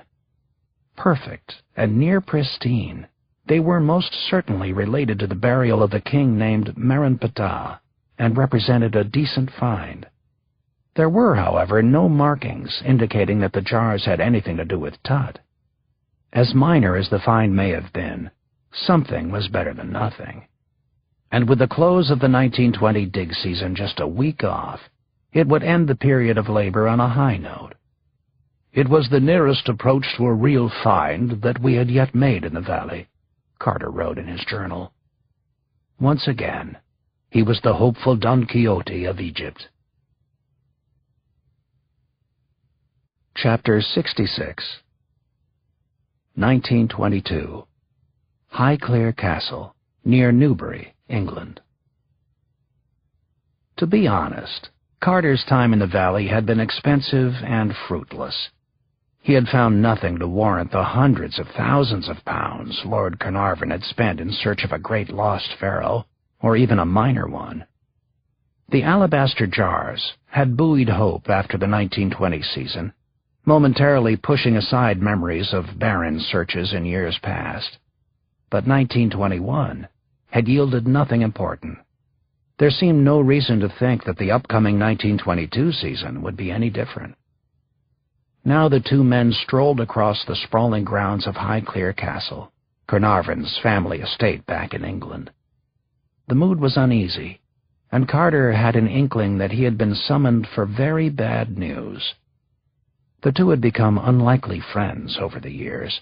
They had spent so much time together, fingers crossed, praying that their next effort would be the one to unearth some great buried treasure. But now that hope was apparently gone. Tons of rock had been scraped away, but Howard Carter hadn't made a major find in almost 20 years. And his reputation as a cranky, self-important, washed-up Egyptologist was well known in Luxor and even here in England. The war hadn't helped. His lordship's health had suffered in the absence of those warm Egyptian winters. He had gotten out of the habit, so to speak, and now he was ready to stop funding costly excavations that yielded nothing. Carter quietly made his case anyway. He had located ancient workmen's huts near the tomb of Ramesses VI, but because of heavy tourist traffic, he hadn't been able to dig deeper. His plan was to start digging in early November to avoid the peak tourist season. Carnarvon rebuffed him. He was through with the valley. There would be no more excavations with his money. Their partnership was over. "I'm so sorry, Howard. I'm nearly as sad about this as you are," Carnarvon said. The news would have been even more crushing to Carter if he had not anticipated this moment and planned his next move. He cleared his throat. "There's one last tomb to be found, sir. I'm sure of it. So sure that if you will allow me to make use of your concession in the valley, I will fund the next year of digging myself. Of course," he added hastily, "we would split whatever I find evenly." Carnarvon was astounded. "You don't have that kind of money," he exclaimed. "I'll find the money, sir." "You will? To pay the wages of 100 diggers? To pay for the guards? To feed yourself?" Carter offered a rare smile. "I'm not all that hungry, for food, that is. I suppose I will need cigarette money." Carnarvon squinted as he rubbed a manicured hand across his face. He was touched by this show of faith. "I will fund one more year, but just one hard. This is your last chance. Find King Tut, or we're done." Part 3. Chapter 67. Present day, Palm Beach, Florida. "What are you smiling about, Jim?" asked Susan. My wife was standing in the doorway to my office. She's tall and blonde, like a femme fatale from a 40s film noir, though a femme fatale from Wisconsin. I had just hung up the phone, with Martin Dugard, actually. My gut feeling is getting stronger. Tut was murdered, Sue. I just have to figure out who killed the poor guy. "A hunch doesn't mean very much if you can't prove it," she said. "Am I missing something?" "Oh, I'll prove it," I said with a grin. "And thanks for the vote of confidence." "Any time," she called over her shoulder. "Femme fatale? Definitely." Sue had a point, though. How was I going to prove that Tut hadn't died from wounds suffered in his chariot crash? That was the most widely accepted theory about his death. My most popular fictional character, Dr. Alex Cross, lives by his hunches and instincts. Quite possibly that's because I do as well. At that moment I felt I was gathering evidence that Tut had been murdered, and that I would soon know who was responsible for Tut's death.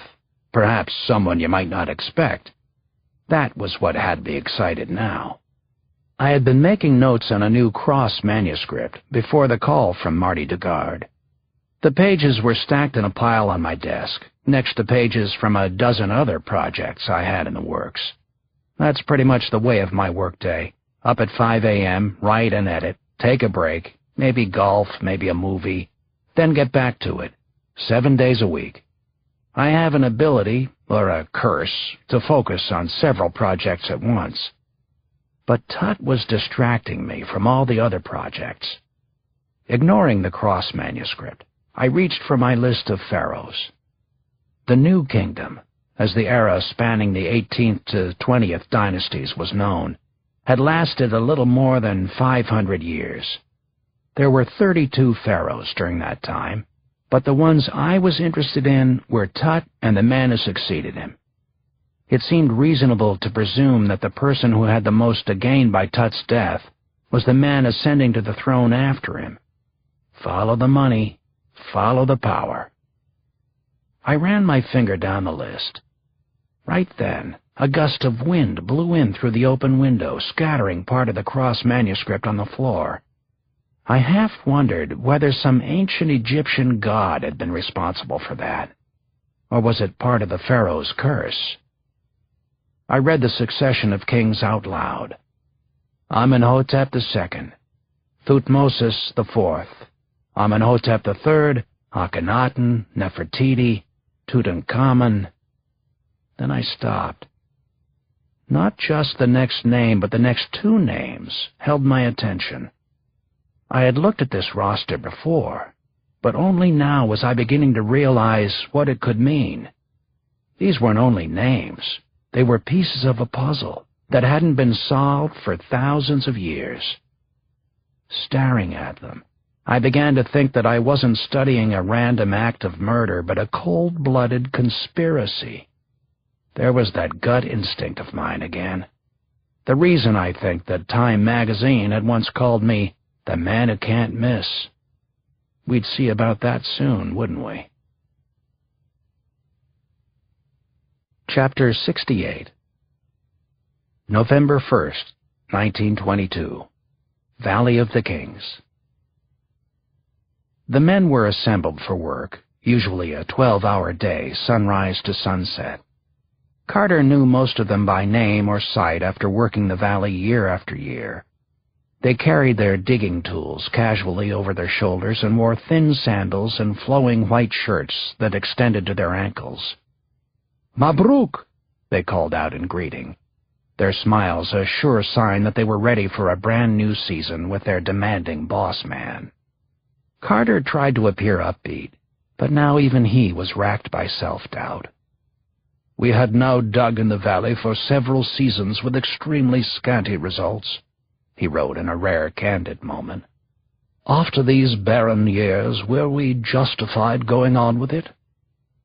He had decided that they were, and had convinced Lord Carnarvon to wager another several £1,000s. Nodding to his foreman, Reis Ahmed Garigar, Carter gave the official order to start. They were beginning 2 months earlier than usual, hoping to finish their work before the tourist season began. Near where he stood, just in front of the cavernous opening to the tomb of Ramesses VI, rose a triangle of ruins first excavated 5 years earlier, a chain of ancient workmen's huts. They were probably used by the laborers in the tomb of Ramesses. These huts, built about 3 feet above bedrock, covered the whole area in front of the Ramesside tomb and continued in a southerly direction to join up with a similar group of huts on the opposite side of the valley, discovered by Davis in connection with his work on the Akhenaten cache, Carter noted dutifully. First, Carter's men would record the precise location and dimensions of each hut. Then they would remove the huts and dig down through the soil to the bedrock. Only when they struck bedrock could they begin stripping away the remaining sand and dirt to search for the seam in the earth that might lead to Tut and his tomb. A tomb architect would have cut straight down into the rock to create the most solid and long-lasting burial place imaginable. There would be a descending staircase, perhaps, or a long-buried passageway to mark the opening. Or so Carter hoped. He peered closely at the earth to reassure himself. Beneath the stone huts stood 3 feet of loose rock and sand, the former courtesy of the slaves and prisoners who had carved the tomb of Ramesses VI. This was where stone chipped from inside the tomb had been dumped. The sand came courtesy of a landslide.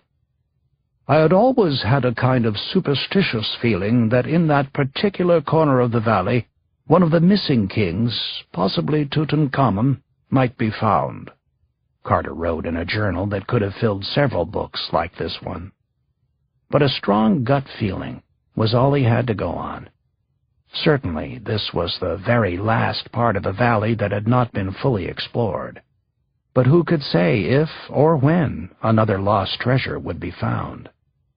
Carter fell into the habit of watching the men working. They talked non-stop, gossiping about their friends and wives as they dug into the rocky soil. The tools clanked when hitting rock, and the work had a cadence that was almost musical to Carter's ear. Despite their chattiness, his men were deliberate and precise. Years of toil in the valley had made them proficient Egyptologists in their own right. They knew when to proceed cautiously and when to move earth with abandon. So there was little for Carter to do but stand and watch and hope this would be his year. No matter how fast his crew moved, excavating down to the bedrock would take days. He thought it might be better to return home, get out of the sun, and unpack the food and wine that had just arrived from London. But he stayed on at the site anyway, preferring to endure what he called the creeping doubts born of previous disappointments, there than at his home. He lit another cigarette and watched the dirt fly. Chapter 69. November 4th, 1922. Valley of the Kings. It was dawn, 3 days into the season. Thus far, nothing had been found, and there seemed to be no particular reason to hope that anything would be found. The first day's optimism had already given way to grumbling and low morale. The diggers were still chatty, but seemed subdued and disappointed, almost as if they had already given up. A young boy, a worker's son, played happily in the loose sand. His job was to tote water, but the sun wasn't high enough yet for the men to be thirsty, so he contented himself by pretending to be one of the diggers. The boy knew to keep away from the ancient workmen's huts where the men dug, so he dug into the ground nearby with a pair of sticks he had carried from home early that morning. The sand was fine, and not at all hard. It didn't take much effort for him to plunge his sticks into the ground. One stick hit something solid. His heart beat a little faster as he began wondering what it might be. He dropped his stick and started to use his hands to push back the soil. The boy looked around to see if anyone had noticed him. He was fearful that someone would see him digging and take credit for whatever he had discovered. A solid object soon revealed itself. It was flat and smooth and made of stone. The more dirt he cleared away, the more the boy could see that the object was something very worthwhile indeed. It was a step. Here, not where the men were digging. Someone long ago had carved the step out of bedrock. Time and the elements had covered it over until this young water boy, thousands of years later, reclaimed it from the earth with a pair of twigs. The boy looked around again, making sure no one had seen him. Quickly, he pulled the sand back into the hole and carefully marked the spot. Then he ran off to tell Mr. Howard Carter about the mysterious stairway. Chapter 70. 1324 B.C. Egyptian Desert. "Halt the excavation!" The voice echoed down the corridor above the din of hammering and chipping. The overseer was furious. No one but the pharaoh could issue such an order. He planted his feet, placed one calloused hand on each hip, and turned to glare at this offensive idiot, whomever he might be. He heard footsteps slapping down the corridor, then the angry cries of workmen who were being trampled on by the interloper. Of course, they were prisoners of war and petty criminals who would be executed when the job was finished to keep the tomb's location a secret. He cared little that they were inconvenienced. A royal page skittered to a halt directly in front of the overseer. He wore a fashionable kilt and an extra-heavy application of eyeliner that had begun to run in the heat. The overseer believed that the man worked for the royal vizier, though he wasn't certain. Either way, it was best to keep his temper in check. He forced himself to count to 10, lest he smack the man across his arrogant face. "By what right do you barge into my construction site and issue such a decree?" the overseer said in measured syllables. "By order of the royal vizier," replied the page. The overseer calmed down a little. "I'm listening. By order of the vizier, what?" "The pharaoh is dead." The page leaned forward and whispered in a voice so low that the overseer could barely hear. "There are rumors that he has been murdered, and that more deaths will follow." The overseer's shock was evident, which pleased the gossipy page. "Is this a secret?" asked the overseer. "The biggest. If I were you, I would not repeat it." "You just did." "You are not me, gravedigger." There was a moment of strained silence. The overseer was so consumed with the astounding news that it took a moment for the ramifications to settle in. "I can't finish this tomb in 70 days, he said, alluding to the prescribed mourning, embalming, and mummification period before a pharaoh would be sealed inside the ground for eternity. "It is impossible." "That is why I have come. We will finish this tomb later. The pharaoh will be buried in the tomb at the center of the valley." The overseer was once again astonished. That is no tomb for a pharaoh. It is a trifle. Just 4 rooms in the narrowest of hallways. It is a closet. Yes, but it is a finished closet. It still needs to be painted, replied the overseer, trying to maintain some control over the situation. It was customary to paint scenes from the pharaoh's life and his journey into the afterworld on the walls in vivid colors. Exactly. You had better get your men painting pretty pictures. Stop the excavation, roared the overseer. He paused, and then looked at the page curiously. Who will inherit this tomb? Answered the page, anticipating the words. The overseer nodded. The royal vizier has graciously offered to take it off the pharaoh's hands. Chapter 71. 1324 BC, Valley of the Kings.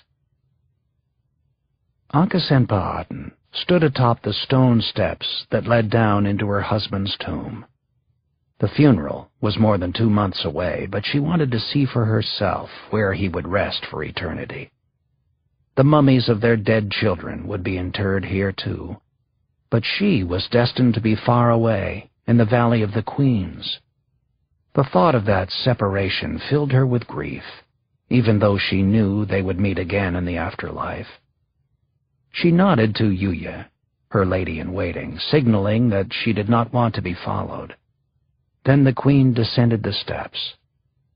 The steps led to a hallway, the floor of which dipped gently into the earth. She noted with disappointment the lack of decoration, the walls of bare rock. Ankhesenpa'aten understood that time was short. Still, a few simple paintings would have been better and more fitting. She turned back toward the light at the tomb entrance, checking to see if she had been followed. There was no sign of anyone. Ankhesenpa'aten breathed a sigh of relief. More than anything, she wanted to be alone right now. She had much to think about. The hallway led into a large chamber, and a slightly smaller room lay beyond that. The way was lit by small lamps, whose ghostly flickerings danced on the walls. The queen was heartened when she finally gazed upon murals depicting Tut's life. At least he would be remembered here. In the center of the small room was Tut's throne, as if waiting for him to arrive. She walked to it, running her hand along the wood. Ankhesenpa'aten smiled as she examined the back of the chair where a scene of her anointing him with oil had been carved. She remembered the day, or one exactly like it, as if it were yesterday. There was another reason she'd come here. Ankhesenpa'aten was terrified for her own life.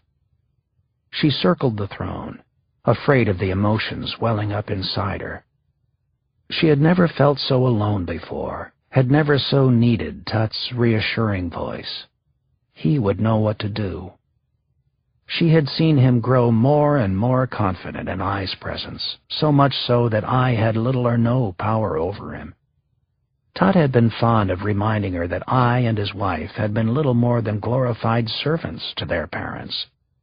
Indeed, Ai's wife had been Nefertiti's wet nurse. The queen had nothing to fear from them. Ankhesenpa'aten took a deep breath, then allowed herself to settle onto the throne. She sat up straight at first, then settled back until she was relaxed in the chair.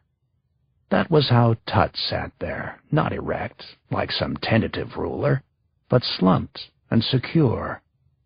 She could almost hear his voice as she sat there.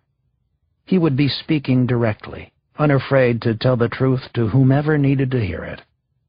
Ankhesenpa'aten felt power rising within her, as if Tut himself were giving her confidence.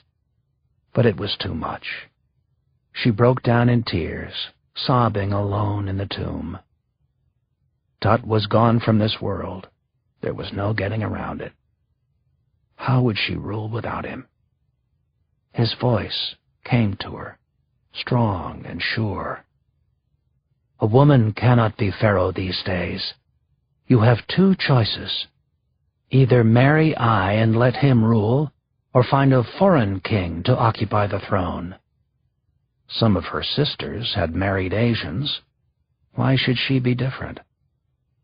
Because they were princesses and I am the queen, and right now the pharaoh too. Ankh-Senpa'aten stopped crying, but the grief in her heart was great. She didn't want to marry anyone else, and certainly not I. But she was the queen, and she had no choice. Whatever plan she followed, it must be for the good of Egypt. The queen gazed at the walls again. It was amazing to think that his body would be sealed inside this very room, forever. She desperately wanted to share this chamber with him, but she couldn't worry about that right now. She needed to act quickly. Ankh-Senpa'aten strode from the burial chamber, shoulders back and head high. In her mind, she was already composing the letter that might set her free, or possibly get her killed, just like poor Tut.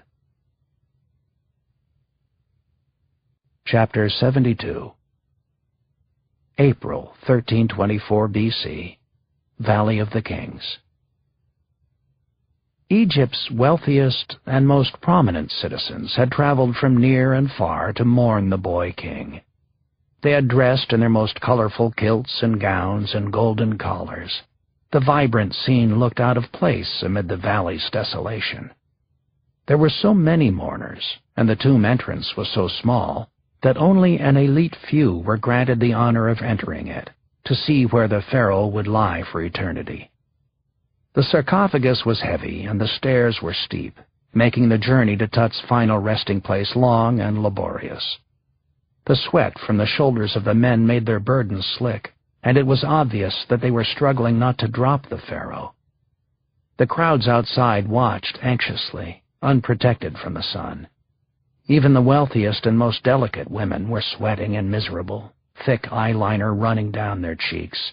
Some were fanned by slaves, who provided just a whisper of relief in the still, hot air. Yet no one dared leave to find a sliver of shade. That would wait until the pharaoh's body was sealed in the ground. The overseer snuck a glance at the queen. She was radiant in her sorrow, stifling tears, her pain impossible to hide. The overseer had always considered her a fine woman, too young to have endured the loss of 2 children and a husband. He wondered what would happen to her next, and how she would rule this great land. It was his job to safeguard the tomb's contents, for even the richest and most powerful person in Thebes might be tempted to grab a golden trinket, if given the chance. Once the pharaoh's body had been placed in the tomb, the overseer quietly pressed through the crowd and descended the steps.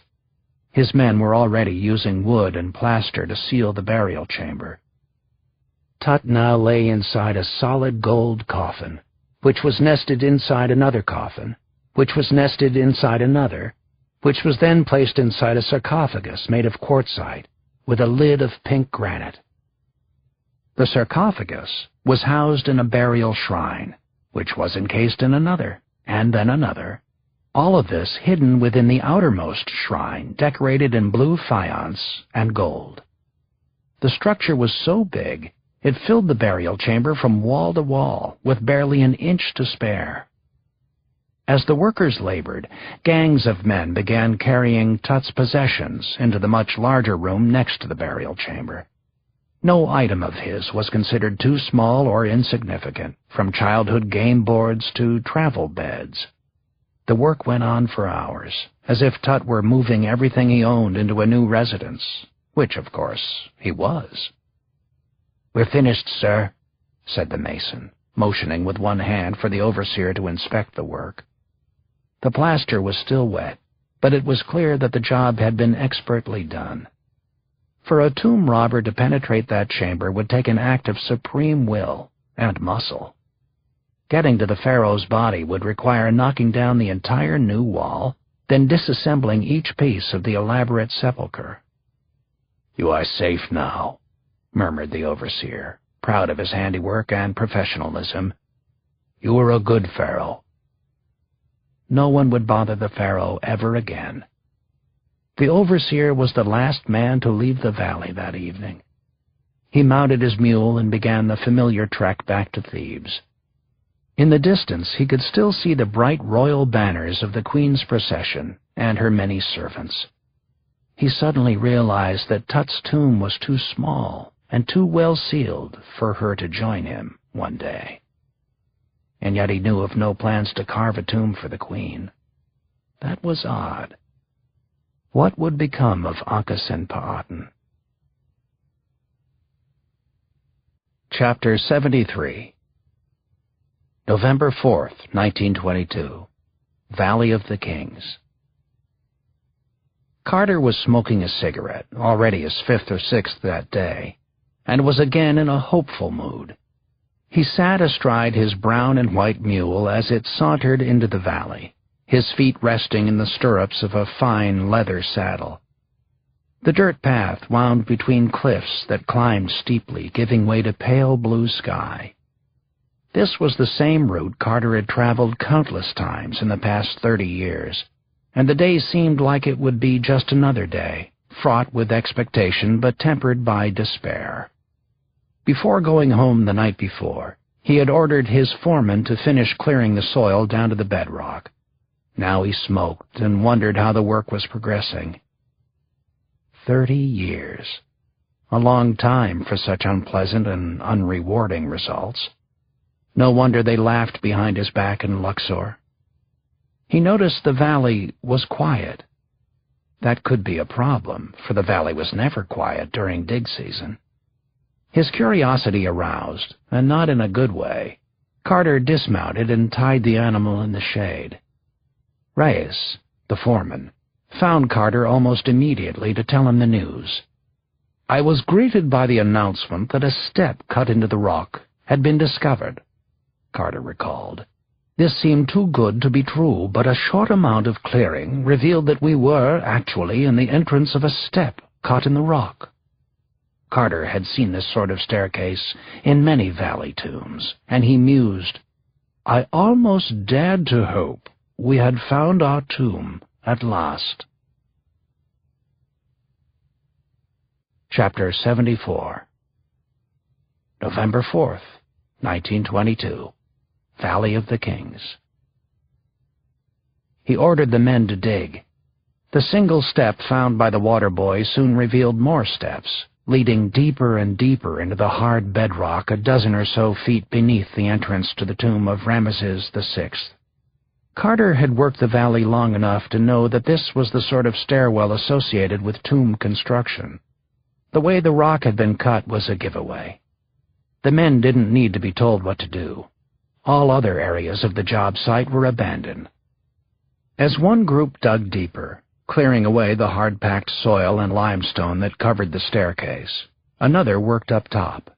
Their job was to hack away the soil around the opening to reveal the stairwell's true shape and size.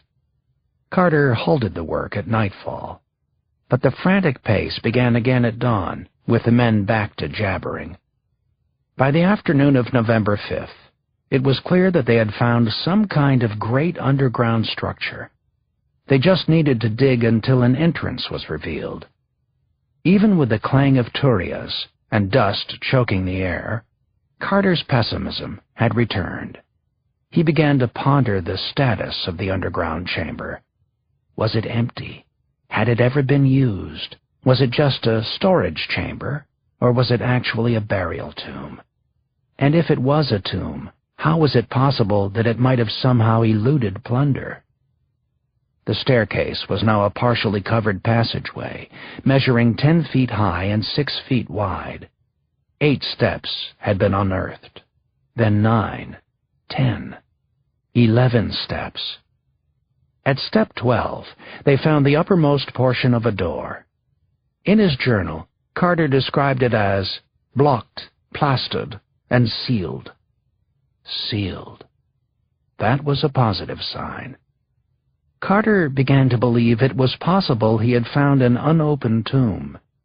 Anything, literally anything, might lie beyond that passage, wrote Carter.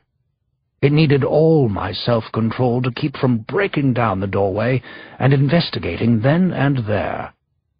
but he was through investigating, at least for now. As the sun set on the Valley of the Kings November 5th, Carter ordered that there be no more excavation.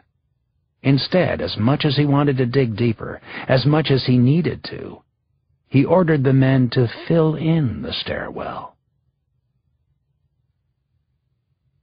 Chapter 75. November 23, 1922. Luxor. As the train from Cairo pulled into Luxor station, nearly 3 unnerving weeks had passed since the tomb's discovery. Not a bit of work had been done since the staircase had been filled in November 5th. Sentries guarded the site night and day. As added insurance, boulders had been rolled over the opening. These safeguards were vital. Rumors about the find had already sent droves of tourists into the valley, leading Carter to note wryly in his journal that news travels fast in the small town that is Egypt. Yet he refused to open the tomb. Lord Carnarvon was in England, he explained. In fairness to him, I had to delay matters until he could come. Accordingly, on the morning of November 6th, I sent him the following cable. At last have made wonderful discovery in valley, a magnificent tomb with seals intact. Recovered same for your arrival. Congratulations. Carnarvon had replied by telegram 2 days later, saying that he might not be able to come. Before Carter could take that as a reason to resume digging, a second cable announced that Carnarvon would arrive in 2 weeks. We had thus nearly a fortnight's grace, and we devoted it to making preparations of various kinds, so that when the time of reopening came, we should be able, with the least possible delay, to handle any situation that might arise, Carter wrote. Somewhat ominously that same week, a cobra had slithered into Carter's home and eaten his pet canary. Otherwise, all went smoothly. A friend named Arthur Callender had been hired, tasked with mundane details Carter might be too busy or too distracted to handle. Lord Carnarvon's favorite foods and drinks were purchased. Electrical wire and lamps were procured in Cairo. But most of all, Carter spent those 2 weeks in a state of perpetual self-doubt and second-guessing. It was as if his entire life was tied up in this tomb. One thing puzzled me, and that was the smallness of the opening in comparison with the ordinary valley tombs, he wrote. Could it be the tomb of a noble buried here by royal consent? Was it a royal cache, a hiding place to which a mummy and its equipment had been removed for safety? Or was it actually the tomb of the king for whom I had spent so many years in search? As the days slowly passed and the news rapidly spread around the world, Howard Carter became a public figure. This terrified him. Not that he minded the fame. After years of failure and struggle, it was nice to have his ego massaged. But if the tomb was empty, he would be a laughingstock everywhere, and his reputation for failure would only grow. Carter tried the best he could to go about his business, spending night after sleepless night waiting for Lord Carnarvon and his family to arrive. At last they were here. As the train settled to a stop, the dapper Earl, wearing a scarf and wool coat on the cool November day, stepped down from his first-class compartment. His daughter, Evelyn, a 20-year-old beauty, was at his side. She and Carter had enjoyed a clandestine enchantment the season before, despite the nearly 30-year difference in their ages. The two were very thick, in the words of one chatty observer, though with Carnarvon spending night and day with Carter in Luxor, it was impossible for him to take the romance with Evelyn very far. Carter greeted them both eagerly, handing Evelyn a bouquet of white flowers. Next, the three would mount donkeys for the 6-mile ride to the Valley of the Kings. The path would take them through the lush green fields outside Luxor. They would then cross the Nile by ferry and continue down the dusty dirt path to the valley. But even though Lady Evelyn was her usual radiant self, Lord Carnarvon was weak and tired. He needed rest. The opening of the tomb would have to wait one more day. A disappointed Howard Carter led his guests to his home, where he would spend yet another sleepless night. Chapter 76. November 24th, 1922. Valley of the Kings. The following day, Carter, along with Lord Carnarvon and Lady Evelyn, arrived at the site. For Carter, this had been a 30-year wait, but even for the Carnarvons, the suspense must have been great. The heavy boulders were rolled away from the tomb. Then Carter's men began clearing the steps. One group dug away the bits of debris while another swept the steps clean. But this was not as simple as shoveling sand out of a hole, for as they dug deeper and deeper, ancient artifacts mixed with the soil. Lady Evelyn was beside herself about the historical significance of it all, lovingly studying each new pottery shard or amulet, scarabs they were called, that turned up in the mountain of dirt. But Carter's spirits soon plummeted. In his mind, these bits of rubble confirmed that he had found not a tomb, but a royal trash heap. The balance of evidence would seem to indicate a cache rather than a tomb, he admitted dourly. A miscellaneous collection of objects of the 18th dynasty kings. The shards were stamped with the names of kings he knew well: Amenhotep the Magnificent, Akhenaten, Thutmose. Less than pleased with what he was seeing, Carter passed the day looking down from the top step, thinking this might be the end of his career, and an ignominious final chapter at that. When he was not having such thoughts, he was bent to the ground, sifting through whatever new shovelful of dirt the workers had exhumed, now and then admonishing them to be careful. His mood blackened further. Finally, by the afternoon of the 24th, the whole staircase was clear, 16 steps in all, and we were able to make inspection of the sealed doorway, he wrote. He was terribly disappointed by what he saw. The tomb was not absolutely intact, as we had hoped, he wrote. Someone had been there before Carter. Chapter 77. November 24th, 1922. Valley of the Kings. With the door now fully exposed to sunlight and air, there was clear evidence that the plaster seals had been tampered with. A party of tomb robbers, perhaps two, had actually entered the tomb, then had taken the time to reseal the door when they had finished ransacking it. Carter's mind raced in all the wrong directions.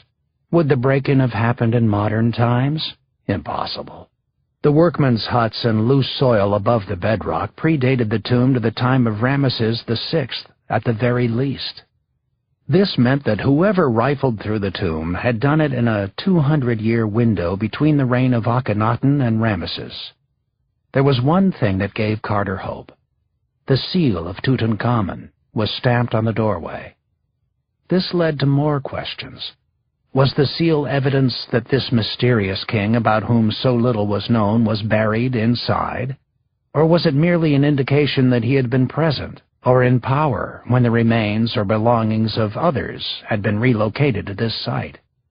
After all, the same seals had been found on the tomb that Davis had once claimed belonged to Tut. As the light faded and work stopped for the day, the symbol taunted him. Carter's mind kept going back to the same question. Tut? If so, this could be the greatest discovery of modern time. In the morning, Carter would get an answer. At dawn, he planned to be the first man in 3,000 years to break down that door. Chapter 78. November 25th, 1922. Valley of the Kings. It was time. Well, almost time. Before the door could be destroyed, the royal seals had to be photographed for the historical record. This singular honor fell to Lord Carnarvon, president of his local camera club back home in England. The Earl now stood at the bottom of the narrow stairwell in the pale dawn light, fussing over shutter speeds and apertures. He was calm and cool as he went about his work, a very professional and dedicated amateur. The last thing Lord Carnarvon wanted to do was make a mistake that would lead to bad photos, or worse, no photos at all. Carter, on the other hand, was beside himself with anxiety. Complicating matters, a much-loathed bureaucrat from the Antiquities Service had arrived to oversee the entry. Rex Engelbach, nicknamed Trout by Carter and Carnarvon for his sallow demeanor, was firm in stating that his job title gave him the right to be the first person to enter the tomb. Carter had never liked Engelbach, with his high-handed arrogance and lack of Egyptology credentials, but on this morning Carter refused to let Engelbach bother him. After a career defined by hard work and failure, Carter was finally about to enter the tomb of Tut. This was no time to be arguing with civil servants. But there was no way that Engelbach was getting into that tomb first. No way in hell. Carter descended the steps with his sketchbook to draw each of the seals and impressions. These would serve as a backup for Carnarvon's photos, and now the two friends worked side by side at the base of the cramped stairwell. Carter's sketches were precise in scale and detail. No aspect of the designs went unrecorded. Only at mid-morning, when he had completed the drawings, did Carter trot back up the stairwell with Lord Carnarvon. It was time. Carter ordered his workmen to demolish the door. "On the morning of the 25th, wrote Carter, we removed the actual blocking of the door, consisting of rough stones carefully built from floor to lintel and heavily plastered on their outer faces to make the seal impressions." The crowd gathered atop the steps, strained to see what was on the other side. Shadows and debris made it impossible to tell. Carter descended the steps to have a look. He found himself peering into a long, narrow hallway. The smooth floor sloped down into the earth, a descending corridor. Top to bottom, Carter wrote, the hallway was filled completely with stone and rubble, probably the chip from its own excavation. This filling, like the doorway, showed distinct signs of more than one opening and reclosing of the tomb, the untouched part consisting of clean white chip mingled with dust, whereas the disturbed part was mainly of dark flint. How far into the ground the hallway led it was impossible to know, but one thing was certain. Someone else had been there. An irregular corner had been cut through the original filling at the upper corner on the left side, noted Carter. Someone had burrowed through there long ago, searching for whatever lay on the other side. Carnarvon snapped a photograph of the rubble pile. Then a weary Carter gave the order for his men to clear it away, chips and dust and all. Sooner or later the tunnel would have to end. With any luck, the tomb robbers hadn't taken everything.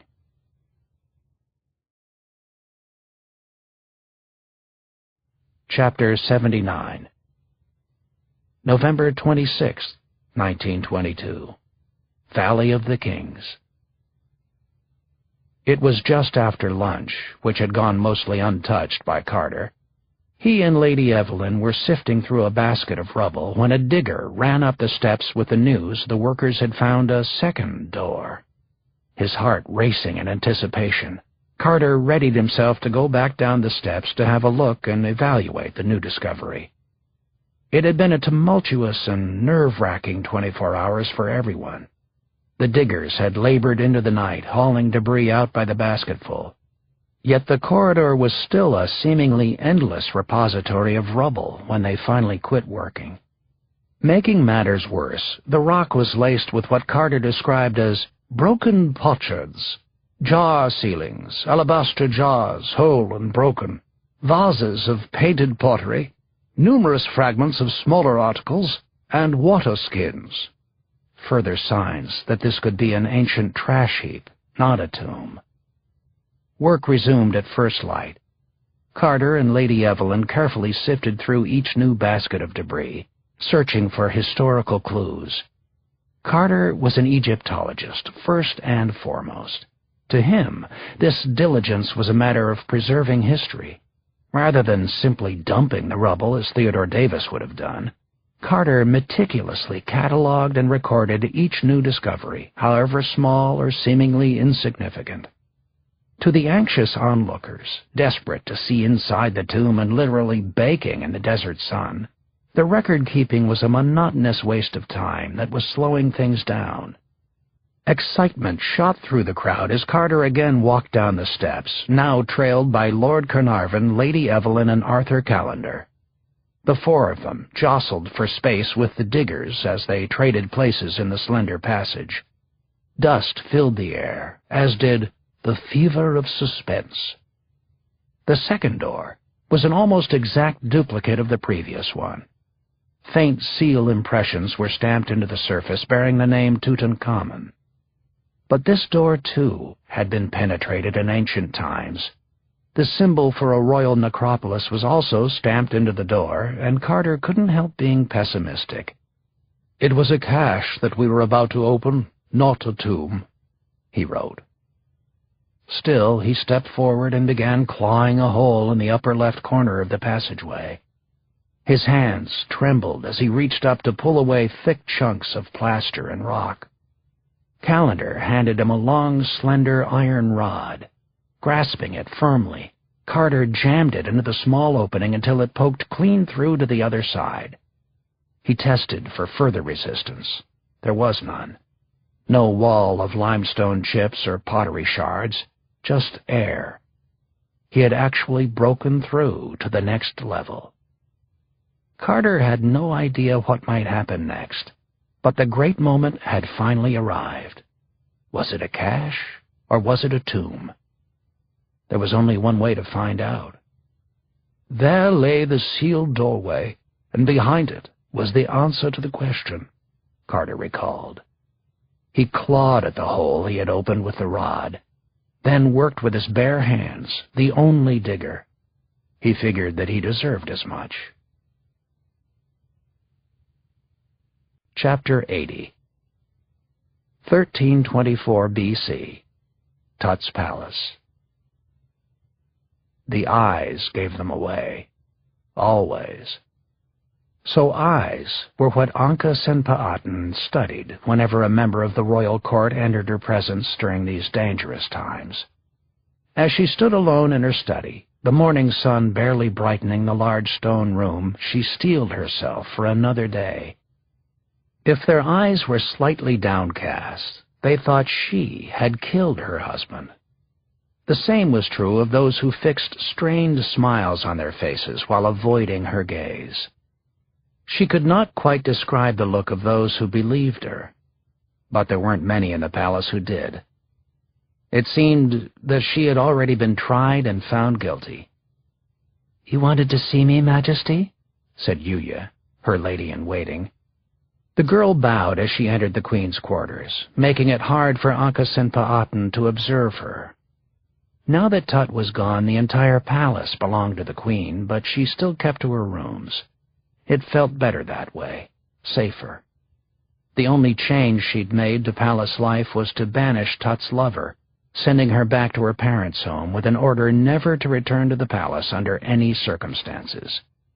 "Take a letter," the queen told Yuya. She peered over the girl's shoulder as she spoke, afraid of being overheard or caught at what some would call treason. Chapter 81. 1324 B.C. Tut's Palace. Yuya chewed on a fresh reed before dabbing it in an inkwell and pulling out a fresh sheet of papyrus. She was curious as to the content of the letter and was eager to begin. "My dearest King Suppiluliuma," the queen dictated, her voice unsteady. Ankh-Senpa'atan appraised the girl before she continued. If she could trust anyone, it had to be Yuya. Still, the queen wasn't sure that sending a letter to the king of the Hittites was a good idea. They were Egypt's enemy, and centuries of battle had bred a powerful distrust between the nations. But Ankhesenpa'aten had a plan, a forward-thinking vision that would benefit Egypt now and in the future. The Hittites were powerful, with a fine army and strong leaders. A marriage between the queen and one of the king's sons could strengthen Egypt for centuries to come. She continued, "My husband is dead, and I am told that you have grown sons. This is fortuitous for both of us. Send me one of your sons. I will make him my husband, and he will be king of Egypt." Ankhesenpa'aten paused, searching for the proper words to end the letter. All she could do was blurt out the one thought endlessly racing around her brain. "I am afraid for my life." Yuya looked up at Ankhesenpa'aten, uncertain why the queen would say such a thing. And that is when the queen finally caught a glimpse of Yuya's eyes. The lady-in-waiting clearly believed that the queen had murdered her husband. Chapter 82. 1324 B.C. Tut's Palace. Ankhesenpa'aten had been badly frightened for exactly 28 days in a row. She had counted each and every one. Now she walked the palace courtyard alone as the sun rose on the 29th morning after Tut's death. The sound of water trickling from a nearby fountain gave her a false sense of calm, as did the sparrows flitting through the fruit orchard. But she hadn't touched her morning meal and was so nervous that not even a sip of water had passed her lips. Today would be the day. She was sure of it. But she was certain about nothing else at the palace. It took 14 days for a messenger to travel from Thebes to the Hittite kingdom. If all went well, a prince would ride to her palace this day and offer his hand in marriage. She would accept, of course.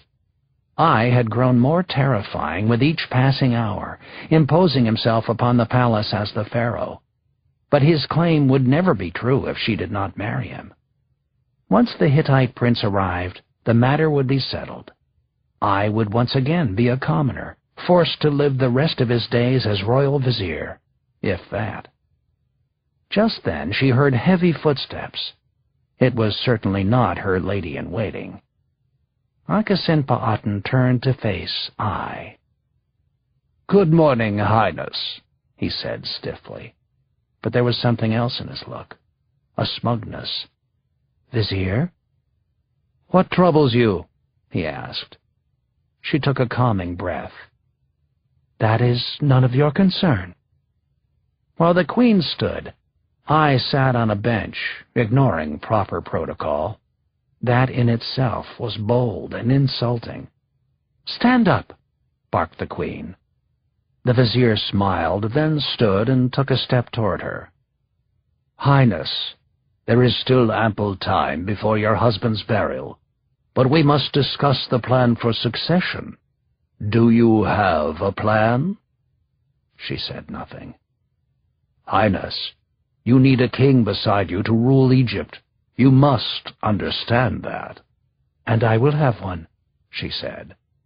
"There is no one in the land more capable than I." "I said I will have one. Please do not discuss this delicate matter with me until my husband has been laid to rest." They were interrupted by Yuya, whose eyes hastily met those of the vizier. The queen noticed the look that passed between them. Could it be collusion? She pushed the thought aside. Yuya would never betray her. And yet she felt certain something was going on. "There is a messenger to see you, Highness," Yuya announced. "Who is it?" demanded Ai. "That is none of your concern," Ankhesenpa'aten said. Her heart was beating wildly. "You are dismissed, Vizier." A dark-haired man was led into the courtyard after Ai departed. The visitor had left a small retinue behind at the gate. One look told the queen this was not a Hittite prince. "What is the meaning of this visit?" the queen asked. She looked at Yuya in desperation. Yuya only shrugged as the Hittite, clearly uncomfortable in the presence of the queen, struggled to explain himself. "I have a message from my king," said the Hittite.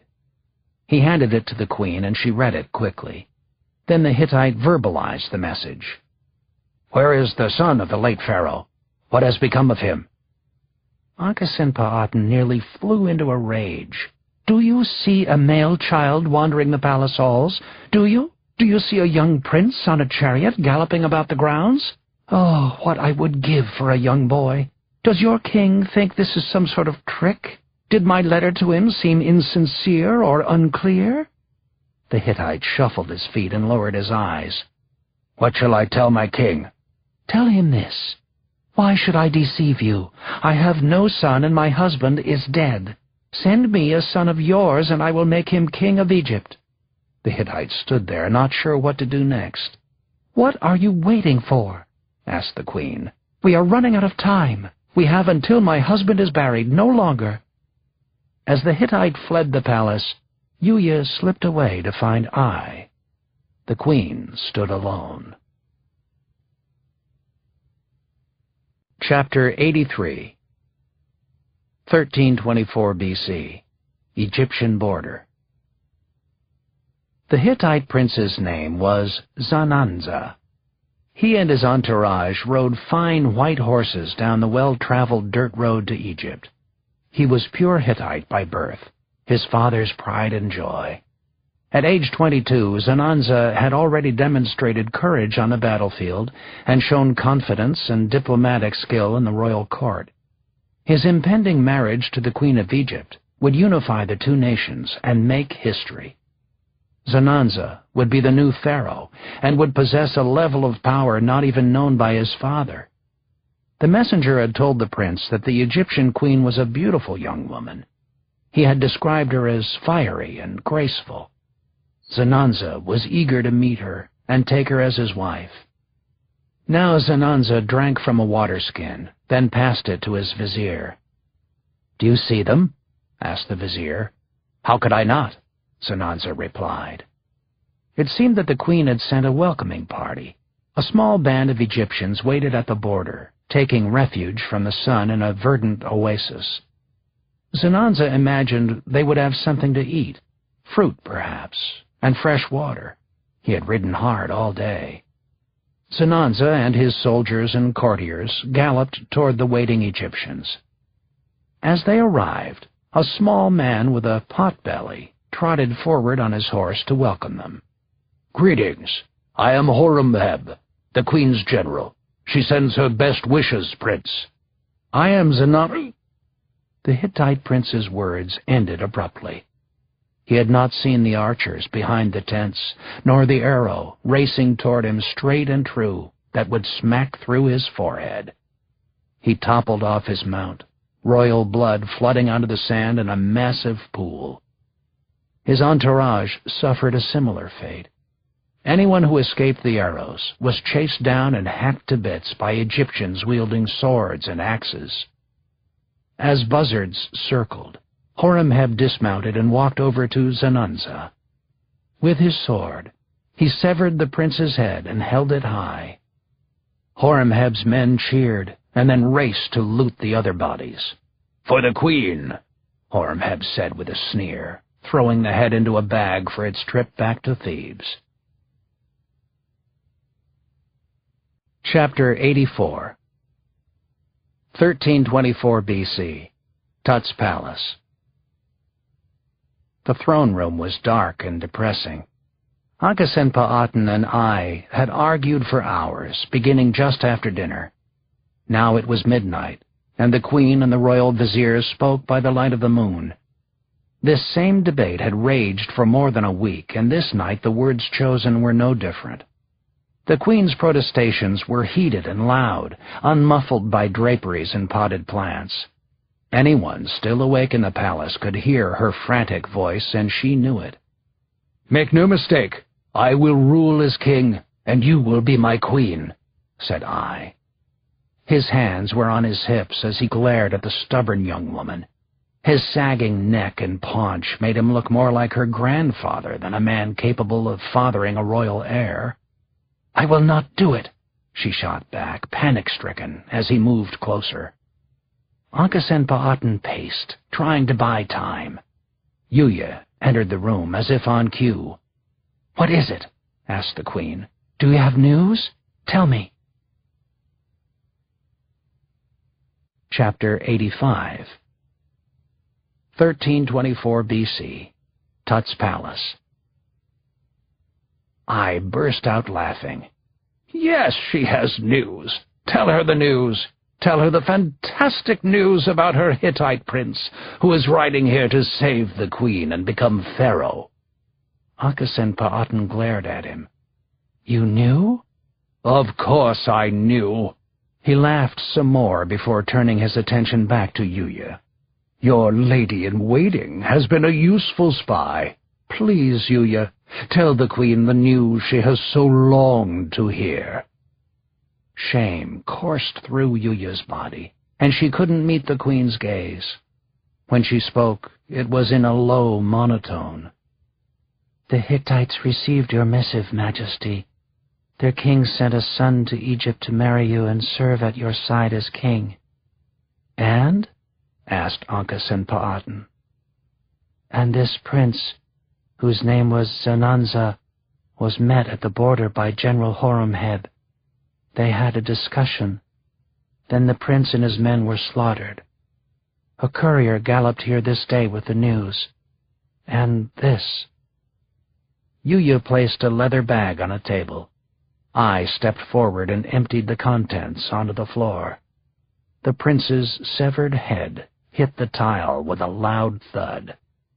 Ankhesenpa'aten staggered backward. She could barely breathe as she looked at the head, then faced the vizier. I showed no deference to her now. He mocked her openly. "You are a traitor. I control the priests, I control the money, and I control Horemheb," he declared. "Choose wisely, Majesty. You can either marry me and keep your life, or you can choose to die, just like your husband."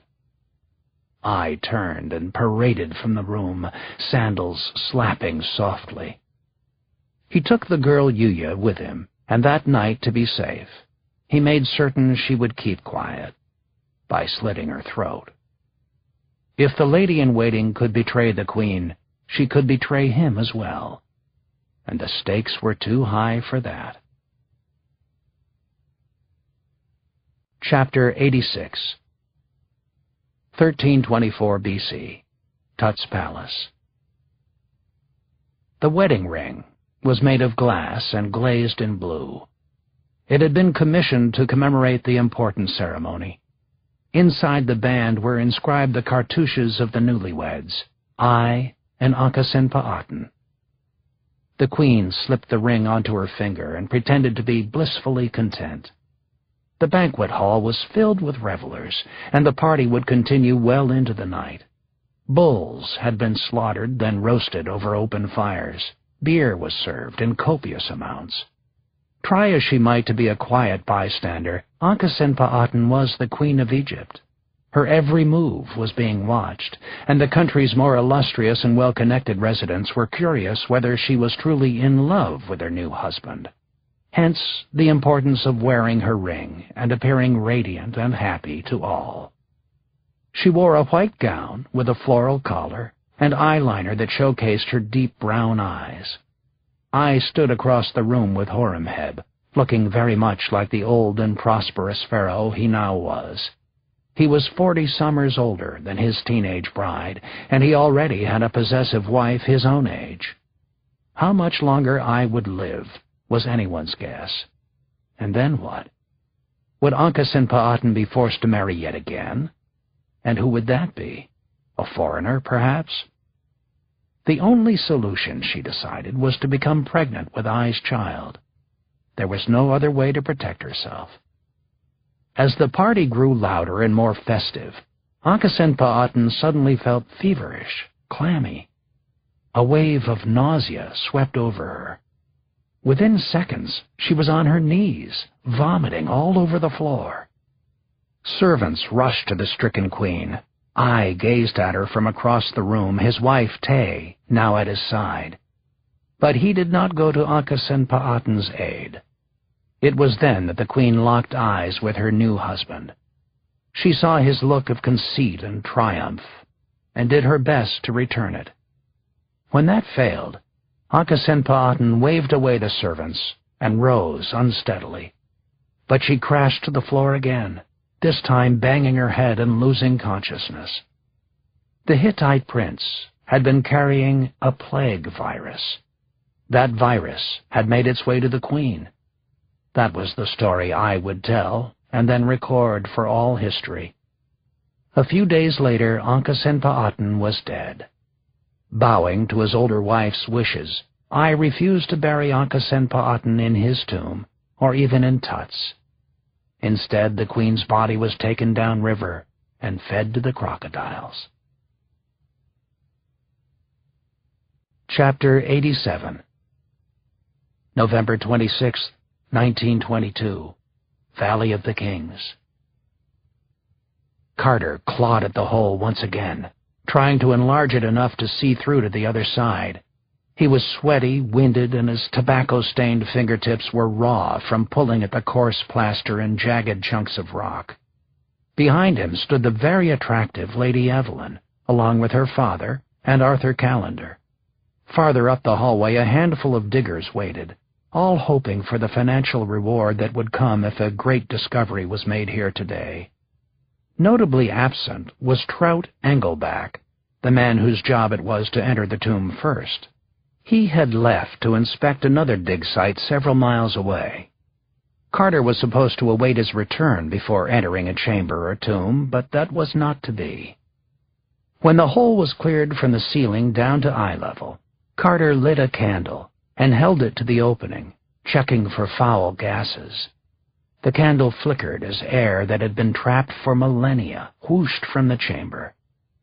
When the flame stopped sputtering, Carter slid the candle through the hole.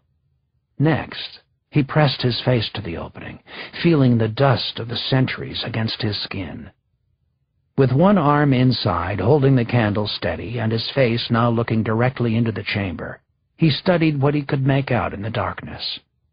"At first, I could see nothing," wrote Carter. "But presently, as my eyes grew accustomed to the light, details from the room within slowly emerged from the mist. Strange animals, statues, and gold, everywhere the glint of gold.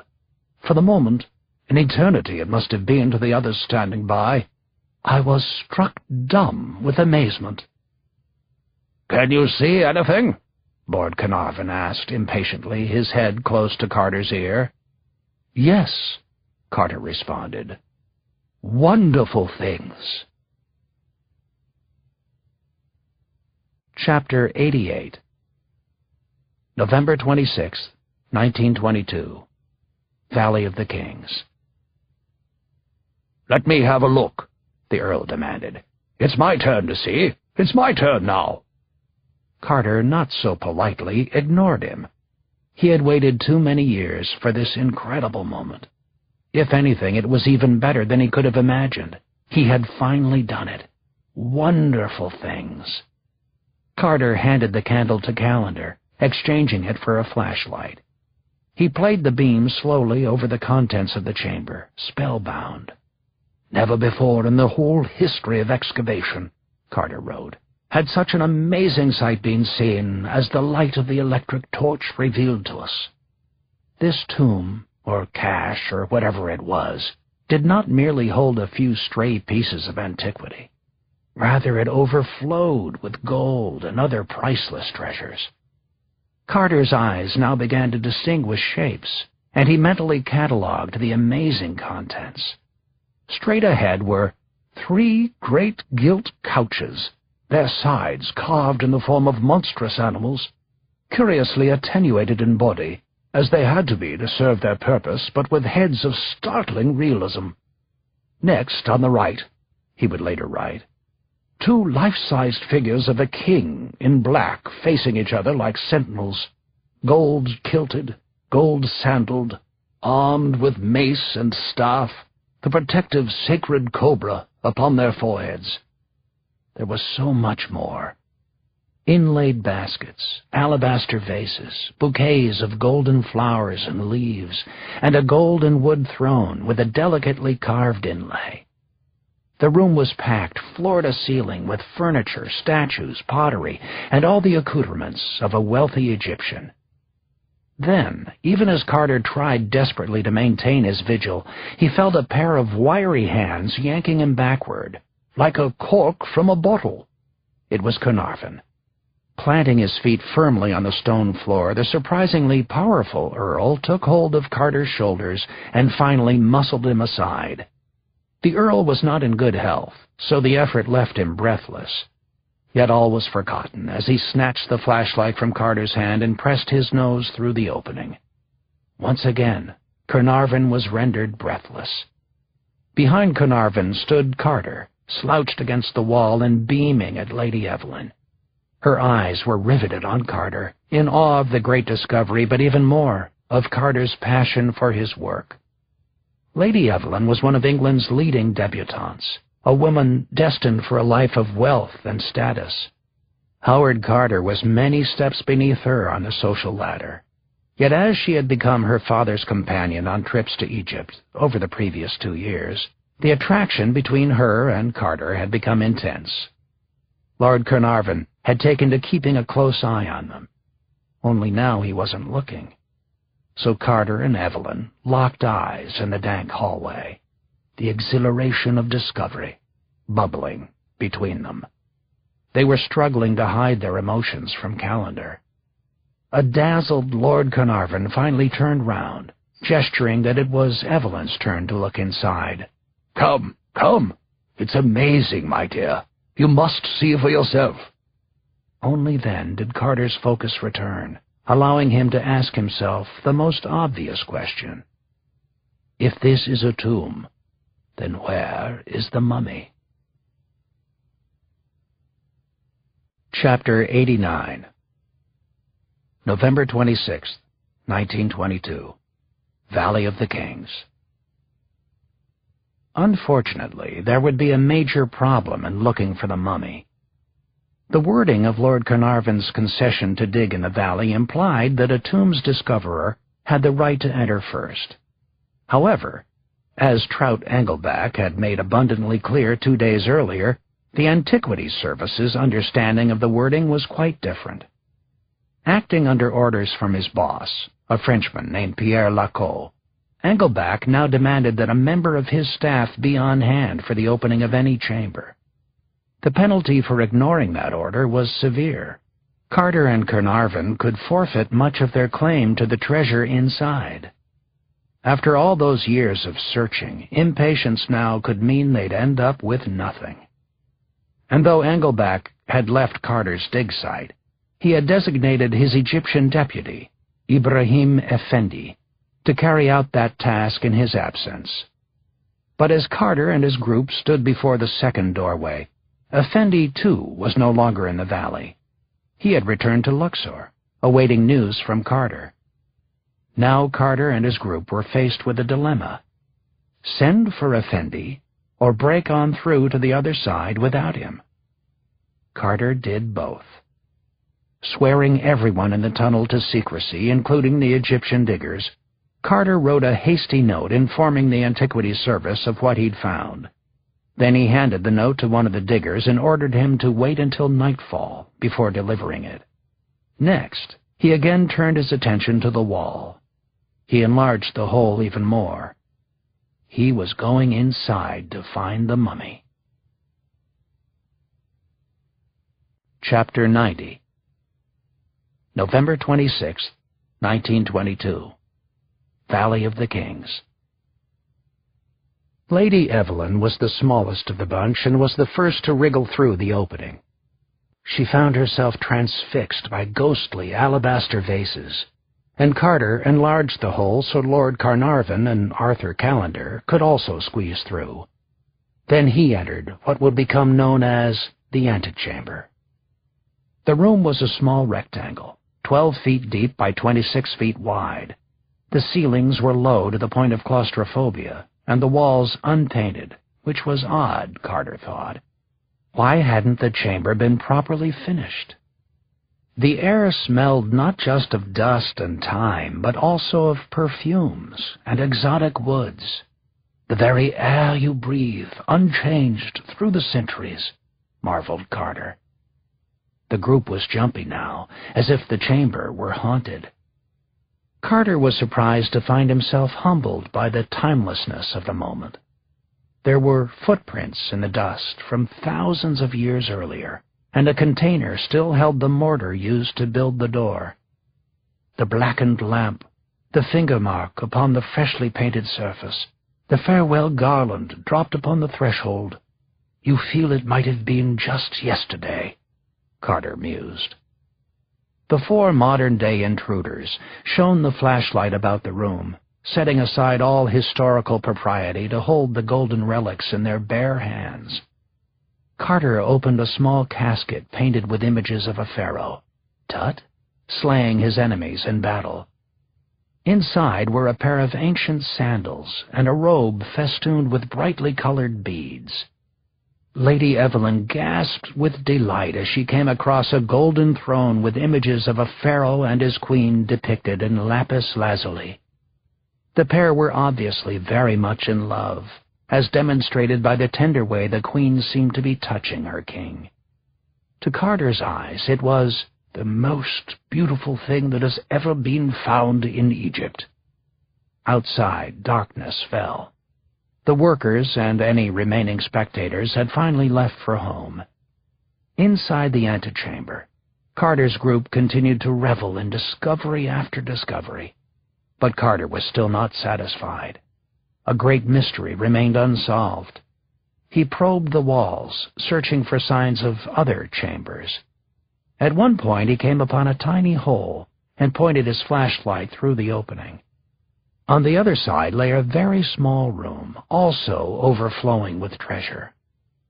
There was no sign of a mummy, so Carter resisted the urge to tear down the doorway. He continued searching, running his hands along the smooth walls, looking for signs of a concealed opening. At last he found one. On the far right wall, two statues loomed on either side of yet another sealed doorway.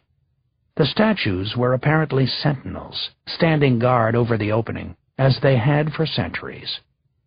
"We were but on the threshold of discovery," he would write, still trying to wrap his mind around the stunning evidence. "Behind the guarded door, there would be other chambers, possibly a succession of them, and in one of them, beyond a shadow of a doubt, in all his magnificent panoply of death, we shall see the pharaoh lying." Once again, Carter was faced with the dilemma of whether or not to wait before making a hole in the wall. Once again, Carter chose to ignore the possible political consequences and see what was on the other side.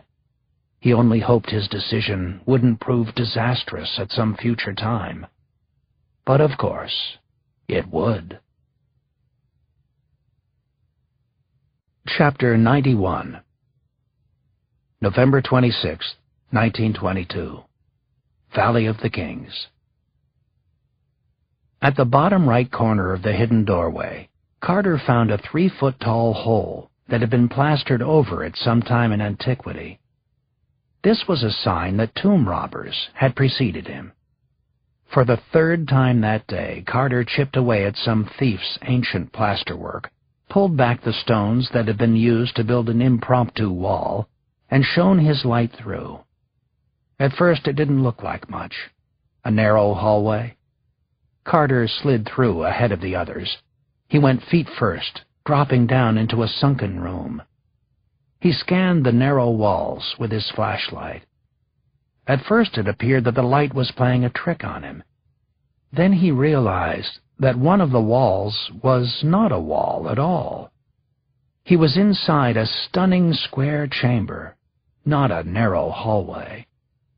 The low wall that confused him was actually a shrine. It was decorated in blue faience and gold. He had found the burial chamber. Chapter 92.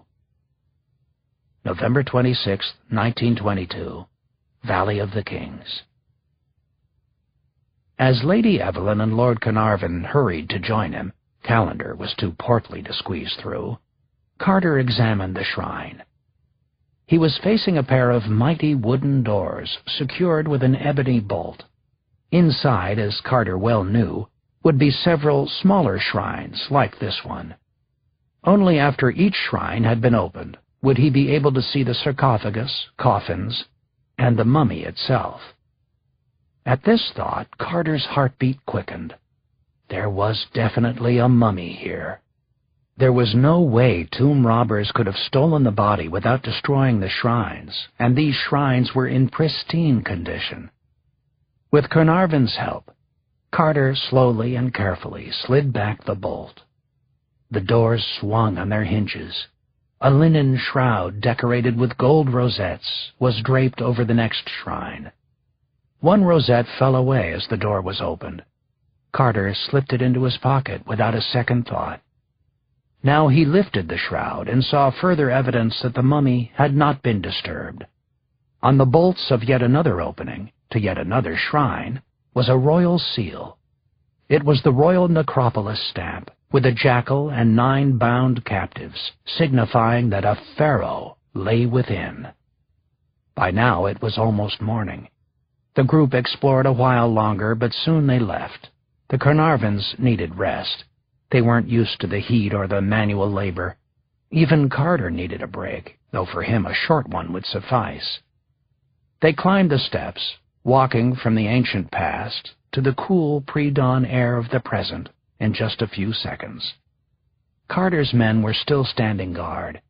They helped secure the tomb for the night and would remain there to protect it from possible invaders. The greatest day of Howard Carter's life was done. Chapter 93. December 1922. Valley of the Kings. Back at Castle Carter, as the news of his discovery spread around the world via cable and telephone, Carter took a moment to think about what he had found and the consequences of that discovery. The specter of Tut's death hung over Carter as he peered out at the valley from his home's lofty viewpoint. He struggled to make sense of the findings inside the tomb, the toy sailboats, the chariots, the golden shrines and shoptis, and jeweled amulets, and wondered how a young man so full of life had come to die. Even more mysterious to Carter, why was the tomb located where it was? And where was the queen buried? Politically, we gather that the king's reign and life must have been a singularly uneasy one. It may be that he was the tool of obscure political forces working behind the throne. Carter couldn't help mentally cataloging the valuable artifacts he had found. He wrote of a painted wooden casket found in the chamber, its outer face completely covered with gesso. He noted cosmetic jars portraying bulls, lions, hounds, gazelle, and hare. Most touching, he thought, were episodes of daily private life of the king and queen. But where was her coffin? He was struck by a painting that depicted Tut accompanied by a pet lion cub and shooting wild duck with bows and arrows, whilst at his feet squats the girlish queen. Another such scene showed the young queen offering Tut libations, flowers, and collarettes. Still another showed the pharaoh pouring sweet perfume on his queen as they rested together. He had the sense of how young they both were, and how much in love. Carter was astounded by the gold and jewels found inside the tomb, but he was also stunned by what seemed to be an arsenal. In the room off the burial chamber, the one with unpainted walls that Carter referred to as the treasury, and in the small room off the antechamber known as the annex, he had discovered an enormous stockpile of weapons. 13 composite bows, 3 self-bows, and 2 quivers, one made of linen and one of durable leather, 278 arrows, many with bronze arrowheads, and an elaborately carved bow case decorated in gold leaf. The largest bow suggested that Tut was a man of some strength, as it was more than 6 feet in length. Certainly, Tut was no peaceful king, and just as certainly, he had a fondness for pursuits other than archery. The annex also contained throw sticks, several shields, a leather cuirass, that would have been fitted to protect Tut's chest and shoulders, as well as swords, boomerangs, clubs, and daggers. Tut clearly was not his father's son. The possessor of the bow could bring down the fleetest of animals and defend himself against the enemy, Carter noted. In one corner, lost amid the towering bows of the hunt and war, was one Tut would have shot as a child. It was just 1.5 feet tall, and its lone arrow was 6 inches long. Carter again found himself wondering about the circumstances surrounding Tut's death, and concluded that it might not have been an accident. The sense of premature loss faintly haunts the tomb. The royal youth, obviously full of life and capable of enjoying it, had started in very early manhood, who knows under what tragic circumstances, on his last journey from the radiant Egyptian skies into the gloom of that tremendous underworld, he wrote. Chapter 94. February 16th, 1923. Valley of the Kings. Time to open the burial chamber. Carter had never told Trout Engelback that he had already entered the chamber, so when the day of the official opening arrived, he had to pretend to be curious about what might be inside. And he had to be more convincing now than ever. As news of the great discovery had spread around the world, pandemonium had erupted in Luxor. Suddenly, Howard Carter was a star and a significant historical player. Beyond that, a certain divisiveness had set in, with Egyptian bureaucrats and foreign hangers-on all trying to get a piece of the action. Telegrams poured in from every quarter of the globe. Within a week or two, the letters began to follow them. A deluge of correspondence that has persisted ever since, noted Carter. Letters of congratulations gave way to offers of assistance, requests for souvenirs. Even a few grains of sand from above the tomb would be received so thankfully. Fantastic money offers, from moving picture rights to copyrights on fashions of dress, advice on the preservation of antiquities, and the best methods of appeasing evil spirits and elementals. For a man like Carter, so fond of introspection and relative quiet, things were getting completely out of hand. No one could have predicted this, least of all himself or his detractors in Luxor. The Winter Palace is a scream, noted Egyptologist Arthur Mace, whom Carter had recruited to join the excavation party. No one talks of anything but the tomb. Newspapermen swarm, and you daren't say a word without looking around to see if anyone is listening. Some of them are trying to make mischief between Carnarvon and the Department of Antiquities, and all Luxor takes sides one way or the other. Archaeology plus journalism is bad enough, but when you add politics, it becomes a little too much. An unexpected and rather discouraging problem arose for Carter because of a decision made by Lord Carnarvon. Seeking to make as much money off Tut as possible, the Earl signed an exclusive agreement with the Times of London that gave the newspaper rights to publish all details of the discovery. This infuriated not only the Egyptian press, but also newspapers and magazines from around the world that had been clamoring for a piece of the century's greatest discovery. Perhaps worst of all, the Antiquities Service and the Egyptian government began trying to take control of the tomb. That would prove to be an ongoing struggle that would plague Carter for years. And then there was Lady Evelyn. As Lord Carnarvon became more and more suspicious about a relationship between Carter and his daughter, tensions between the men deepened. This, combined with Carter's new fame, drove a wedge between the two longtime partners and friends. And yet, both men were present, as politicians and bureaucrats from Egypt and Britain crowded around the tomb opening. After lunch, we met by appointment Lacoe, Engelback, Lithgow, Winlock, and 2 or 3 native officials, and we all went in a party to the tomb, recalled the Egyptologist Mace. Carter led the group of notables inside. The statues in the antechamber had been pushed to the perimeter to safeguard them from haphazard elbows and hips. A platform had been built along the wall that divided the burial chamber from the rest of the tomb. It looked very much like a stage, and that day Howard Carter was the star. He climbed atop the platform, stripped off his jacket and shirt, then placed a chisel blade against the wall. With a mighty blow of his hammer, Carter began knocking the wall down.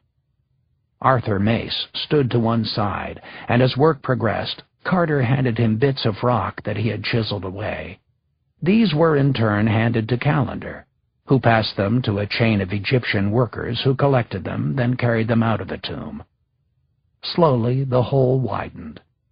After 2 hours, Carter was dirty, disheveled, and perspiring, and playing his part perfectly. Carter squeezed inside and beckoned the others to follow.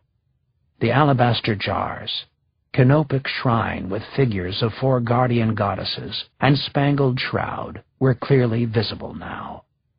The effect on the visitors was profound. They threw their hands up and gasped, dazed by the vision before them. Anyone coming in would have said we had been taking too much to drink, noted Mace. Carter could only stand back and watch. By now he was exhausted from both the physical labor of opening the hole and the mental exertion of his daily jousting with Carnarvon and the press. He was privately making plans to reseal the tomb and shut himself in his house for a week of quiet and solitude. When the momentous tour of Tut's burial chamber was over, Carter and Carnarvon said their goodbyes. Carter prepared to get down to the hard work of cataloging the tomb's many contents, a job that could take him years, but one he couldn't wait to start. He believed it would be the pinnacle of his life's work. Carter and Carnarvon resolved most of their differences before the Earl left on February 23rd. But just 6 weeks later, Lord Carnarvon was dead. The cause seems to have been septicemia, which arose after he nicked a mosquito bite with his straight razor. Carter was left to deal with Egyptian politics and bureaucracy on his own. He couldn't do it. Less than a year later, he was evicted from Tut's tomb and from the valley. One last time, his temperament and stubbornness had done him in. Chapter 95. 1931. Cairo. The wedding ring was made of glass and glazed in blue, and it was still very beautiful. Inside the band were inscribed the names I and Ankhesenpa'aten. Ironically, it was Percy Newberry, now 62 and a veteran of 40 years in Egypt, who turned it over in his hand. He was in Cairo, at the legendary souvenir shop of Englishman Robert Blanchard. Rather than garish knockoffs of Egyptian tomb relics, Blanchard sold the real thing, purchased from tomb robbers, of course. European tourists were the favored clientele, but Egyptologists sometimes stopped by to see if some new curio had made its way onto the market, a sure sign that tombs were being raided somewhere. Percy already had an extensive collection of amulets and was pecking through the display racks in hopes of adding a new treasure. He had accidentally stumbled upon the ring, but he immediately understood its significance. He reread the elaborate inscription to make sure he had the names right before allowing himself a satisfied smile. The ring he held in the palm of his hand solved a mystery that had bothered Howard Carter since Tut's tomb had been opened. Namely, what had happened to Tut's beautiful young queen? There had been no mention of Ankhesenpa'aten or any other wife on the walls of Tut's tomb, and I's tomb, which had originally been intended for Tut, had a painting of his first wife, but lacked any indication that he'd taken another. "Where did you find this one?" asked Percy, trying not to sound excited, lest Blanchard jack up the price to a more exorbitant sum. "Eastern Delta," Blanchard replied with a disinterested shrug. Percy was careful not to show his surprise. How had the ring traveled all the way from Thebes down past Cairo to the mouth of the Nile? That was odd. Then again, it had been 3,000 years. Anything could happen in that time, couldn't it? Percy went to pay for the ring, but discovered that he had forgotten his wallet. He pulled out his pocket notebook and carefully copied the inscription. Then he placed the ring in the display case and raced to his hotel, intending to hurry back to complete his purchase. First, he dashed off a quick note to his old friend, who was now back in England. "My dear Carter," the letter began, "I've just seen a finger ring at Blanchard's, which bears the cartouche of Ankh-Parton alongside the prenomen of King I. This can only mean that King I had married Ankh-Parton, the widow of Tutankhamun." Percy mailed the letter, then hurried back to Blanchard's to buy the ring. He was too late. It had just been sold. Chapter 96. 1319 B.C., Valley of the Kings. General Horemheb mourned his friend and ally, Ai. The two had known each other since they were young men. As Ai was sealed inside the tomb once reserved for Tut, a wave of sadness filled Horemheb's heart. The scar on his face turned a bright crimson. "How odd," thought Horemheb, "that I can stab a man through the heart and still mourn him." He scanned the august crowd gathered around Ai's tomb, making eye contact with a few old friends in the process. The tomb was located in a rather obscure spot, far removed from the Valley of the Kings. Horemheb could understand why Ai would want to be buried there. The location was concealed and remote, which might prevent tomb robbers from finding it. But he also cursed his compatriot for selecting a spot so far from Thebes. The sun was going down, and it was a 2-hour journey back to the city in the dark. Finally, though, he smiled. These were good problems to have. For at the end of the ride, he would not return to his old home or to an army barracks. He would ride triumphantly into the palace. General Horemheb was now pharaoh. As the servants collected the plates and wine urns from the final meal, Horemheb picked his way down a rocky trail toward the temporary stable. A long procession of mourners trailed behind him. He could hear the accent of Memphis and Amarna in some of the voices. The high priests led the way. Despite the death of Ai, the mood today was festive. Perhaps that was on account of the wine, or maybe it was because Ai was far from beloved. Still, Horemheb hoped it would be like this when he died, with celebrants coming from all over Egypt. He loved a good party. The sun was directly in Horemheb's eyes, but in a moment it would dip behind the rocky plateau ringing the valley. He shielded his face with his hand. In the distance, he could hear the whinny of horses, and knew that his groom was hitching his chargers to the chariot. Horemheb was in a mood to bring the reins down hard on their flanks and race all the way back to Thebes at top speed.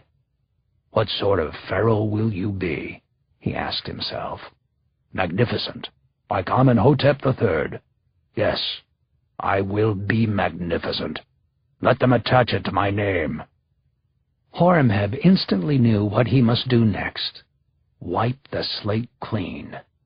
Then and there, the fierce general resolved to level Amarna, the city that had been erected by Akhenaten, the entire city, all of it, gone. And wherever the names of Tut and Ai were carved on the temple walls, they would be chiseled off. His name alone would remain. His soldiers would search throughout the land. The job might take years, but the names of Horemheb's predecessors would be obliterated. Pharaohs like Tut would molder in their tombs, edicts undone and commandments overruled. It would be as if Tut and that pretty young wife of his had never existed. Horemheb was deep in thought as he took hold of the reins to his chariot. Now that he was pharaoh, a procession of bodyguards traveled with him, but he did not acknowledge them. Instead, as he raced down the dusty road back to Thebes, all Horemheb thought of was his plan to erase history. For more than 3,000 years, it had actually worked. Chapter 97. Present Day, Palm Beach, Florida. I sat in my office looking out at the view of Lake Worth and the large homes across the water, but my mind was lost in the desert. When I am writing a draft of a book, I occasionally scribble the words, "Be there," at the top of a page. This reminds me to make each chapter come alive for the reader, to place myself in the scene. I knew this story was vivid, in my imagination at least, and nothing could be more stunning than what had happened to poor Tut in 1925, more than 2 full years after his tomb was discovered. I could hardly believe it myself. The investigation would have been impossible without Howard Carter, of course. It had taken him years just to extract Tut's remains from the burial chamber.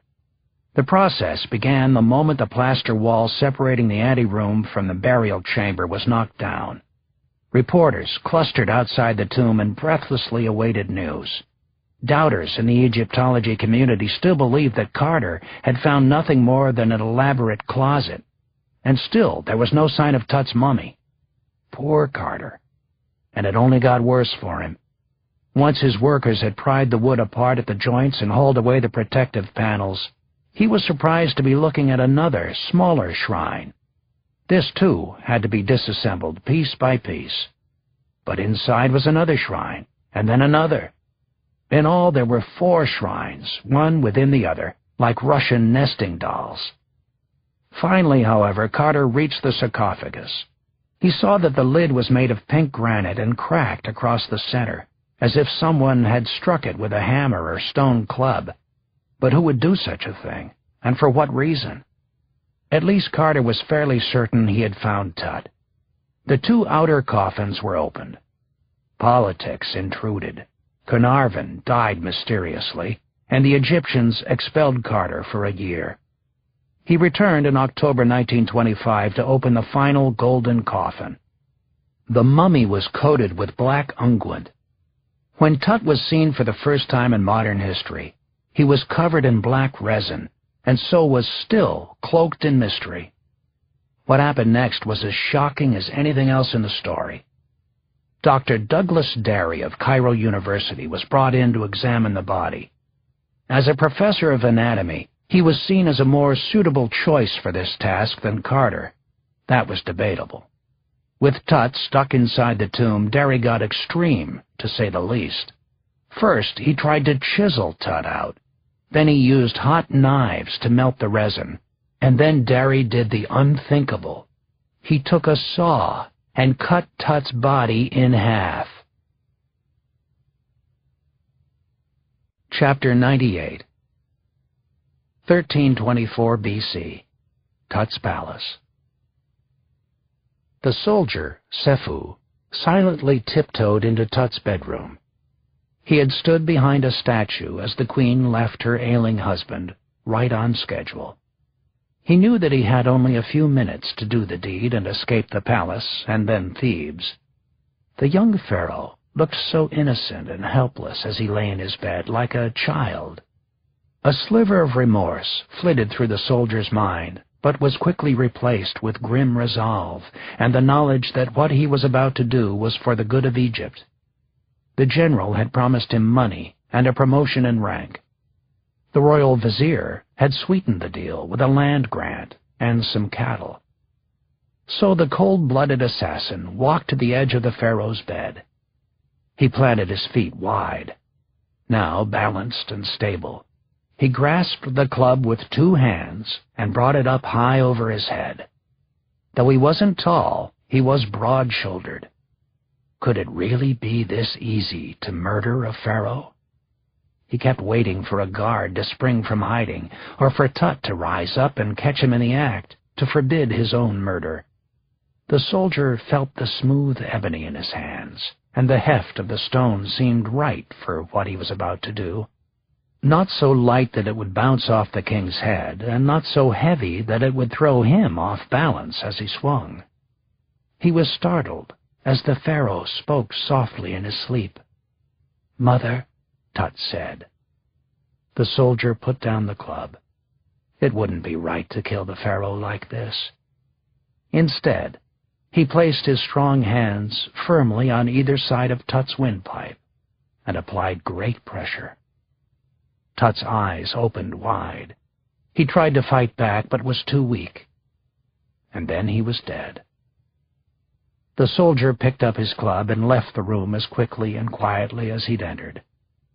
Later that night, the soldier himself was hacked to death. Chapter 99. Present day, Palm Beach, Florida. The paintings inside the tomb were what told the true story and helped to solve the murder mystery. On the walls of Tut's tomb are images of I peering down at anyone inside the burial chamber. He is shown performing the opening of the mouth ceremony and wearing a king's crown. This was the job of the new pharaoh. So not only did I perform the task, but he was pharaoh soon enough after Tut's death to commission an artisan to paint his own likeness on the wall of Tut's tomb. Ironically, these two men, mortal enemies in life, were now linked for eternity inside this dank chamber. Tut would never be able to escape his tormentor. My research showed similar paintings on the walls of I's tomb. As with Tut's burial chamber, there was an ochre and yellow painting of 12 guardian baboons, representing the 12 hours of the night. There was a painting of I hunting in the marshes. Upon Tut's death, I was in charge of the wall paintings for the young pharaoh's tomb and, of course, his own. More important, I didn't have Ankhesenpa'aten depicted on the walls of Tut's tomb. Ankhesenpa'aten was Tut's favorite and only wife. But I wanted her all to himself, so he could claim the royal throne. His plan was clearly to make Ankhesenpa'aten his queen, almost as if Tut had never existed. So who was responsible for the murder? Who conspired to kill Tut, and why? They all killed him. Remember, the queen actually ruled as pharaoh immediately after Tut's murder. She clearly wanted power. Witness her attempt to marry the Hittite prince. That was treason of the most desperate sort. And for what reason? The power to rule Egypt. All three of them, Ankhesenpa'aten, I, and Horemheb, succeeded Tut to the throne. I double-crossed Ankhesenpa'aten by killing the Hittite prince. He was getting on in years, after all, and knew he wouldn't have another shot at the throne. First he murdered the Hittite prince, and then he killed Ankhesenpa'aten. The queen had agreed to Tut's murder. No doubt worried that he might die anyway, she believed she could marry her Hittite prince, produce an heir, and continue to sit on the throne. Ankhesenpa'aten had no idea she would be double-crossed by I and then murdered. Nor did I know he would be killed by his ally, General Horemheb, who would then succeed him as pharaoh. Tut was killed by a conspiracy of the three people closest to him in life, Ankhesenpa'aten, I, and Horemheb. Hundreds of thousands have visited the Tut exhibits. Many millions believe they know the story, but few understand the sad tragedy of the boy king. Case closed. Today, Tut's mummy resides in a plain wooden tray that Carter had built for him. Investigators over the years have discovered that he had a broken right ankle that seems to have been in a cast. He had suffered a fracture of the right leg that was severe and possibly infected. He even suffered from an impacted wisdom tooth. But Tut was murdered. Chapter 100. March 2nd, 1939. London. Howard Carter died alone, attended by only a niece who stood to inherit the treasures he had found while toiling more than 30 seasons in the Valley of the Kings.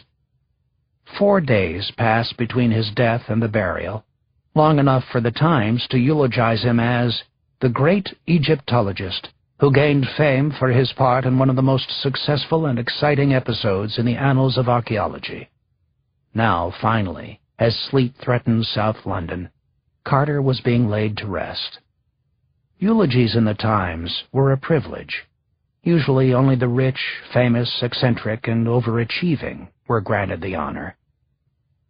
Carter had once been all for, but the romantic flavor of this eulogy, written by his friend Percy Newbery, belied the fact that Carter's celebrity had long before diminished, and that Percy was his only close friend. In fact, the funeral was embarrassing for its air of sloppiness and apathy. Just a handful of mourners gathered around the grave.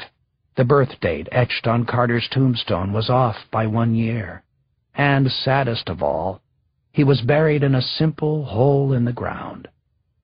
For a man who had spent a lifetime exploring the elaborate burial tombs of the pharaohs, it seemed a most unfitting way to bid the world adieu. But there was one saving grace. Years after breaking off their affair, the one love of Carter's life appeared at the graveside.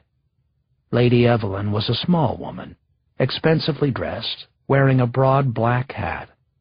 Her father had been furious with Carter about their clandestine romance, and when Lord Carnarvon died quite suddenly just months after the discovery of Tut, she had done the right thing. Lady Evelyn, daughter of the 5th Earl of Carnarvon, had turned her back on Carter and found a more socially and financially appropriate groom. They were married just months after the public opening of Tut's tomb. Now Lady Evelyn stood on the spring grass, gazing at a simple casket and a deep hole in the earth, just as she had once gazed into another burial site while at Carter's side. Maybe that was why she had come.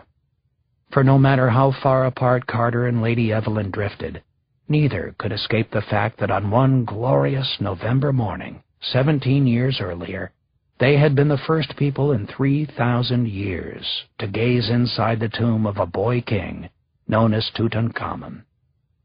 Together they had made history and been toasted around the world. "I see wonderful things," Carter had said breathlessly after his first peek. Now Carter breathed no more. The vicar of Putney closed his prayer book, and Carter was lowered into the ground. Lady Evelyn threw a fistful of earth into the chasm, then walked slowly back to the gravel drive, where her car and driver were waiting. It was Hodgkin's lymphoma that killed Carter at the age of 64. Tut had died at 18, though the cause of his death had mystified Carter right up to the end. It was a mystery that Lady Evelyn had pondered over the years, too, a great missing piece of the puzzle of King Tut. Now, in a grave far less noble, Carter slept, never to be disturbed. Epilogue. 1300 to 500 B.C. Valley of the Kings. The mystery of King Tut, the teenage boy king, deepened slowly, one sandstorm and deluge at a time. First, the desert winds whipped tons of sand across the Valley of the Kings, sending the tomb robbers living in caves high above the valley floor to scurry deep inside their homes. The door to Tut's burial chamber was sealed and hadn't been tampered with for hundreds of years, and as the sand covered the lowest step leading down to the doorway, then another and another, the doorway had an even better seal. Now it was entirely buried by rock and grit, hidden from the world. Rain didn't come to this valley often, but when it did, the water fell with such intensity that massive chunks of earth slid from the walls to the valley floor. The water turned the sand and limestone into a form of cement, so that anything lying beneath it was encased in a hard, rocky crust. In this way, the final steps leading down into Tut's tomb were covered over,